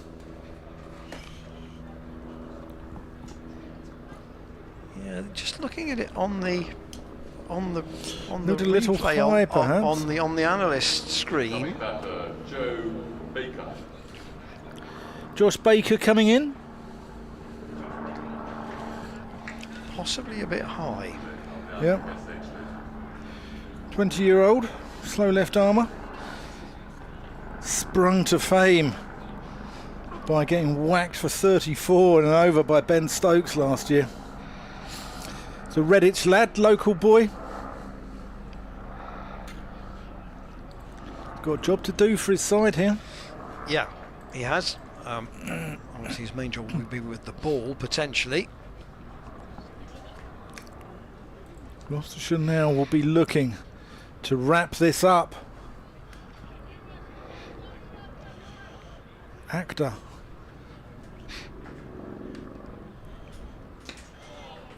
He's been excellent here. Let's just run down to 3rd, down to Tom Price down there. 184 for 7. Baker's off the mark. First ball. I think you summed him up quite well earlier on. You said that there is the propensity for him to concede runs, which he has done. Yeah. But if he can find the wicket-taking deliveries, that's the thing. Yeah. Alan Richardson just walking past. With Jack Haynes, I think. Yeah. Richardson was a wonderful bowler, wasn't he? Went to Middlesex for a while, I think, as well, didn't he? Akhtar in to D'Oliveira, who gets up on his toes and defends that. Back to the bowler. Yeah, I think Akhtar has so much potential. Remember, it's his first season in professional cricket, and I think he's improving. Because when we saw him against Durham on his debut, he looked a little bit out of his depth. I think he'll admit that himself. But against Leicestershire, I thought he was superb. I mean, he bounced out Rayhan Ahmed in that game with a brute of a delivery. As he slips one in there to D'Oliveira. And the other thing I would say to that is, when we saw Tom Price initially, we weren't sure if he might have the pace to be able to make it. Would he be too hittable, effectively? Yeah. And I think Zaman has, his numbers wouldn't say this yet, but you've got to get through that first season. Yeah. because you're very much learning the ropes and learning about the level. He's definitely got something to work with. He's got pace. That's down the leg side. And that's going to go away for 4 buys. That'll annoy both bowler and keeper. Yeah. Just went and went and went, Bracey. It's going down the slope, you see there. Yeah. And Bracey will know, having kept in that Hampshire game, which had the record number of extras, I think, certainly for a Cheltenham College match. Was it 80 or something? It was a huge number a couple of years ago. But it's not always easy for the keepers. Actor. In, that's gone out into the deep. Zafar nearly stops that. It's gone away for 4 runs, but it's a great attempt at a catch. Was he caught in 2 minds there? Do I stop it, or do I go for the catch and risk the boundary? Well, I think he took the... Was he caught in no man's land or 2 man's land? Awkward to know sometimes. Zafar's feeling that he's gone to go for the catch, which is probably the right thing to do. Yeah, I'd rather you go for the catch and leak the runs. Tom Price is going to change ends for the first time today. He's going to bowl from the Chapel end. Tom Price coming on the bowl at the Chapel end. And as you can see, 191 for 7 in 38 overs. And Gloucestershire won the toss this morning, so they know they believe they'll be batting last on this pitch. But Pennington is no slouch for pace. Joe Leach, as we know, is an experienced operator. Matthew Waite might not be the worst option on this wicket either. So here is Tom Price into Baker, who that's kept low. Pushes at that. That's kept low.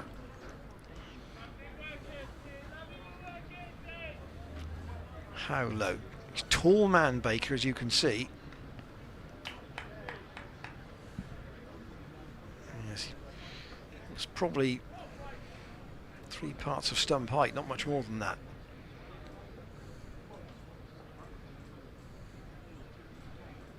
Price past umpire Saggers, but that's only punched. No great force by Baker up to mid-on. Zaman Akhtar's there. 3 for 48 he has from his 10 overs. George de Bell is expecting England to be unchanged for the final test. Is this Jimmy Anderson's swan song? Is it his farewell? Tom Price in again to Baker, almost plays that into his pads. And I wonder if it... don't see any umbrellas up, but I just wonder whether there's just the merest bit of rain in the air. The ground staff hinted at lunch that there might be a chance of some rain from about 3 o'clock, they thought. So hopefully that is not, I say, the way it turns out, but it would be a pity to disrupt what's been a very, very watchable day here so far. Yeah, fantastic cricket.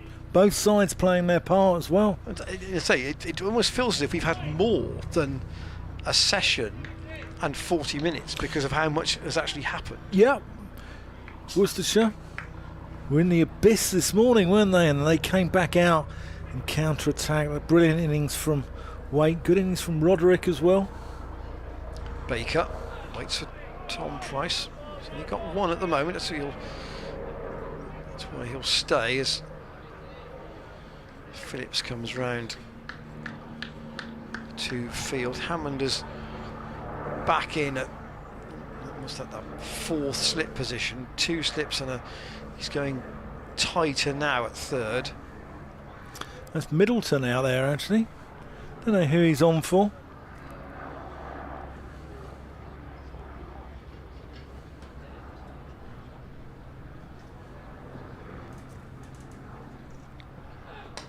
Baker. Again, content to defend. So you may have 2 subs, because Josh Shaw is also out there. That's a maiden to Tom Price.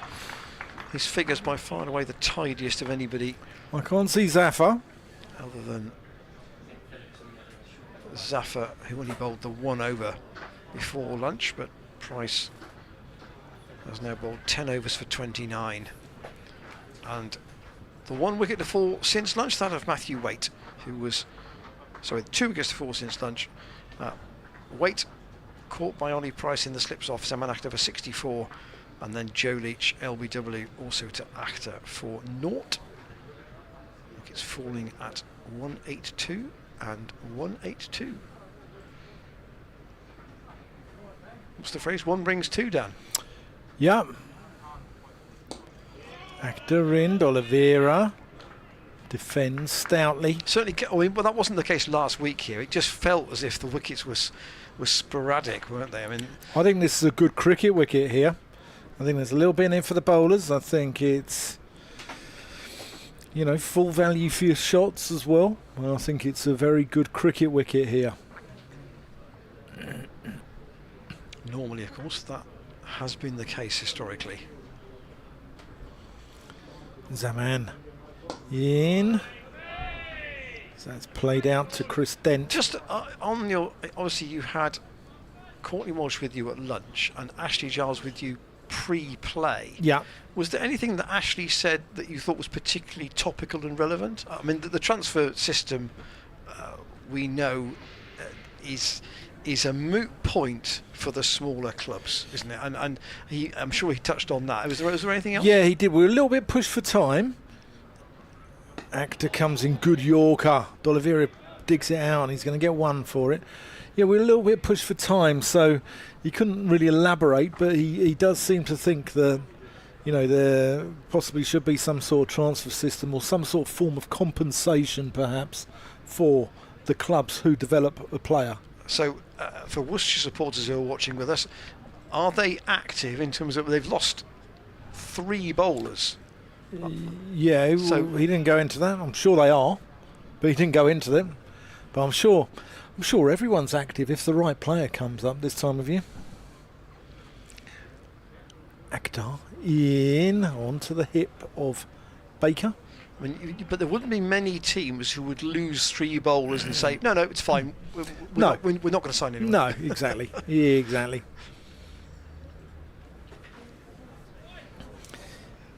He's always got a smile on his face, Zaman Akhtar, isn't he? He's a happy chap. If you're paid to do something you like doing, most people are happy about it. We're elated, aren't we, Ian? There's Baker flicking 1 off his hips down to Tom Price. Is that down at long leg?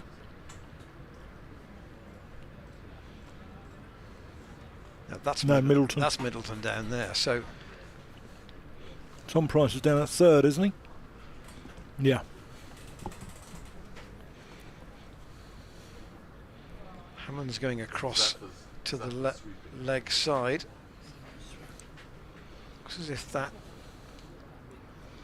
rain that was threatening our way may be just skirting around us. Akhtar into D'Oliveira, who plays it into the offside. I think about a second.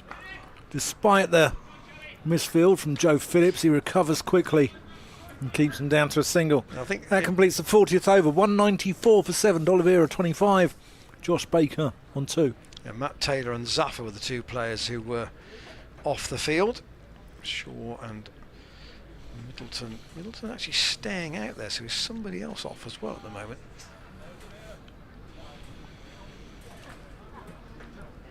$194 for 7.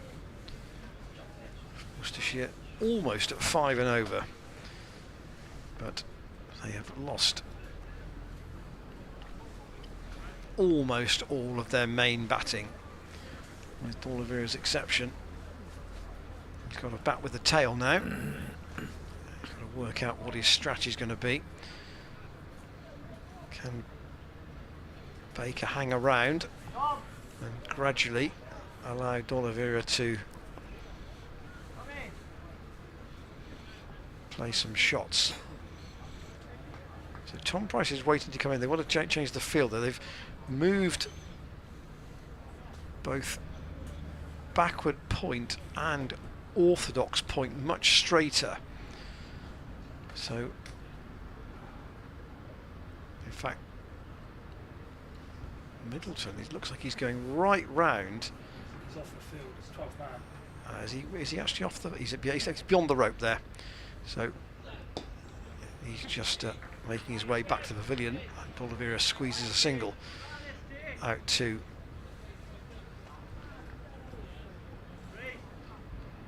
backward point. He has 26 off 47, much more circumspect in his approach. And I'm Gloucestershire quite happy to give him the single, because now they can bowl at the what they would perceive to be the more dismissible of the two. Mar Baker. Remember that song, Ian? I do. Yeah. You a Boney M fan, Ian? I remember the song, Dan. I remember the song.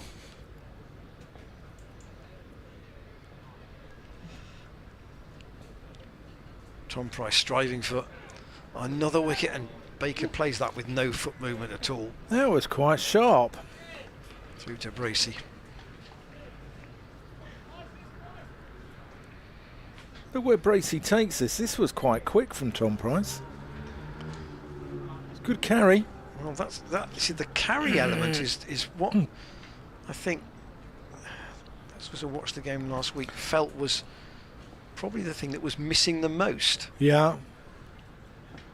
Price in.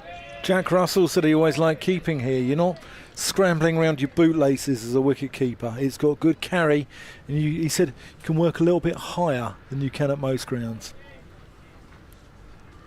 Which probably saves a wicket keeper's back a little bit, doesn't it? Or legs. Yeah. And knees, for that matter.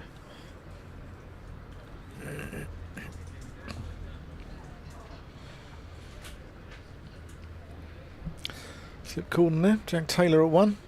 Ollie Price 2. Miles Hammond at 3.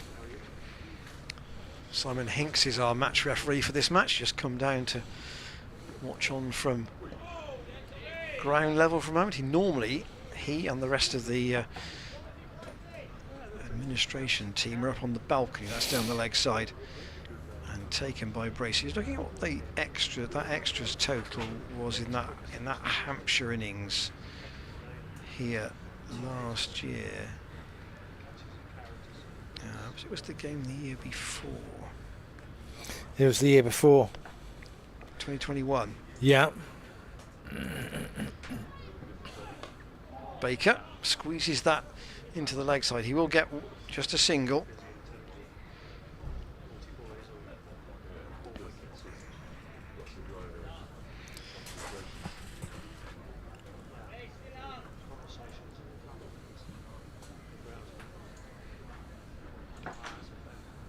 Stuff has been squeezed out to deep backward square. Yeah, there were 81 extras in that match, that game in 2021. Hampshire batted. A lot of overs, mind you, for that, 143 overs. Off the back foot again from D'Oliveira. It's his sort of go-to shot. It was a tight call, and sportingly, as the ball is thrown to the non-striker's end and ricocheted away off him, he's actually gone to stop it to prevent an overthrow. So 197 for 7. Yeah, of those 81, there were 48 byes, 20 no balls, 11 leg byes and 2 wides. So wow. it really was an awkward one for wicket keepers in particular. James Bracey, of course, kept in that game. And in fact, he also captained the team. So it was a real challenge. In the end, Hampshire only left to get 56, so it was not a difficult target for them.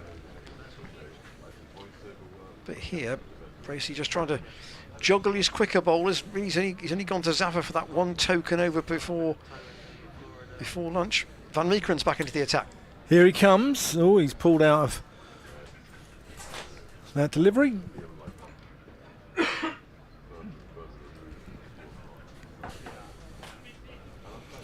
Well, very well in the game here against Glamorgan.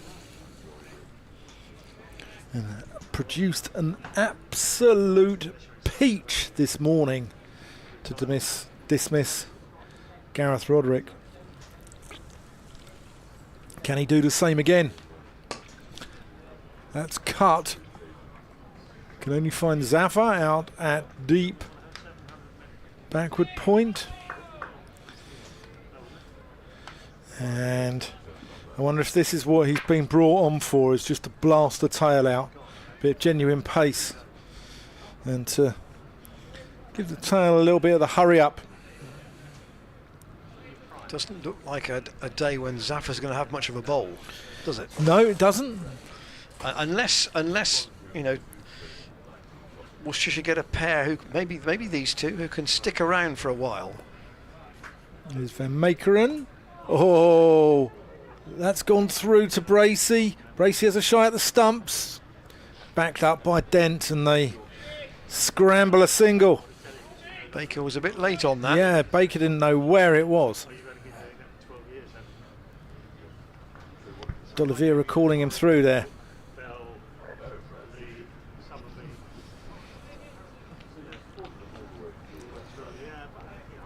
It was a good call because it had gone to a safe area, but still didn't look awfully confident. Here's Van Makeren. Punched off the back foot by D'Oliveira. Can only find Miles Hammond.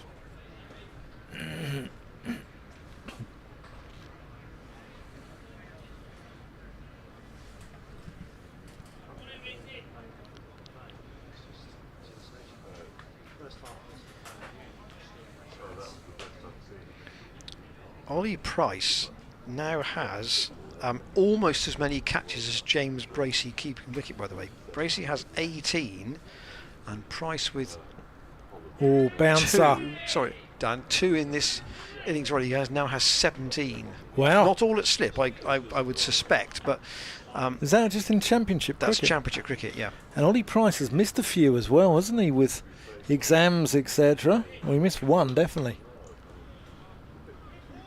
This is his 8th out of a possible 11. Yeah. So he's got good hands anywhere on the ground, I would say. He took a fantastic call and bowled in the T20 against Glamorgan. Here's Van Makeren in. D'Oliveira defends. Hammond's quickly onto that. Doesn't allow them. They're looking to pinch the single here, possibly. James Healy's got a wonderful pair of Technicolor socks on here. Wait till tomorrow's. These bright ones. They're very loud. I have to put my sunglasses back on.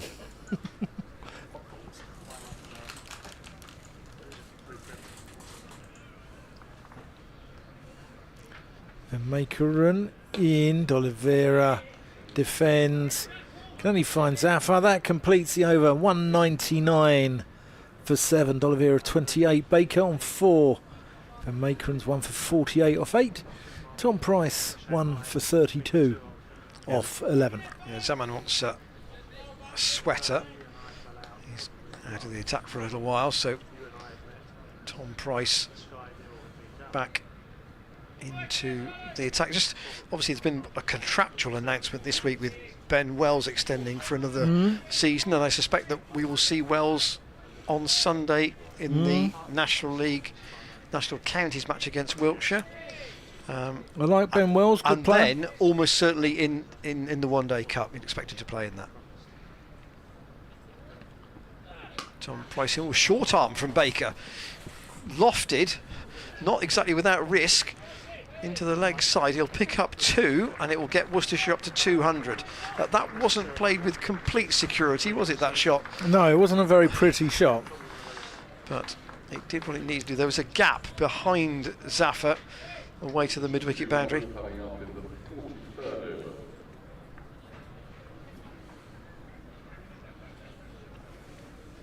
But Taken with a, see, that was a short arm pull. What do you think of the LWW? I mean, I'll take it. This time Baker plays to But mid-on where Matt Taylor is fielding. A little bit of breeze picking up.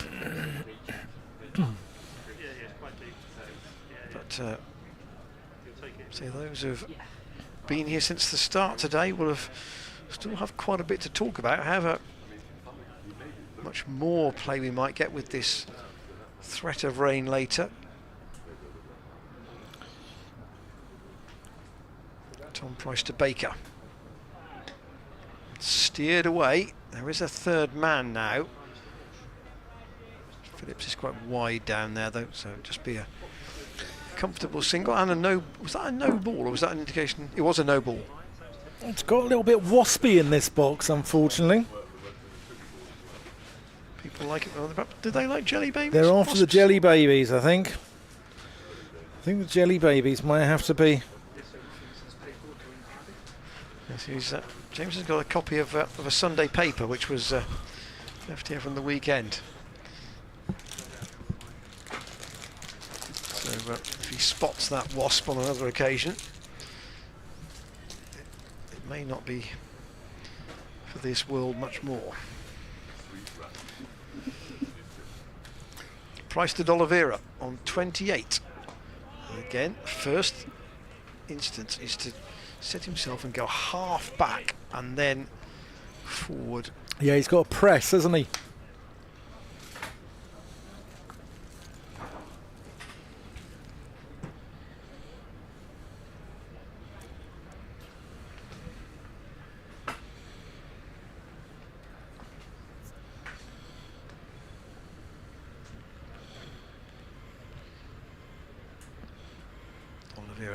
There's half a step back even before the ball is bowled actually from Tom Price. Again, can't beat the field on the offside. Chris Dent covering quite a large area there, but pretty clear as to where D'Oliveira's scoring wagon wheel will say he accumulates heavily. 43rd over of the day.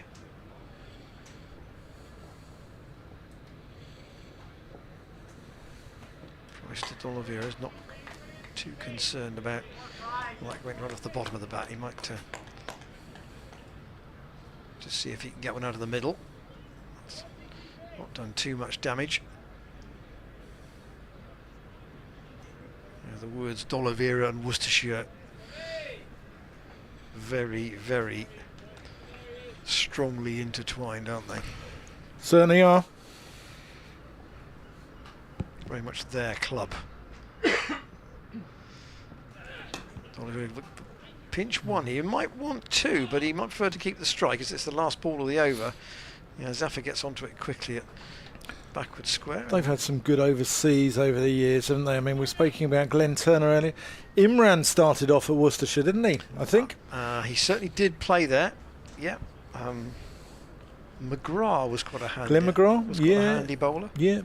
Spoke about Andy Bickle earlier. He was he was one of those players who didn't play, would have played 70, 80 tests in any other country in any other era, wouldn't he? But it was unfortunate to be around at the same time as McGrath, Gillespie and co. There's the overall position. 250s for Worcestershire. Not an awful lot else. 205. One there to D'Oliveira.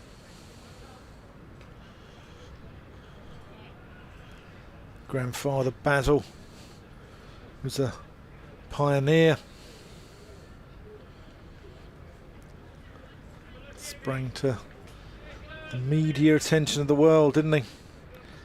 Position that he didn't want to be in, really. Yeah, yeah. And I was going to say, as a bowler, you never thought that he was desperately dangerous, but I think he was deceptive. Bouncer from Van Makeren, Baker ducks it. Looked gentle, didn't he, as a bowler? Yeah. Well, he sort of I think he went to bowl a bit of off spin later on, didn't he, as well? His actual numbers were.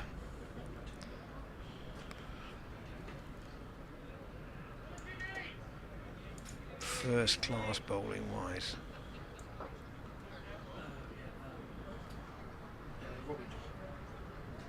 Then Maker and 551 wickets at 28. Maker defends, no run. That's Sorry, what were they? 551 wickets at 27.45. That's Pretty decent. perfectly respectable. Particularly when you had 19,000 runs with the bat as well. And a test average of 40 during that era. Anything above 40 was more than respectable, wasn't it, during that era? I suppose the thing was, by and large, perhaps if you were of a certain age, when you saw him bowl in a test match where, for him to get a wicket was a bit of a bonus. Nice shot there by Baker. Diving stop by Chris Dent.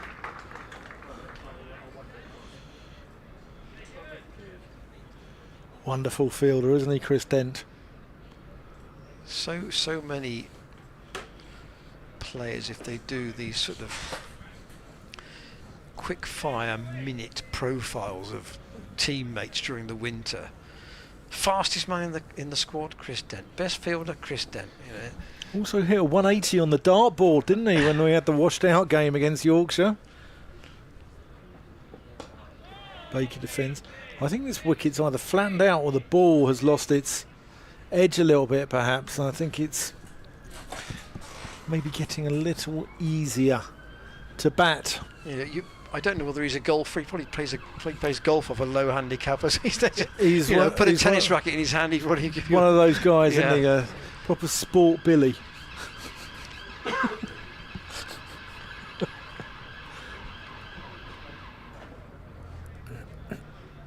Still thinking, what would you have done if you weren't a cricketer?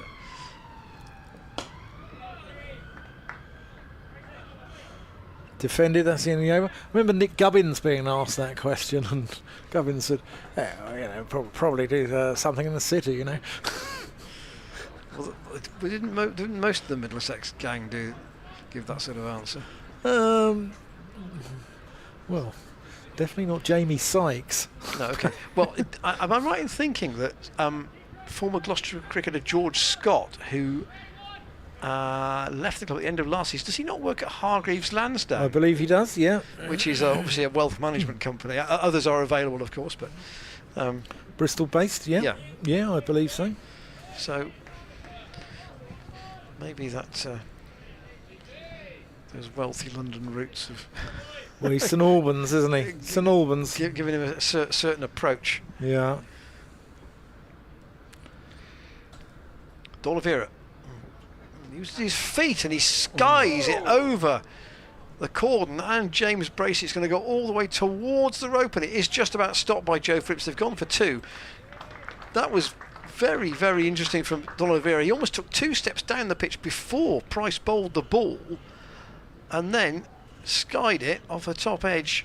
Yeah, wasn't in control of that Bracey and Jack Taylor as he chased towards the boundary at the college lawn end. John Gordon just come to say hello, father of Benny, who's rocketed to national attention after his mention in The Guardian last week. He isn't here on the ground today, though, apparently. Starstruck now, he doesn't want to know me. He's too big for Cheltenham now. He's above that. He's above Cheltenham. Yeah, if you didn't see it, it's a photograph of Benny in his sunglasses. He was in his sunglasses, and he was actually in my sunglasses. But he likes Cheltenham because he normally gets an ice cream off Anna and Paolo. So he's normally fed a whole ice cream, which he tends to eat in 2 bites. 3 ice creams on Friday. He had 3 Price into D'Oliveira. He had 3 ice creams on Friday. That's going some. Benny is a Labrador, for those who don't know. He's a member here. He's a junior member because he's 11 years old.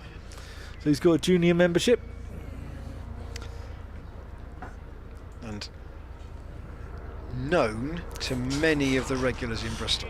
He was described as the only Gloucestershire member with a wet nose and a fluffy tail. Now, I know many with a wet nose, but not many with a fluffy tail, it has to be said.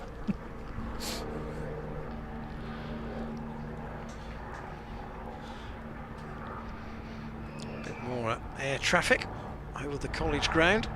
Tom Price to D'Oliveira. Oh, and he's gone again. He's taken that half a step back and then the half a step forward. Didn't get him where he wanted to towards the ball. Price has bowled well today with not much luck, it's got to be said. Bit of a jab at that. Yeah. But he hasn't had a lot of luck, Tom Price. He's bowled very well.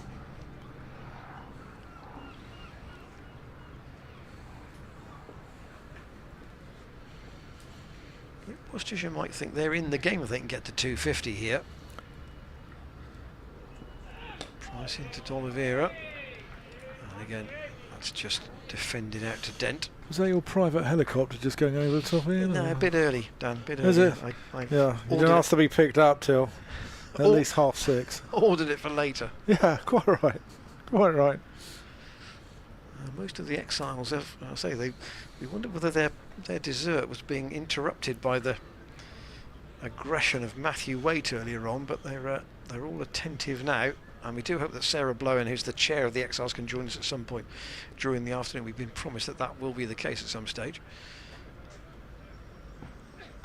Pulled by D'Oliveira, that's short, and there is Zafar Gahan now out at deep point, so they only get one, despite the fact that some boundaries have been achieved with far less power than that one.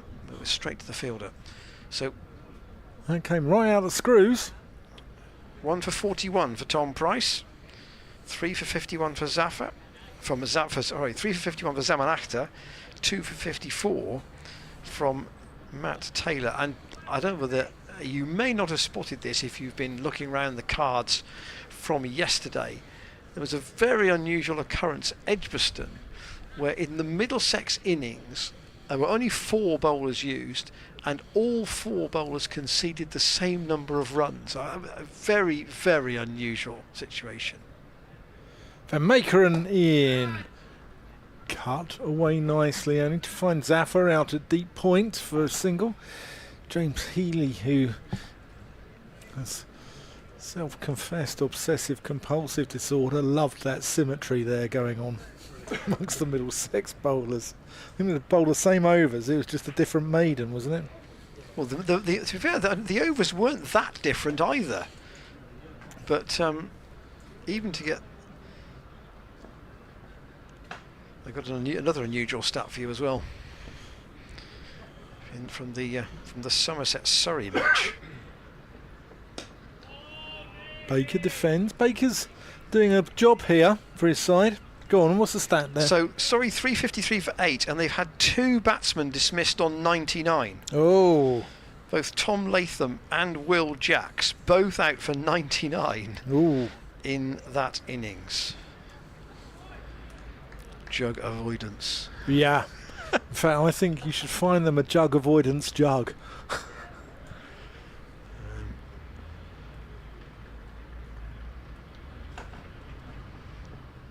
Oh, that's a good sharp delivery from Van Makeren. Whistles past the chin of Josh Baker. This will be. Let's just assume for a minute that Gloucestershire are going to be in the 2nd division next season, assuming the format is still the same, which I'm sure it will be. You don't think we're going up then, Ian? Do you think Gloucestershire are going up? The concept is, well, okay, who comes down? And Middlesex and Northants for me. Baker drives, doesn't go anywhere. do you not think Middlesex, though, have got, as they have shown in this Warwickshire game, just the ability to pull something out of the bag that might get them out of trouble? Yeah, they can't bat. Nor can Kent, though. That's the No. problem. Terrible batting points totals of both those two. I think they are 2 and 1 respectively. Yeah, that tells the story. Wickets at Lords. They seem to think since those 2 new stands have gone up at the nursery and the ball does a little bit more bouncer from Van Meekeren. Since the Edrich and the Compton, the new stands have been built at Lords, the ball hoops around a little bit more, perhaps swings a little bit more. It's an interesting theory. It's much more closed in because they're much higher, those stands now. Strange, isn't it? When the new media centre was built, people said, "Oh, it's very futuristic. We don't like it," and yet now it seems as comfortable within that ground as the other traditional stands. At Lords, you've got you've got the sort of the old end and the modern end, haven't you? And that's in the air. That's slashed away there by Baker and well fielded by Zafar Gahar. He used to have added 29. It doesn't seem much, but when Gloucestershire took the wickets of Waite and Leach quite close together, they might have thought they could maybe isolate D'Oliveira and run through the bottom part of this order. They still might do that, but Baker's hung around now for he's doing a half job. an hour, and doesn't look as though he's going to be threatened to score particularly quickly, but he's just supporting his skipper. Doing a really good job for his side. You wonder if it's time perhaps to get Zafar on him. See if there's anything to work with. Tom Price 1 for 41.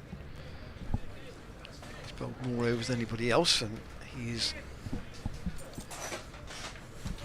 coming in again from the Chapel end. Our friend the Wasp is back. He can't find the airport, clearly. I tell you what, Matthew Waite didn't dismiss the bowling as casually as Jimmer just dismissed that Wasp with a nonchalant flick through the covers as it went out of the marquee. That Sunday paper, absolutely priceless.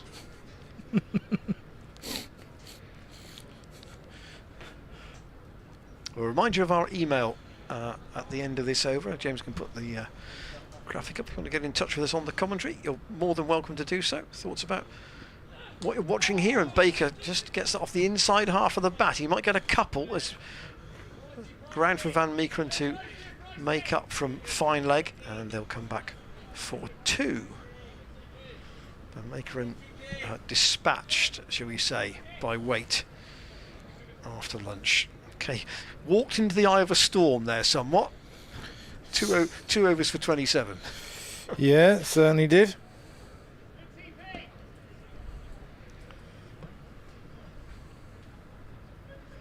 Cardier Ali and Alan Richardson having a wander around the Worcestershire coaching group.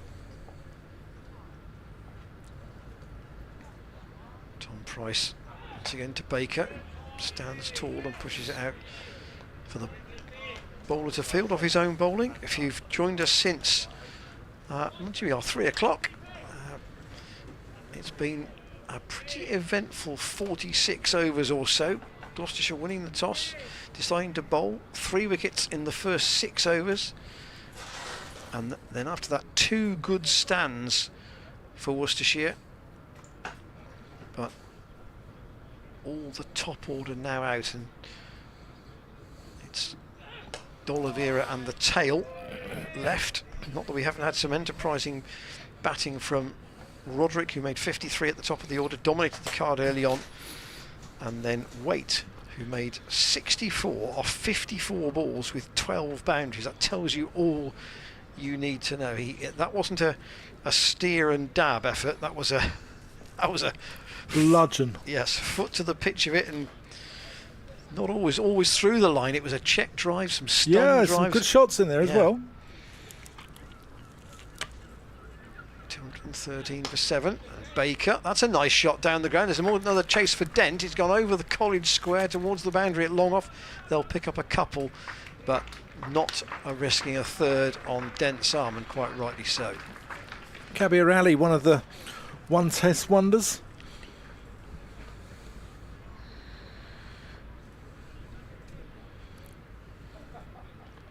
for England. Alan Butcher. Oh, one test wonders. Yeah. Yeah. Alan Wells. Tony Pygott.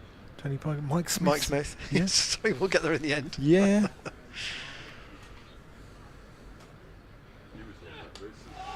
Steered away by Baker. They've played that shot before. Van Meekeren with his throw to the keeper's end, and they have come back for two.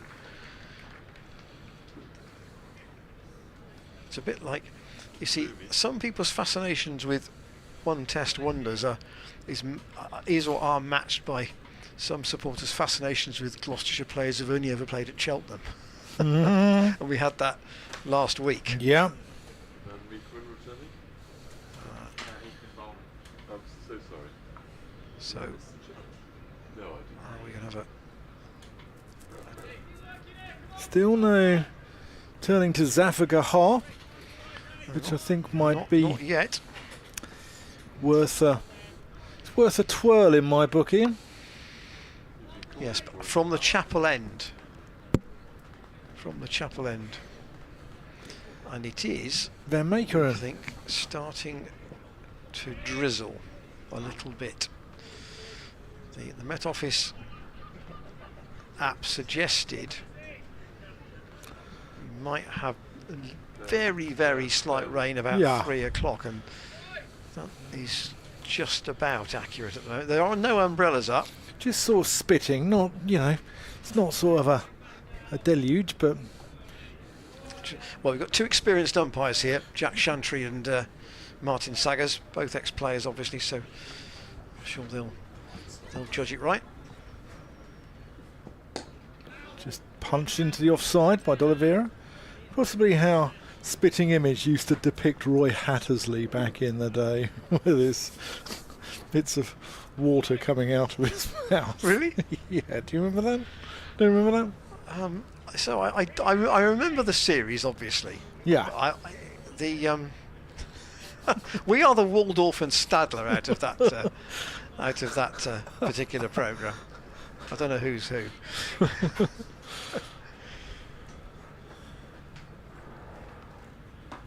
And Meekeren in cut. He's found the gap there, D'Oliveira. Going to get 4 runs for that.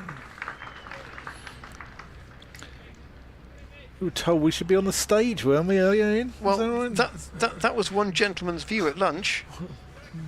What, sweeping it up? I think it was a Waldorf and Stadler. They were always in the balcony, weren't they? They were. Yeah. Always had an opinion. That probably smacks. Well, we're paid for that. That's what we're paid to do. D'Oliveira's batted very well here. Got his side out of a little bit of a hole.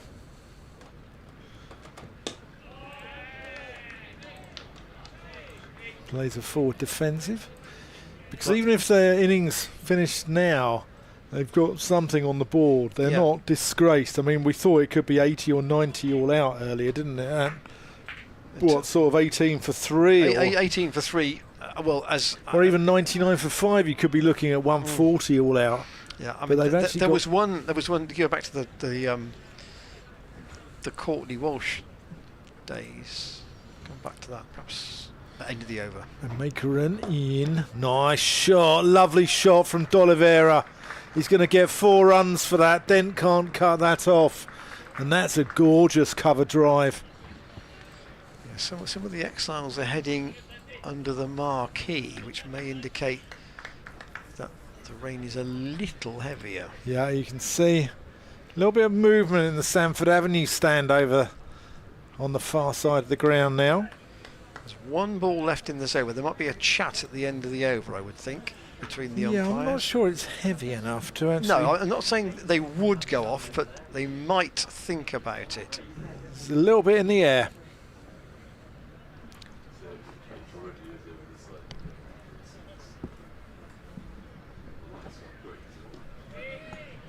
That is the end of the over.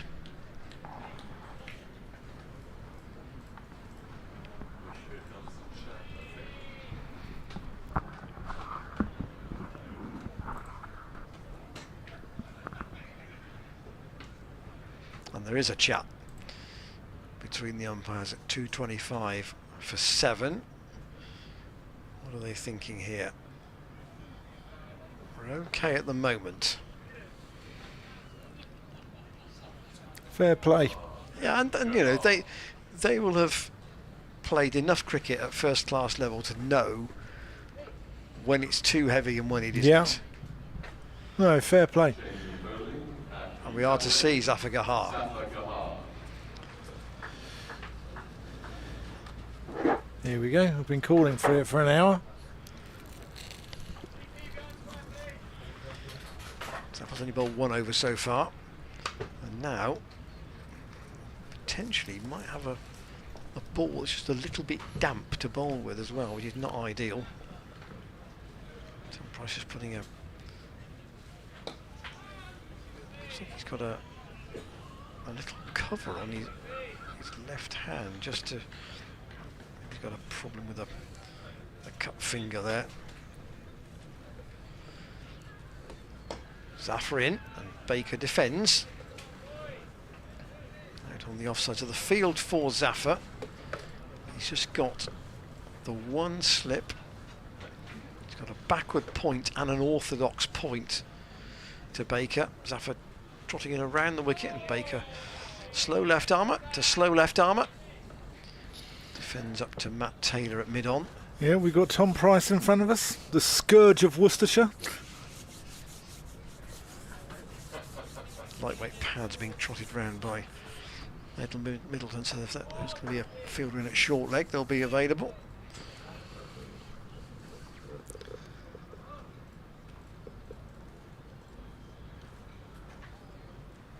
Think about Zafar being on, it'll pep the over rate up a little bit. Baker, whereas D'Oliveira's first movement would tend to be half a step back and then forward. Baker's first movement generally forward.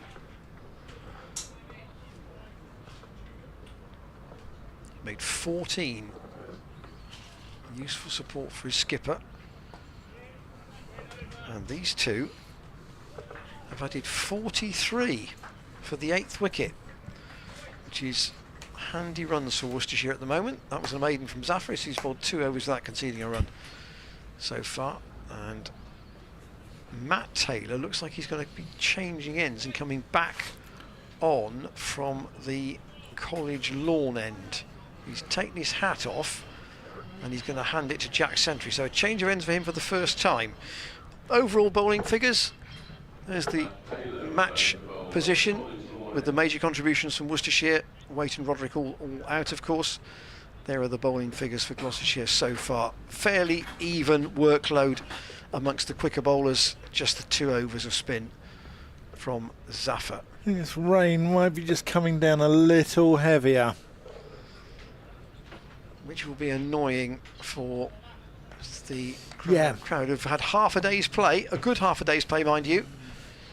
In the sense it's not been dull. Yeah, it's been great entertainment. But the Worcestershire bowlers not obliging James Healy in their runs conceded column in the same way that the Warwickshire ones did yesterday. Matt Taylor in as D'Oliveira defends. I still don't see any evidence of an umbrella in the Sanford Road stand though. It's coats, yes, but not umbrellas. So it's just that irritating sort of rain that gets you wet if you're on a 10-mile walk. Well, no, all rain is wet, but you know what I mean? Taylor in. Why 10 miles? Well, if it's 2 miles, you don't get that wet, do you? No, I'm with you on that one. You're out in it longer. When did you last do a 10-mile walk? Probably umpiring. I reckon I do about 11 or 12 miles during a 100 over game. Umpiring. Do you? Yeah. Especially if left-handers are in. Hate left-handers. Hate left-handers. Should be banned. Should be like hockey.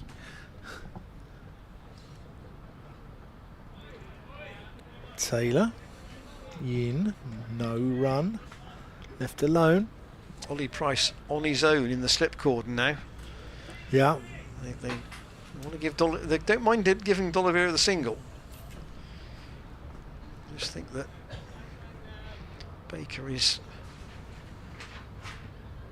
to be attacked. To come, Adam Finch and Dylan Pennington. Oh, Matt Taylor pulls out there. And apologises. Obviously, he must have known the stride pattern was wrong there. Didn't want to bowl a no ball. Maybe he's been attacked By the Wasp. by the Wasp.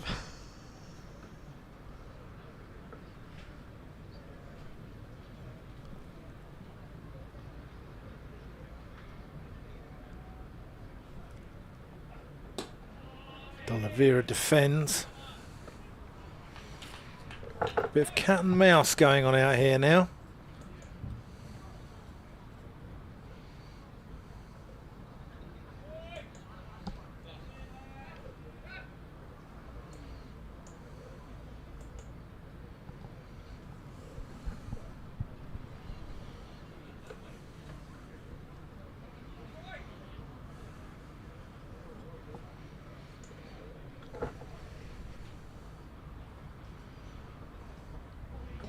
Left alone by D'Oliveira.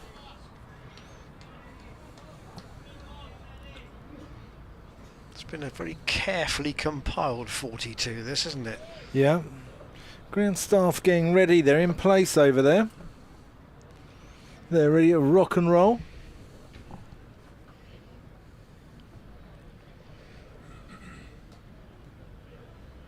Yes, in order to get the covers on, they have to slide the advertising boards out of the way at the chapel end. Nice shot, then Fields. Yeah, a few umbrellas going up by the AC Milan marquee over there. Maiden to Matt Taylor. 2 for 54 from 12.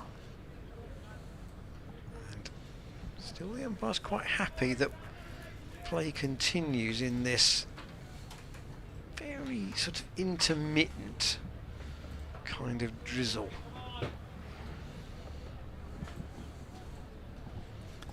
And of course, the more the play goes on in it, might just be a little bit of moisture for the pitch, Yeah. which Worcestershire may not mind. Zaffer into Baker, who finds a ball that he can cut this time. Out to Phillips at deep point, just for the one run. So D'Oliveira back on strike. Has Tom Price got a black eye there in front of us? Is that a black eye? No? He does have a little plastery effort on his left hand, which maybe is protecting an area where he's split the webbing or something. D'Oliveira with a single, again out to Phillips. He's going to feel a bit of nervous tension too when he goes out to bat with Chris Tint. It won't be his county debut, but he's only had one innings. Yeah. And that was in the middle order in a game that was petering towards a draw. Yeah, there'll be something on this, won't there? Baker. But from what I hear, he's the sort of, he's got that maturity about him, and he's the sort of guy who can handle that situation. I believe he opens regularly in second team cricket as well. I know it's a big jump, but... Zaffer in once more, and again Baker out to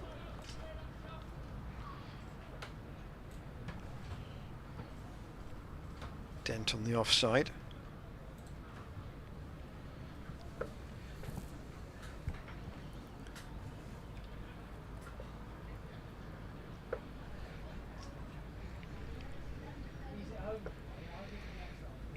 So there's a short leg in, silly mid off in for the first time for Baker. Now Phillips has come in right close, as you can see, on the offside. And so he's worked that into the leg side. There's 2 balls left in the over. D'Oliveira doesn't want the run, doesn't want to be stuck at the wrong end.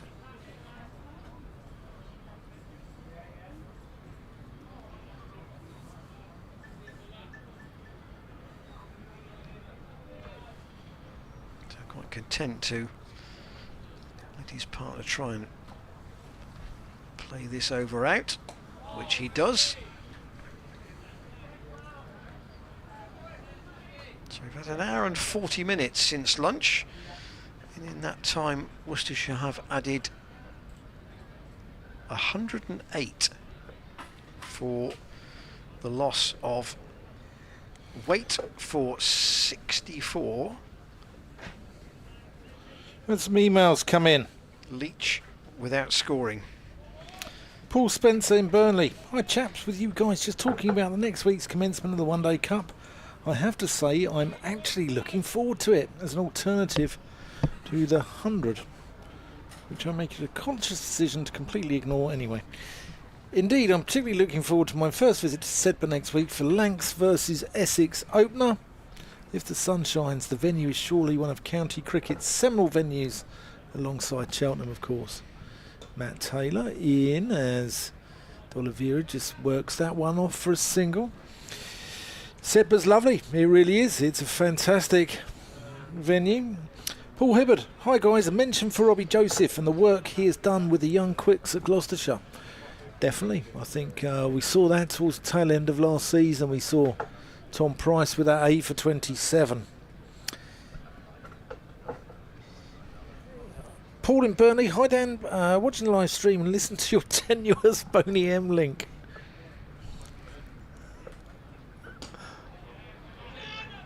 Just defended there. It doesn't look too sunny now at Cheltenham. I see what you did there, Paul. Although the German-Caribbean combo could, I guess, have been singing the praises of the diminutive India opener of that era. Mr. Gavaskar, no doubt.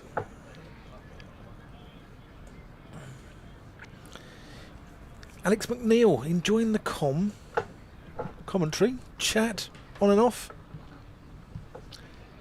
Matt Taylor comes in, played out to Van Makeren, is that? No, it's Van Makeren at mid-on. Alex McNeil, as a recent Dumbly, who is Dumbleton Dan, please? He's a work experienced lad we've got in. His name's Dan, and he's got a Dumbleton top on, so therefore he's Dumbleton Dan. I don't know his surname, but yeah, that's Dumbleton Dan. Driven firmly. Bottom of the bat, that from Baker. And Jerry's got his wasp game. I think he emailed us last year about wasps.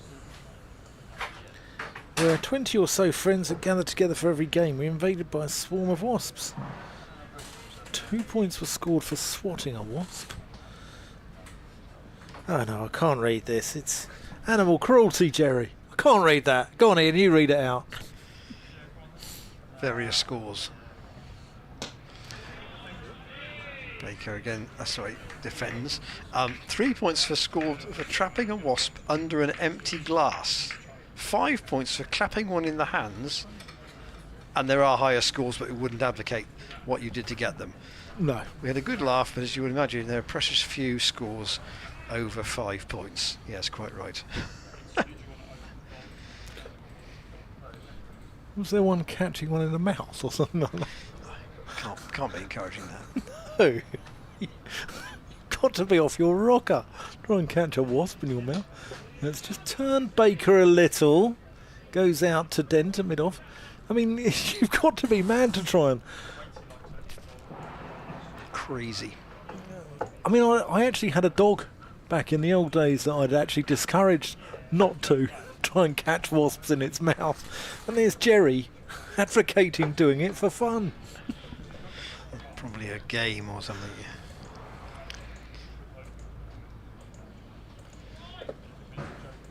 It's amazing what you can do after a couple of ciders. 2:28 for 7. Stafford to continue. D'Oliveira with not much to trouble him in terms of close catches. Just Ollie Price at slip, as you can see. Again, his first movement remains back and across.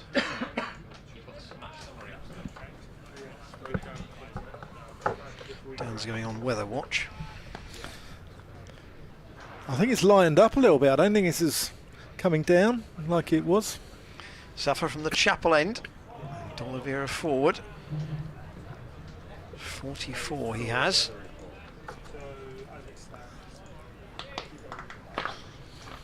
And an important stand this between these two. Came together at 182. And Josh. Squeezed away by D'Oliveira for one more. Josh Shaw's just come and asking me if I'm doing a weather report. Here it comes, a little bit heavier now, I think. I'm quite enjoying the handout, just look So, at the sky. at the moment, we still have 11 overs after this one through until tea. Tea is at 64 overs, of course. I think any time after that might be bonus in terms of what we're told is going to happen weather-wise. So I might get James Healy just to put that will it rain today radar back up on his computer just to see whether we can see where it's heading. Slimanov's gone back in for Baker. It's heading our way in. I didn't think there was not much. Josh Shaw's told me it's going to come down. Said it's going to go around the ground. Well, he's a Yorkshireman, he knows his weather. 4 o'clock here, that's saying now. so we might just about go as far as the tee interval. Baker's just managed to get that pass silly mid off outside half of the bat. Phillips was low to it, but didn't lay a hand on it, and Baker has 16, Worcestershire 230 for 7, getting close to a batting point, which may not have been altogether likely at certain parts of the morning. And I say, I think, and I said this probably even when Waite was out, they get 250 on the board, they're in the game here. Yeah, they certainly are. Certainly are. They've done well to recover. It's a good innings here by D'Oliveira, leading from the front, and Baker as well, showing a bit of character. So I'd say we've got 11 overs to go until tea. Matt Taylor in. Baker plays that out to Miles Hammond at mid-wicket. And that might work, in a sense, quite neatly, because 11 overs from here might get us to 4 o'clock, and you may have heard that conversation that Josh Shaw had a moment ago with Dan, which implied the weather might come at 4. The weather might close in about 4 o'clock. Josh Shaw told me, Exclusively. in Yorkshire terms, that there may be a high chance of precipitation around that time. Right. Taylor in, flicked away, he's got that quite fine. So we need to find Van Meekeren and Makeren down there. No, was that Salmon? No, I want to say that's Van Meekeren down there. There's Van Makeren, isn't it? Yes, I think so. No, Van... Yeah, that's Salmon and mid-on. It is Irons at mid-on. Correct.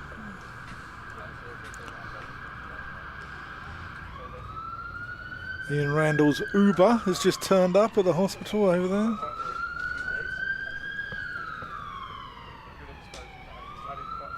D'Oliveira is quite content. How many boundaries has he hit? Only 4. And a 50 partnership between these two. Yeah, well batted, chaps.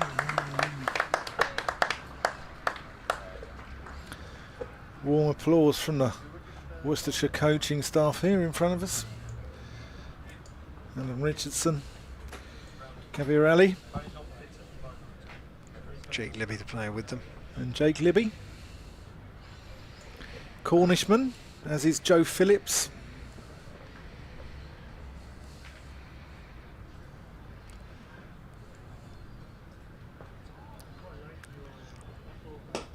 Nice shot there from Baker. Lovely shot. Taylor coming round the wicket to him there. And Baker into the 20s. It's a very pleasant shot, that.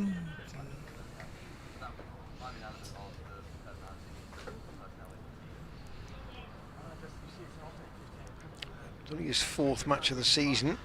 Highest score before today was 12, so this is a bonus contribution from Baker. That's why I just want to be really aggressive tactically on that. Just like, and if he gets hit first, we can change that together. I just want to. And if the pitch is just flanning out a little. No, I agree. I like it.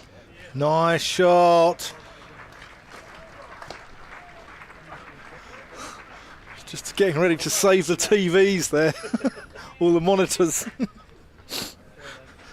Fortunately, it hit the concrete lip that runs round this ground. Yeah. And You'd spun back up in the air. Alan Richardson caught it first up, held it back in. have thought with 1 current professional cricketer and 2 ex-professional cricketers, they might have saved our monitors for us, but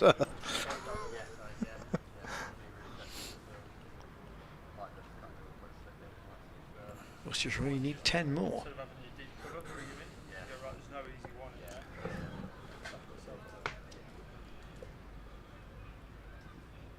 Like it's that initial. I was thinking from the back, it's always like so particularly low. Just as Matt Taylor completes that, isn't it interesting to look at that Worcestershire bowling attack? You've got Joe Leach, who is an experienced sort of Yeah. fast medium. Yeah. Not out and out pace, but No. you don't take 400 first class wickets and yet you actually vaguely know what you're doing. Pennington would be the like the Van Makeren, he's the quick, the extra the tall. pace Yeah. with bounce potentially. Finch I haven't seen too much of Finch. No, he bowled in the game against Yorkshire that I watched, and he was very expensive on the first day, and he took 5 wickets on the second day and finished up with 5 for 100, but conceding runs at quite a rate. And then you've got Matthew Waite, who was in that instance the economy option, who didn't give a great deal away. So Finch is from Stourbridge. Zafar gives Don Rivera a single off the first ball of his 5th over of the innings. Had just 1 before lunch, and he's been a while being introduced here, but he's on now from the chapel end. And Baker, he's got to 25 now. Yeah, he's doing a good job, doing a great job here, Josh Baker. 182 for 7 they were when Worcestershire lost Joe Leach, but now 241 for 7. Thanks to those of you who've been in touch on the emails today. Always welcome your input, your thoughts on what you're watching, and sometimes your thoughts on the random stuff that can come up in conversations at cricket. Local churches, for example. Who would have thought it? Zafar in again, and again Baker defends.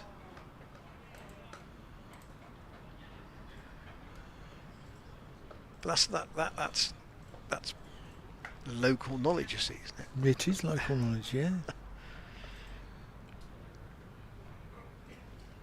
Baker flexes his knees, turns that into the leg side, but straight to Jack Taylor, who's now out at short mid wicket to stop the single.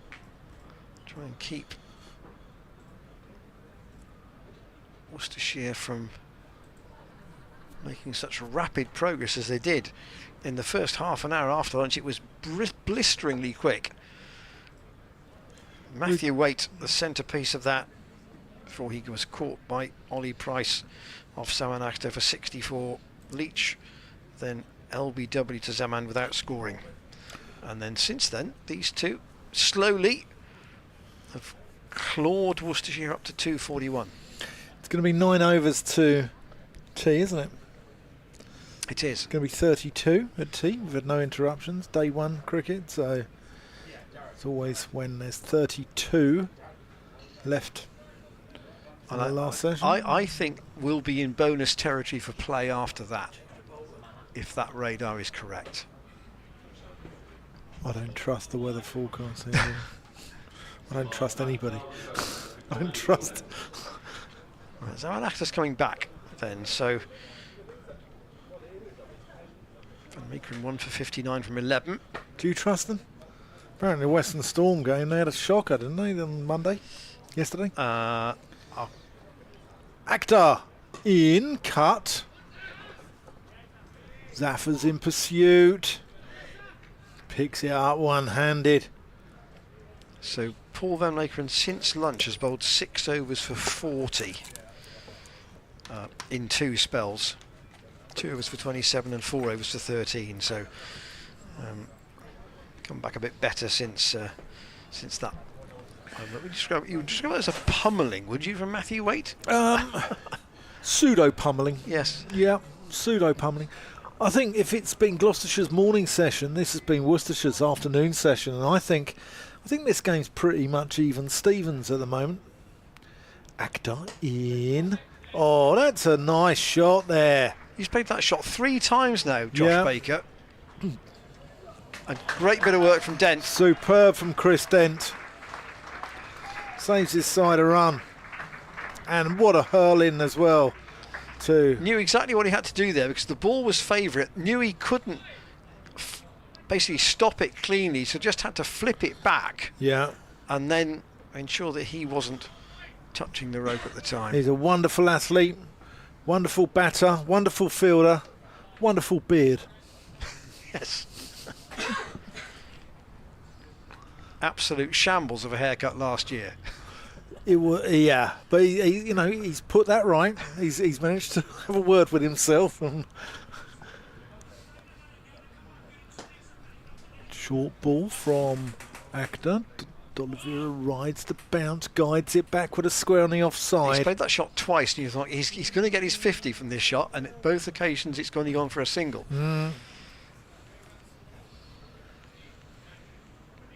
But he's within a single of becoming the 3rd Worcestershire batter today to reach 50. It's been feast or famine, hasn't it, with the Worcestershire batters?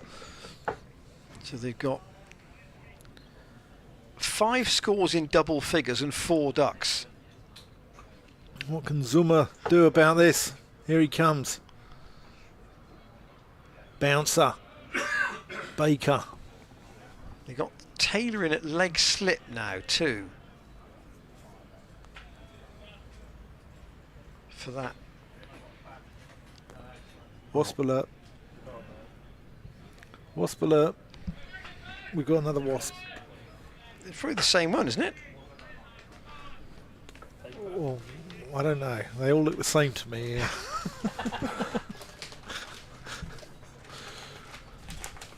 Akhtar, another bouncer. Baker ducks it again. No ball. Overhead height. Signal from square leg. The Actors with 3 wickets today.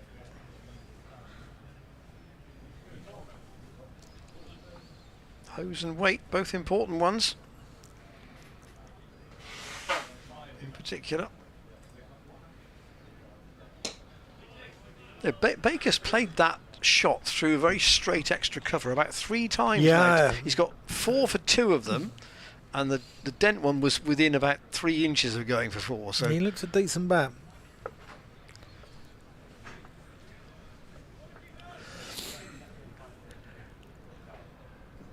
Only young, I'm sure he can get himself up the order during his career. There, that's a pleasant shot, well fielded by Dent. Dent's been mustard in the field today, hasn't he? yeah, his ball's following him around a bit like a magnet, but he doesn't miss much when it goes in his direction.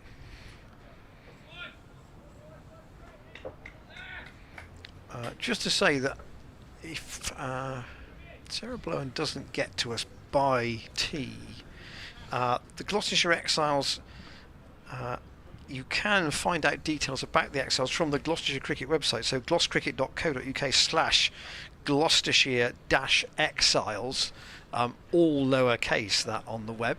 Here is Zafar Gahar in, and D'Oliveira, will he get the one here? It's a tight call for the single, and he's just about made it, and it will be 50 for D'Oliveira from 87 balls. Very important innings for his team. 6 fours. It's taken him 2.5 hours, but it's a good way to mark your 100th first-class appearance. And the Exiles say that you can become a member of membership. I think it's £10 a year, which is Marvellous value. good value. Pleasantly played by Baker out to Dent. Two magazines. Two you get magazines on? a year. Yeah. Outside Edge it's called. Yeah. We posted to you. Yeah. And I say they do an important job in raising money for the club as well. That's clipped away again by Baker. And while we're on the topic of organisations surrounding the festival, well, to do this during Zaffa's over because he whistles through them so quickly. Baker with a little nudge up to mid-off. The Cheltenham Cricket Society is on the ground today. They hold talks in Cheltenham during the winter, October to April. Series of very good guests, often former players. And you can go to their website as well for details about membership. There are, how many talks are there next winter? 1, 2, 3, 4, 5, 6, 7 talks next winter. First Wednesday of the month. I'll give you their website address in a minute. Zaffa to full toss, that's a rarity. And Baker, he could have put that away, but he played it, almost surprised by it. He just played it back up to Van Meekeren at mid-on. Their website is Cheltenham Cricket Society, all lowercase.co.uk. And they have got David Gower coming to speak at a 40th anniversary special next week. But I do know that all those seats have gone, so apologies. But you can join for the winter season, which starts in October. More details on their website, cheltenhamcricketsociety.co.uk. All sorts of good people. Just to remind you, there. also, a couple of days' time, I think it's the 28th, Ministry of Sound? Ministry of Sound at Bristol. Tickets going fast for that one. As Actor plays that into the... Well, D'Oliveira plays that into the onside. That's a 250 up. That's a bonus point for the visitors. And they've done well to get there, considering their start to this innings. I wonder where they shouldn't limit their ambition from here, because No. it's not the question of the overs being a problem. We're only in the 58th over. Akhtar. Bouncer.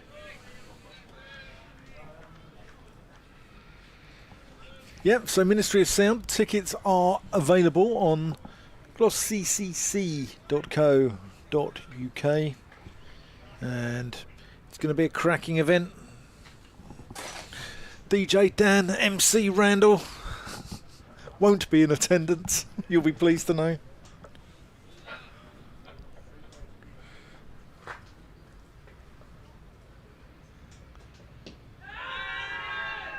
Bit high there, appeal from Actor. I think that hit him on the side pad, and he's a tall man, Baker. And this is unfortunately, isn't it, the risk of the British summer, that if you have an outdoor concert, Yeah, you really want the weather. Friday's going to be good though. It's going to be good in Bristol. It's going to be a wonderful event. Get your tickets on the website. Dan would love to be there, but we've got cricket to talk about. Unfortunately, yeah, I'll be here. Well, no, fortunately. That's just defended there. No, I'll be honoured to be here at Cheltenham, but Is it on the stream? you've got to sing along, Ian. Yeah, yeah. There are probably strict regulations that say it can't be. I did see the club advertising. Zafar Gahar asking him what his favourite, and he's Sing It Back, Sing It Back, Sing It Back by Moloko.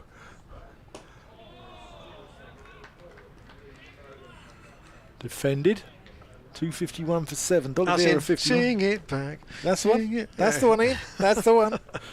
No, I'm completely out of tune, me. I thought it was very good. I thought it was very good.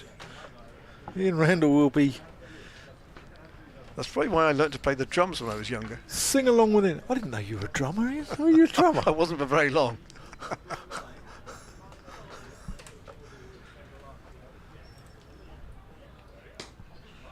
Cut.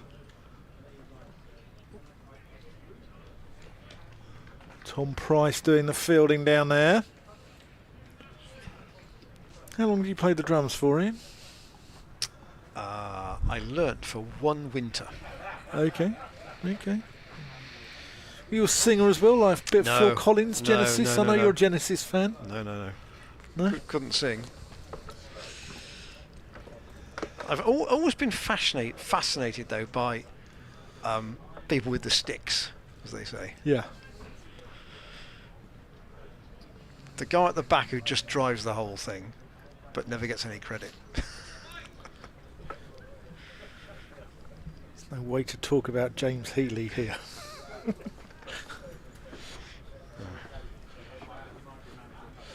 I think the thing was that. Oh, let's get to this in a while. Zaffa into Baker. My musical taste was such that there were some very, very good drummers in the bands that I liked. Very good, in my opinion. Good what? Good Drummers. drummers. Yeah. So, John Henry Bonham could play a bit.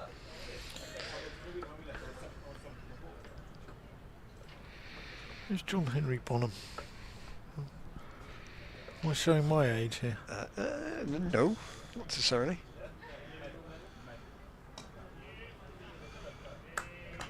Baker defends. A guy called Plant was the lead singer. Led Zeppelin? Yeah. He could play. Yeah. Zaffa in. Baker out to Chris Dent at extra cover. Zaffa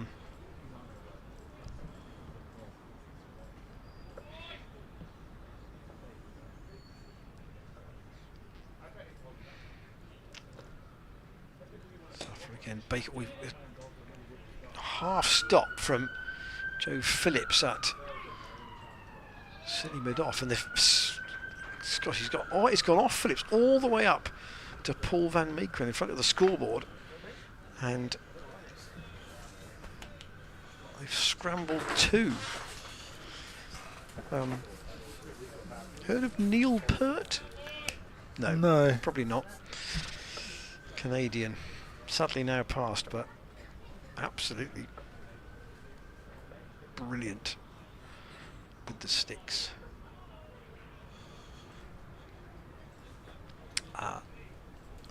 Baker plays out. Zaffa's over. What about Animal from the Muppets?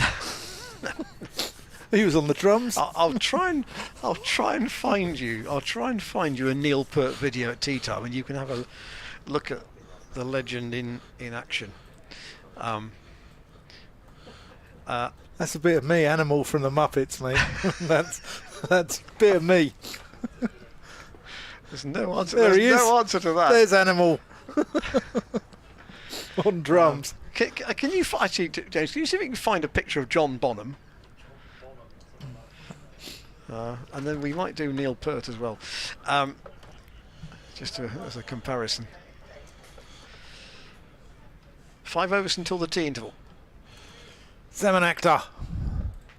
Can he make things happen? Can he winkle out one more?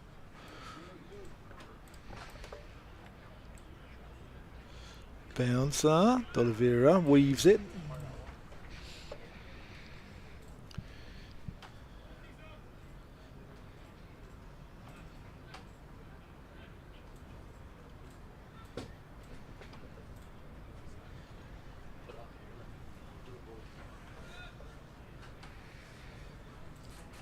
D'Oliveira, very valuable 53. Ah, there he is. He looks a bit like Gary Gilmore, the old Australian bowler.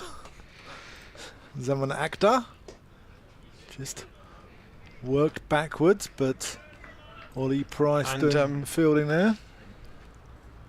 Yeah, and then Neil Peart spelt heart, but with a P. So P-E-A-R-T.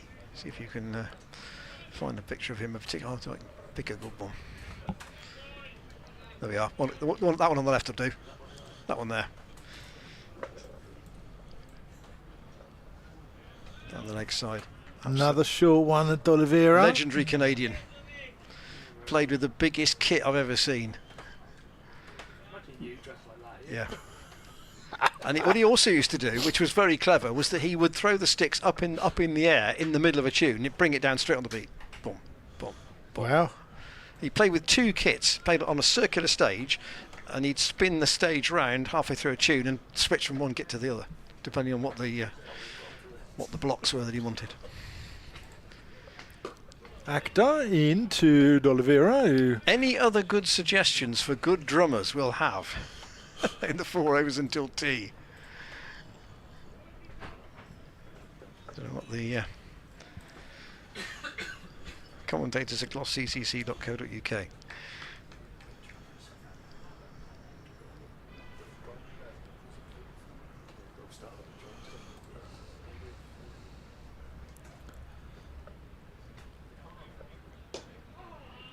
Oh, just there's D'Oliveira hopping a little there.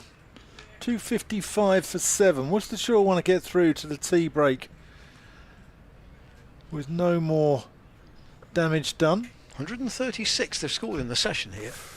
Yeah. Which is, Thought they were going to get 236 the way Waite Well, went off after lunch. yeah, he was Flying, wasn't he? absolutely racing along. Acta. Past Chantry. Oh, played that well. D'Oliveira, he's just ridden the bounce there. Soft hands. The hardness has gone out of this ball a little bit as well as the pitch flattening out. I think the hardness has gone out of the ball, and I think it's becoming easier to bat. Umpire's having a word. We are 4 overs from tea in theory. Yeah, the rain is starting to just become persistent. Happy enough at the moment. Tom Price is going to come back from the Chapel end. Zafagahar Price returning to bowl at the Chapel end. quiet day for Zaffa with the ball. 7 overs for 8 runs, so economical, but didn't appear to be much happening for him on this first day, perhaps understandably. 4 bowlers have shared the overs elsewhere.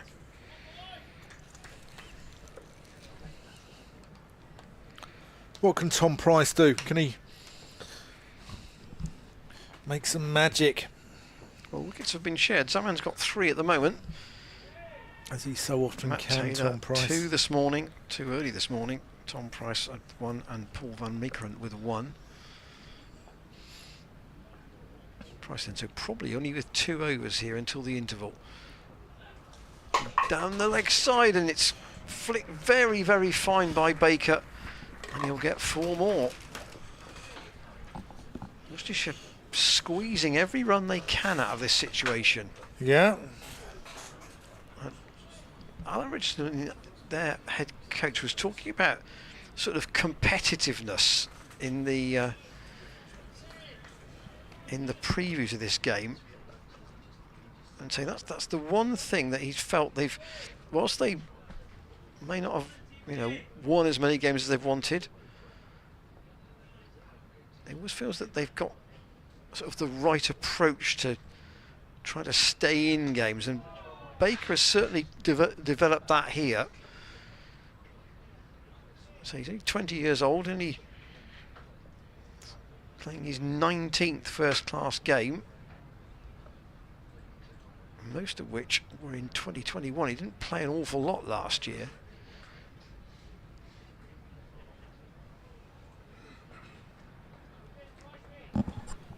Yeah, he's got a little bit of heart, hasn't he? A bit of ticker about him. 34 here, and he's going to get more runs as well. Chase for Van Meekeren, he'll get a couple, as he heads out to mid-wicket.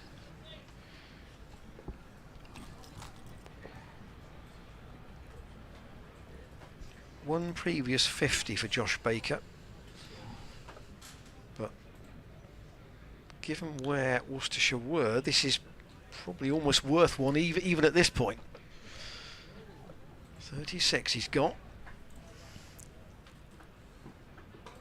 And will there be more than one? We got two more here because, or I say the two, there's only one in the end because Matt Taylor, having missed the ball initially. You got a finger on it and slowed it down, Yeah. Taylor. Van Meekeren backing him up and preventing him from getting more than the single. 182 for 7 Worcestershire were when these two joined forces, and they have added 80 together for the 8th wicket. Where's Courtney? How old is he now? Frankly, it wouldn't matter. Get loose, Court. He gets the call. Dabbed into the ground by D'Oliveira. So often. That He was the good point at clearing before. out the tail, wasn't Yeah, he? he was. He Yeah. was.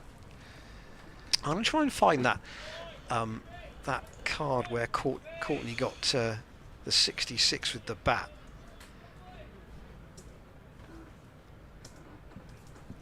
It was 66 against Kent. Got a bit bleak, isn't it? Got a little bit grey.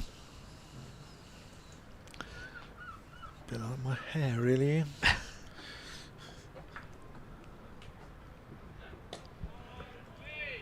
Defended there. There's a guy called Secret Gloss Fan who no one knows who he is. He's like the Banksy of Gloucestershire cricket. He's this elusive man. No one knows his identity. Or he might be a woman, you don't know. As described me as being greyer than Alfred the Gorilla the other day.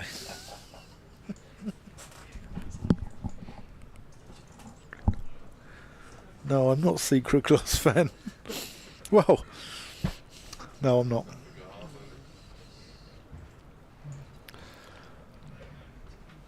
A change of ends for Zafar. Yeah, he's going to give it a go from the Interesting. College Lord end. College Lawn End, Zafar Gahar returning.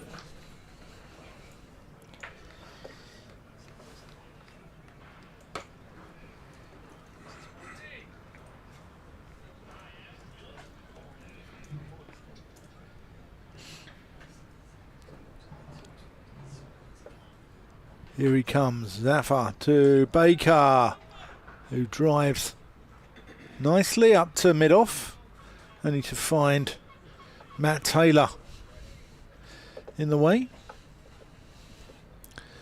2 overs after this one to the tea interval.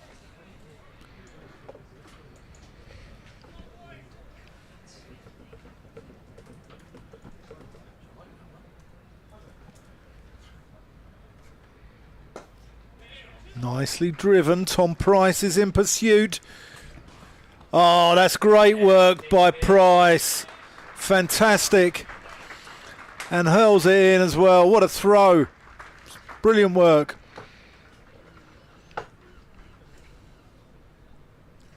He and Denter both saved a run with long chases.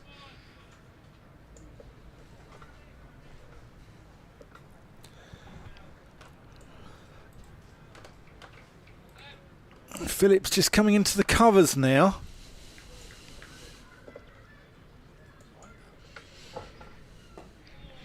D'Oliveira just opening the face. He played a lot with an open face here, D'Oliveira. This will be frustrating, Gloucestershire. They'll want to nip one out before tea here. Defended.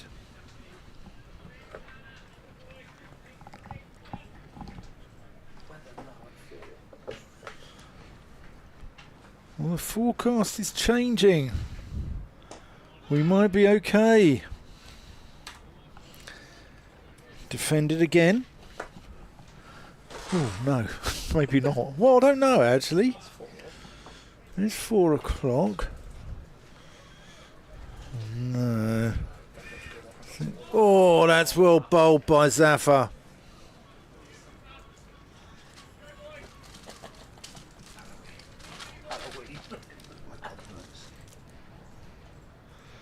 What a lovely picture. Halloween. Okay, boys. See you tomorrow. See you, mate. Oh no, it's hopefully done now. They've gone off. Yeah, we're coming off. Just becoming a little bit too persistent. So that's definitely Worcestershire's session. 265 for 7. D'Oliveira's 53 not out. He's batted very well through that session. Held his side together. Real skipper's knock. Josh Baker's kept him company with a dogged 40. Played some nice shots in there though as well. Matthew Waite after lunch was absolutely superb. His 64 threatened to take the game away from Gloucestershire, having had such a good morning session. So we're going to resume after tea, hopefully. We'll keep you informed what's going on. The covers are just coming on here. We're probably going to take an early tea and we'll keep you informed. So we're off to put the kettle on. We suggest you do so as well, and we'll be back with you as soon as we can.